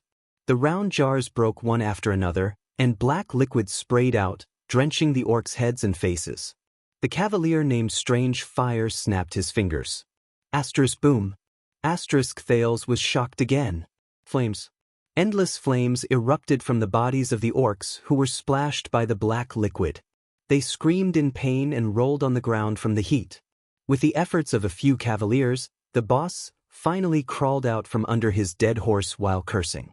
But on the other side, Duraman finished rubbing its eyes and pounced on him with a roar. The other cavaliers rushed over in a hurry, but it was too late. Asterisk clang. Asterisk the spiked mace smashed down from the air. It smashed onto the shield that the boss had drawn. The boss grunted. Thales, who had seen its attack before, felt his heart tighten. Asterisk T. The power of Duraman the orc. As expected, the blue-faced orc roared with all his might, and the spiked mace came crashing down. The boss's face contorted, as if he could not withstand the orc's great strength. F***CK, strength? So amazing! He muttered intermittently. His whole body trembled, and he looked like he was straining himself. But the next scene exceeded Thales' expectations once again. The boss trembled and used his right arm to push against the shield. He slowly stretched out his left arm and grabbed one of Duraman's arms. Her dash, before Duraman could curse, it was shocked to see that its spiked mace was being lifted up inch by inch. What? The human captives who were watching the battle were equally shocked. My God, is that Hercules? Quick Rope blinked. But there was no mistake. In this contest of strength between humans and orcs, Duraman's weapon was being pushed up bit by the human in front of it with his physical strength. The cavalier named Boss gritted his teeth, raised his eyes, and continued to grab the enemy's hand with his left arm. Ah! The boss roared, and the muscles in his arm gradually tightened. Thales focused his gaze. He saw that the boss's left arm was one size thicker than his right arm. Finally, the boss erupted with unimaginable strength and lifted the spiked mace over his head. Asterisk bang. Asterisk he kicked Duraman back violently, then fell on the ground to pant. The orc Duraman looked at its weapon with an unpleasant expression. It obviously could not imagine that it was suppressed by a human. It panted heavily, and the anger and indignation in its eyes grew. It took large strides and attacked again. But the orc could not move forward. The sand under Duraman's feet suddenly moved, as if it had turned into the softest and weakest water, causing the orc to sink into it. As the sand sank to its waist, Duraman could no longer move freely. It grunted and struggled desperately. In the next second, a rope that came out of nowhere slithered over from the sand like a snake and wrapped itself around Duraman's hands. Its spiked mace fell to the ground. F***CK. Mystic eyes, work harder. The cavalier named Snake Shooter's expression was tense. He held the reins in one hand and the rope in the other as he stared at the entangled orc. This guy is so strong. The cavalier named Mystic Eyes urged his horse forward. He also had a constipated expression as he stared at the sand on the ground. He looked like he was having a hard time. This is already my full strength. Snake Shooter, don't be lazy. However, they still firmly restrained Duraman, who was trying to break free. Then, the boss panted enough and got up from the ground. He walked up to the chained Duraman, looked at its hateful and angry eyes, and repeated in disdain. So what if you're strong? Boss, hurry up. In the distance, the cavalier named Strange Fire ran back and forth anxiously. He threw round cans at the orcs who tried to get close like a madman, igniting fire on the enemies. He held them back with Phantom Blade. I'm running out of oil. The boss spat, clenched his left fist, and stretched it back to the angle of a punch. The muscles on his left arm surged again. Duraman roared in grief and indignation. But, that's right. The boss chuckled. Having great strength is amazing. In the next second, The boss instantly threw his fist. It was so strong that it even caused ripples in the air. Asterisk thud. Asterisk a crisp sound rose. He threw a standard uppercut. Thales then saw the originally terrifying orc, Duraman. Its chin was pointed straight at the sky. The blue-faced orc no longer moved. On the sand dune, the captives watched the fight between these strange people in a daze. Dean smiled and patted Thales' shoulder in a teasing manner. He pointed at the dead Duraman. "What a pity, Sekka, who has just come of age. Your dear Fruka, he was killed by someone." Thales responded with a polite smile. The prince waved his hand in a seemingly resigned manner. "It's a pity that I can't kill it with my own hands." My God! Old Hammer did not seem to have any intention of joining in on this little joke. He stared at the group of strange cavaliers with their own nicknames. Those people are not as simple as the Stardust unit. So, who are they? Quick Rope asked curiously. Freaks, Old Hammer said coldly, or the Freak Squad. That's what we call them in Bladefang's camp, and even in the entire Western front lines. Everyone responded in surprise. Freaks? Freak Squad? Thales mulled over this term, and his expression changed. Could it be, yes, that's a group of freaks? The veteran of Constellation turned around with a conflicted expression. Baron Williams personally pardoned and recruited them despite the criticism and accusations. Since their establishment, they've caused countless troubles. Most of them are scum, criminals, lunatics, prostitutes.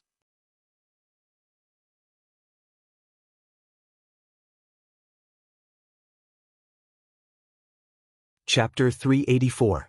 The raging fire illuminated the dark sky, and the blood was crimson. The battle had started abruptly, but in stark contrast, it had ended quietly. Unknowingly, the sounds of fighting and roars became sparse and almost inaudible. The movements of the combatants gradually changed from fierce swings to precise stabs, and the last hit. The orcs at the very front fled further and further away. They ran out of the sand dunes and the illumination of the fire, disappearing into the night. The Stardust unit, who were charging back and forth, gradually stopped. They reined in their horses amid the corpses and blood on the ground to check and confirm the results of their battle. On the other side, the Chroma family's cavaliers had long since gotten rid of the orcs at the rear. They met up with the Stardust unit in a mighty manner. But all of this had nothing to do with Thales and the human captives who were being escorted down. They were not ignored.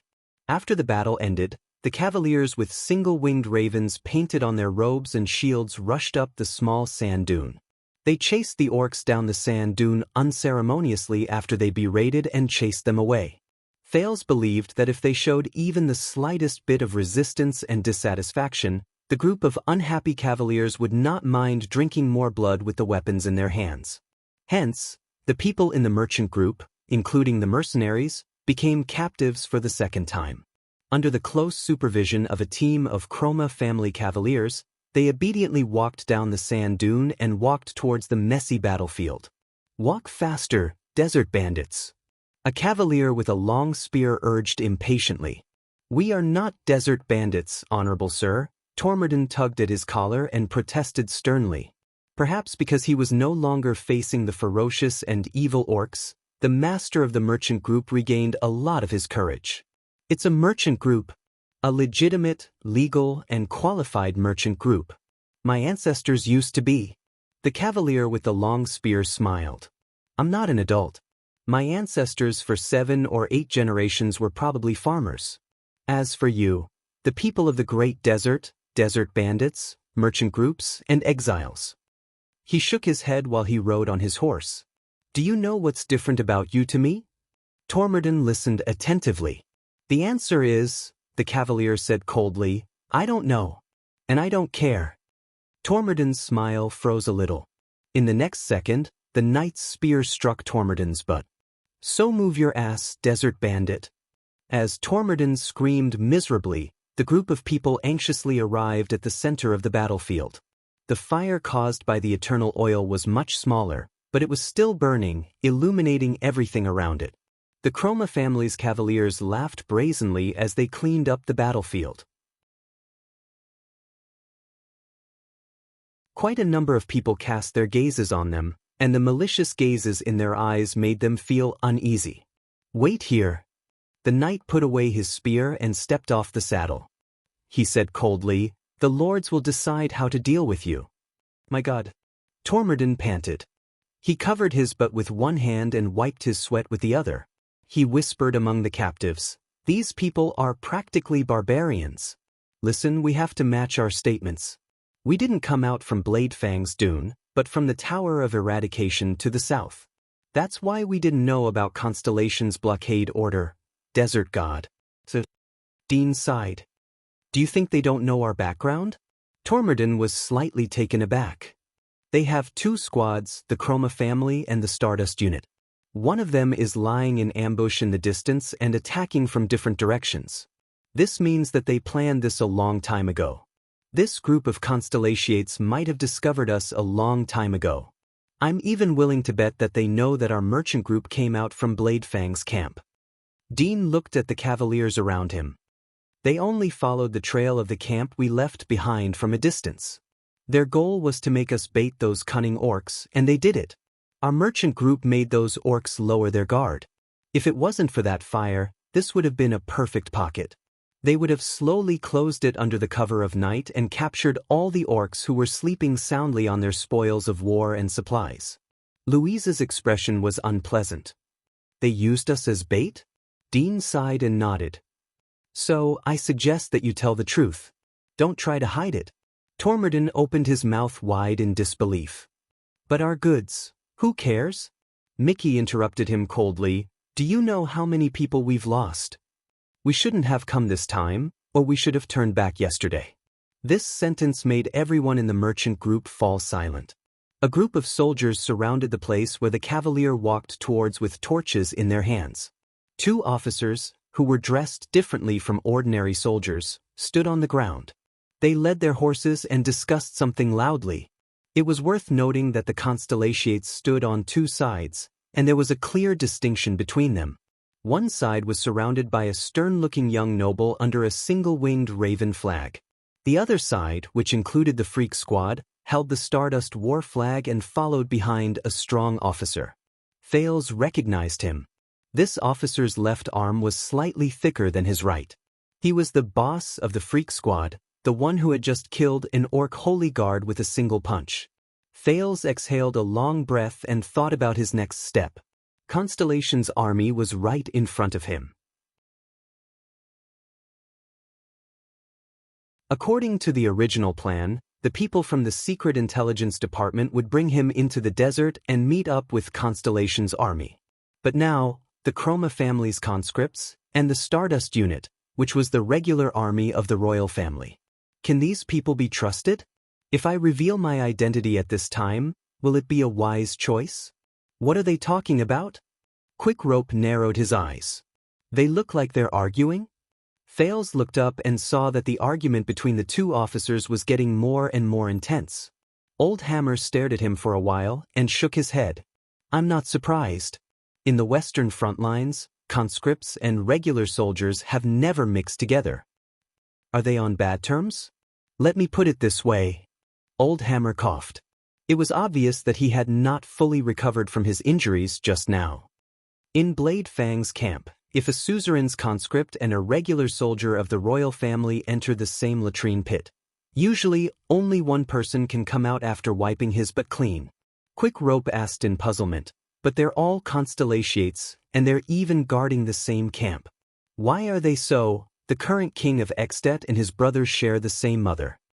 Old Hammer snorted softly. When he stabbed his brother to death, he didn't show any mercy. The Baron Bone Man shook his head. Bloody thorn lizard. This sentence reminded the captives of something. Soon, no one said anything else. The officer's argument finally came to an end. "So, this is the merchant group?" A gentle voice was heard. The boss, who had said, "*CK your mother," on the battlefield clapped his hands and walked forward. Thales noticed that the so-called Freak Squad stood behind this officer. That bonfire party was really lively. There were sounds and colors. The so-called boss spoke in a Western desert local accent. He waved his hand at the burning eternal oil in the distance and said with a steady expression, "Who's in charge here?" At that moment, Thales thought that he had returned to dozens of minutes ago, when he was being interrogated by the orc Kandarl. The captives looked at each other. "Respected sir." The master of the merchant group finally exhaled. He put on a smile and took a step forward. "I am Seth Tormorden, sir. I often travel the trade route from Bladefang's camp to the three kingdoms of the Mystery Sea. My ancestors once served under the virtuous king. I am Duro." The leader of the psionics looked at Tormorden. He swept his gaze over the dozen cautious people in the merchant group, but he interrupted him without showing any respect. "I am Cusack Duro, but I am not a lord. My ancestors were farmers for 3 generations, until Baron Williams chose me to become one of his vanguards and lead a small team." Tormorden instantly felt a little awkward, but he quickly changed his mind and immediately clasped his hands together. His face was full of admiration. "Oh, so you are the barons." At this moment, the young noble from the Chroma family exhaled impatiently. "Hurry up, you freaks. Don't waste time. Haven't you wasted enough today?" Thales suddenly noticed that this was the knight who gave the order to leave no one alive on the sand dune. By the looks of it, he was the commander of the Chroma family. When he heard the word freak, Captain Duro turned to the young noble. His smile did not diminish, but his eyes shone with a cold glare. "Baron Gertz, according to what we agreed on, can I negotiate with you?" The young nobleman, Goose, shrugged. "Whatever." Duro nodded. He then turned around, narrowed his eyes, and carefully sized up the merchant in front of him. "Eternal oil." The psionic's next words made Tormorden tremble slightly. He pointed at the burning camp in the distance. "How much oil did you get to start a fire of this scale? 10 barrels? 20 barrels? At that moment, Tormorden smiled awkwardly and ingratiatingly. He looked left and right, and his gaze kept moving between the flames and Duro. "Sir, we just met some illegal smugglers on the way and bought the oil. I mean, we can't let it flow into the Great Desert, right? But I swear I didn't participate in any." Dean sighed quietly behind him. T. Aside from those orcs just now, our people have already cleaned up the surrounding area. Duro snorted coldly. "You braved the blockade order to bring this eternal oil out of Bladefang's camp, Tenny." Tormorden's expression froze. He did not even care that Duro had called his name wrongly. "I can tell that you are not a small merchant group of 5 or 6 people. I bet that if we search your goods, we will find a lot of contraband goods. Smuggling banned goods into the Great Desert and under the blockade order." Duro sighed and his gaze became fierce. "I don't think this is a legal business activity. You know, it can be convicted." The captives frowned. Tormorden panicked. "Honorable sir, The leader of the psionics raised a finger and stopped him from speaking. "But at least you helped a little and slightly distracted those gray mixed breeds." Duro slowly raised his head and revealed a heartwarming smile. He nodded in approval. "For our victory, we made a small contribution." Hope reappeared on Tormorden's face. "It's what we should do. To be able to help you, sir. I am very ashamed." He was a little excited. But you still let the orc leader escape," Baron Gertz said coldly, and he sounded like he was in a difficult position. "It's all thanks to your touching tactical cooperation, Stardust Unit." The smile on Duro's face disappeared. "We will discuss this issue later, Baron Gertz." "Not now." Gertz snorted coldly. Thales was deep in thought as he watched the 2 groups of people who stood on 2 sides and seemed to be in a stalemate with each other, as well as the 2 commanders who seemed to disagree with each other in their words. Duro turned his head around and looked at Tormorden, who was at a loss. He smiled and said, "So, even though your violations of the law are despicable, Tenny, I am still willing to put in a good word for you in front of the judge and give you a chance to choose." "A chance to choose?" Thales frowned slightly. He noticed that the freaks behind Duro looked at each other and smiled mysteriously. Opposite Duro, Baron Gertz looked to the other side in disdain. Tormodin sucked in a breath, and tears almost filled his eyes. Sir, thank you very much. By the way, my name is Tormodin, not Tenny. The leader of the psionics accepted his gratitude with a smile. So, Tenny, colluding with the enemy, being a spy. Which of the two crimes will you choose? His words stunned the entire group of captives. Colluding with the enemy? Spy? Even Thales could not help but be stunned. He wondered if he should reveal his identity. Tormodin widened his eyes. What? Duro sighed. Don't be surprised, Tenny. Judging from the large pile of resources you have as evidence, you will definitely be charged with these two crimes, and it will be enough for you to be sent to the prison of bones. The leader of the freaks in the Stardust unit looked at them with a troubled expression. He then smiled. But I still gave you a choice. You can choose one of them. Isn't that great? Tormodin's face turned from red to green. No, sir, I swear. Here, make a small contribution. While Tormodin was rambling incoherently, Duro raised another finger. But the captain's eyes flickered slightly. If there is not enough evidence, I think it will be very difficult to establish the crime, and the judge will not be able to do anything to you. Tormodin froze. Not enough evidence? What do you mean? He stared at Duro, not knowing why. Your eternal oil is almost used up. Duro sighed and pointed at the burning camp in the distance. Without evidence, I don't think the judge will be able to make things difficult for you regarding the smuggling of eternal oil. Tormodin stared at him in a daze. Duro walked forward and wrapped his thick left arm around the merchant's shoulder. He brought him around in a circle, unable to resist, and took in the scene around him. It was the camp and small tents set up by the merchant group. The goods piled up there were scattered during the fierce battle, and the ground was in a mess. But look at your surroundings. Your goods. Be it smuggling, violating the blockade, or contraband. By the Sunset Goddess, you still have so much evidence of your crimes here. Even if I want to help you get rid of your crimes, it will be very difficult to prove your innocence. Duro patted his shoulder with a stern expression. Do you understand? Once he said this, Dean and Old Hammer's expressions instantly became strange. Tormodin looked at the goods around him. His lips trembled and he was speechless. Duro wrapped his arm around Tormodin's shoulder like a brother and stared at him emotionally. A few seconds later, Snake Shooter, who was behind Duro, shrugged. I don't think he understands, boss. On the other side, Baron Gertz could not help but laugh. The psionic instantly felt a little awkward. He sighed, let go of Tormodin, and pushed him back into the ranks of the captives in disappointment. His thick left arm made Tormodin stagger. All right, then, the two crimes of collaborating with the enemy and being a spy. As Duro spoke, the Constellatiate soldiers beside him placed their hands on their weapons. Thales was shocked. At this moment, Dean took a step forward.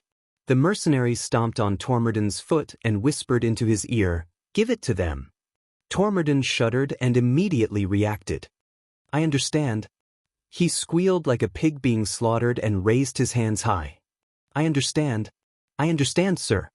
His voice was so loud that it spread through the sand dunes around them. It caused the soldiers who were cleaning up the mess to turn their heads repeatedly. Captain Duro, who had his hands on his hips, paused for a moment before he slowly raised his eyes. You really understand? Yes, sir. At that moment, Tormodin's face was full of grief, but he answered without hesitation. He spread his arms and gestured at the camp around him. Goods, all of our merchant group's goods, everything from the 16 merchants, from pots and utensils to spices and seeds, from clothes and jewelry to precious collections. Take all of it. We don't want anything. As long as you let us go safely. The merchants' faces immediately turned gloomy. But Duro did not reply with a smile as expected.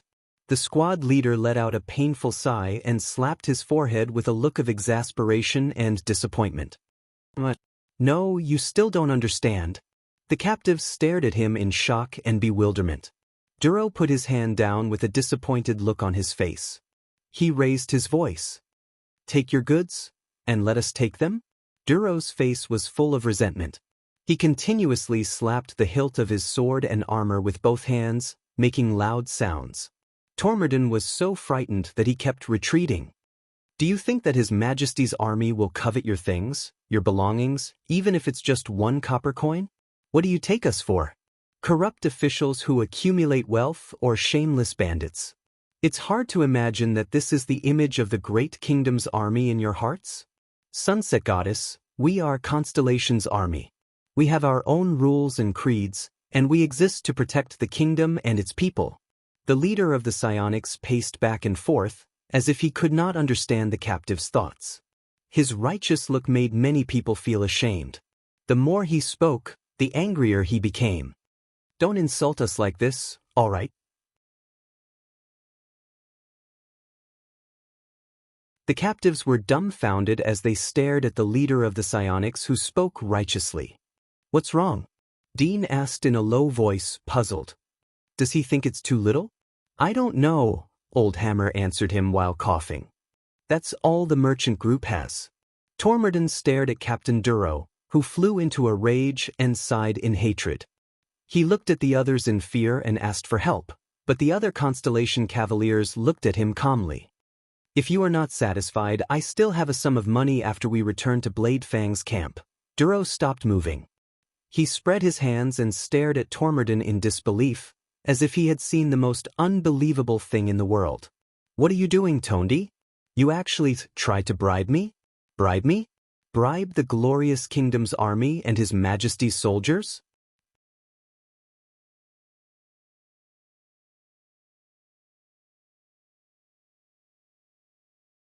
Chapter 385. Duro stared at Tormodin. Do you know that this will add to your charges?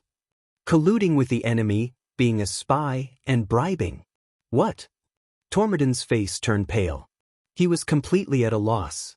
Puzzled, Thales looked at Duro's face and suddenly remembered a long time ago, when he was begging in Lower City District. Police officers and public security teams were usually too lazy to patrol the dirty and messy Lower City District, but Thales had a lot of experience begging at Western City Gate. Over there, where criminals were everywhere, they executed a set of rules that were completely different from those in the underground streets.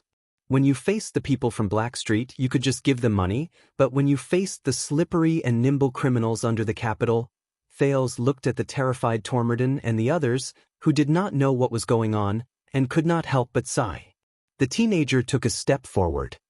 We understand, sir. Thales forced a smile and attracted everyone's attention.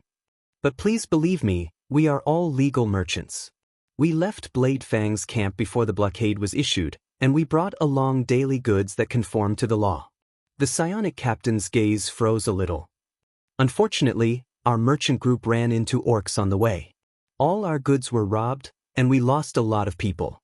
We only had 15 camels left, and we barely escaped with our lives, Thales said dejectedly as he shook his head. When they heard this, the captives' expressions changed, and Captain Duro's expression darkened. I am very sorry to hear this. He sighed sadly. It should have been our duty and responsibility to ensure your lives and interests in the desert.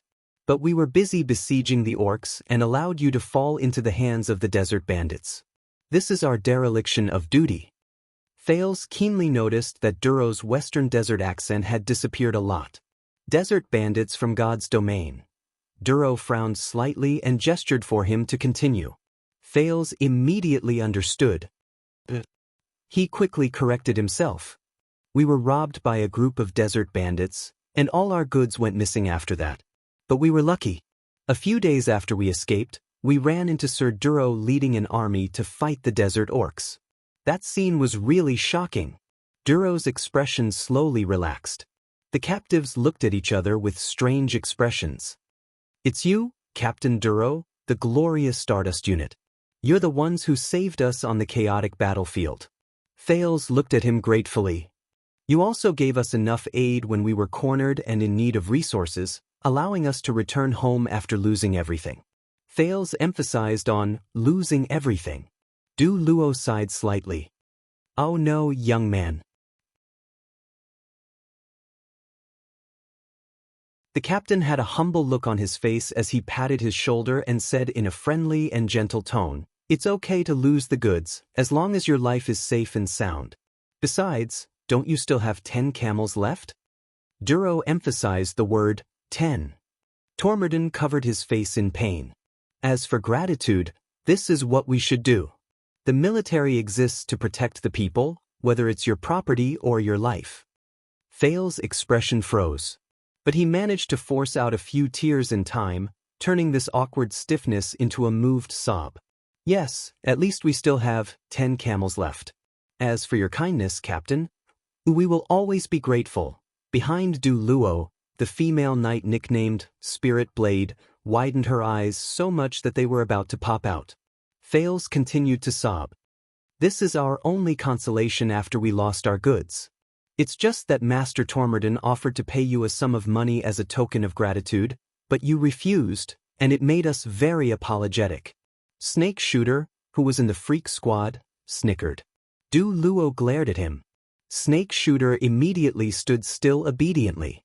It was only then that Du Luo turned around in satisfaction and coughed. "I understand your kind intentions, but we have our principles. Forgive me, but I really can't accept it." Quick Rope rolled his eyes in a corner he could not see. The leader of the freak squad looked at Thales with a gratified expression. "Very good, it seems like you're really very understanding, young man. What's your name?" Thales' expression stiffened. "Sika." When he heard this name, Dean raised his eyebrows. Du Luo pulled him into his arms and laughed. "Very good, Sika. Tondi, if I were you, when this young and promising man grows up, I'll promote him to be my assistant." His Western Desert accent returned to him. Tormodin squeezed out a smile that was uglier than crying. Duro shook Thales, whose smile was a little stiff. "With people like you, good citizens who support the kingdom and the army, how can our warriors not be brave and good at fighting? How can we not move forward courageously? The people we risk our lives to protect are adorable constellations like you." Thales sighed and said sincerely, "Seeing how Constellation's current situation is so prosperous, I'm also very excited." The psionic nodded. "Then, do you know how to tell the others in the camp when you go back?" Thales sighed and said, "Of course, when we were in danger in the desert and lost our goods, we were fortunate enough to meet Sir Duro of the Stardust Unit. He's a very good person, loyal to his duty, kind. Duro nodded slightly. "You know, I'm a peace-loving person." Duro's expression instantly turned cold. His gaze was as sharp as a knife as he glanced at each captive. "But if you run into those traitors and smugglers who intend to destroy the peace, please tell us." "Believe me, even if we have to walk through the entire desert, we'll catch them all in one fell swoop and create a safe and prosperous trade route for all of you." The captives felt a chill in their hearts, and they quickly nodded vigorously. "That's great," Duro said in satisfaction. "With this, you can return home safely, and we've completed our duty to protect the country.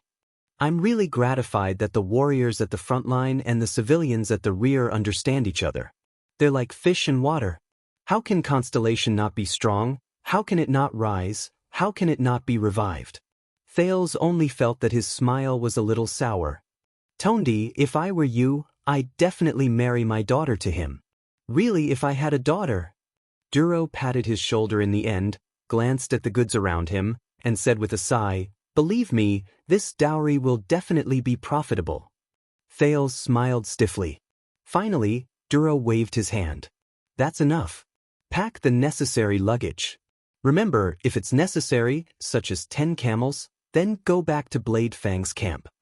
Be careful on your way back, but don't worry in the desert." Duro clenched his fists, smiled, and shook his thick arm. "We will always be your most solid support." Tormodin, who had instantly become penniless, responded to Duro with an ugly smile. The merchants and mercenaries' faces were livid. They averted their gazes from their solid support. Thales sighed in his heart, but in the end he did not say anything. At this moment, Baron Gertz, who had been silent all this while, spoke. There was anger in his voice. "I've had enough. Duro looked at the single-winged crow flag behind Baron Gertz and frowned. What? I'm a noble. Gertz lowered his arm and said coldly, I'm sorry, Captain Duro, but I can't just watch as you snatch what belongs to them. The captives were instantly shocked. What do you mean? Gertz walked in front of Duro and looked him straight in the eye. You return the goods to them. We came out with a mission to sweep through the desert, not to collect money. The leader of the psionics was stunned. The captives were stunned as well. Duro used a few seconds to understand the current situation. I thought we had a good time working together, Gertz. Duro scratched the back of his head. Listen, no one likes to work with you, Gertz said coldly. Freaks. The others' faces darkened. Duro let out a sigh. I know and I understand. No one wants to come to this godforsaken desert during this season to suffer, chase after and drive away those poor scum, and get pitifully little rewards. The leader of the freaks, who belonged to the Stardust unit, stared solemnly at the Baron in front of him. So please, this is a rare opportunity. Don't block me. I just want some compensation. Baron Gertz shook his head. His gaze was cold. My men have never complained about this. As he spoke, the soldiers of the Chroma family tensed up and surrounded the Baron. The leader of the freaks fell silent, but he did not show any signs of weakness. He placed his hands on his hips and took a step forward. His right hand landed on the hilt of his sword. His thick left arm trembled. The members of the Stardust unit, including the Freak Squad, also took a step forward with hostile expressions. The atmosphere in the room became tense. Thales watched this scene in surprise. Logically speaking, both sides were ordered to clean up the desert and welcome me, but based on the current situation, it might not be a good idea for both sides to work together. Among the captives, Old Hammer's expression was unpleasant. Damn it. We're caught in the middle again. At this moment, Tormodin raised his trembling hand. Your Grace, actually, you don't have to do this for us, but Baron Gertz did not buy it. Shut up. Gertz refused immediately. This is not for you, merchant. It's for justice and fairness. He stared coldly at the gloomy Duro. For the creed we've protected for thousands of years. Duro looked as if he heard the funniest thing in the world. Are you crazy? You're still playing this game in this day and age? Duro opened his mouth and exchanged a few glances with his subordinates behind him. But Gertz continued to stare at him coldly. Duro's breathing quickened. All right. 30%. Duro looked at the pile of goods in the distance and gritted his teeth. You can take 30% of this batch of goods. Gertz chuckled. What? The Baron sneered. You want to bribe me? Bribe Baron Amrit, Faker Gertz, who is under the Count of Wingfort. 40%. Duro clenched his fists. No more. This batch of goods is not a small amount, and you're just a baron. Gertz shook his head. You so-called regular soldiers of the royal family are also part of the army, but you just don't understand, do you? About what we fight for, about responsibility and glory. His words made the atmosphere even more tense. Duro took a deep breath. Listen, I know you're unhappy that we let that orc escape today and you lost your battle achievements, but listen, don't cause trouble. There are many important people watching. Trouble? The real troublemakers are people like you. Gertz did not back down. Count Chroma often told me this. I'll say it again. Return the goods to them. Duro stomped his feet violently. 50-50. He pointed at his feet in exasperation. That's my bottom line. Gertz snorted and laughed. My God, I can't believe it. Even now, you still want to use money to avert disaster and keep the peace. Baron Gertz sighed and said, the king's power is too great.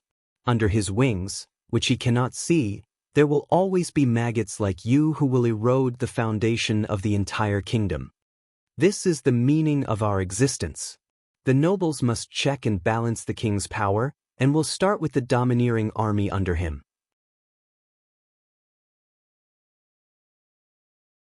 Thales watched them go back and forth, but there was not much substance to their conversation, and there was not much in common.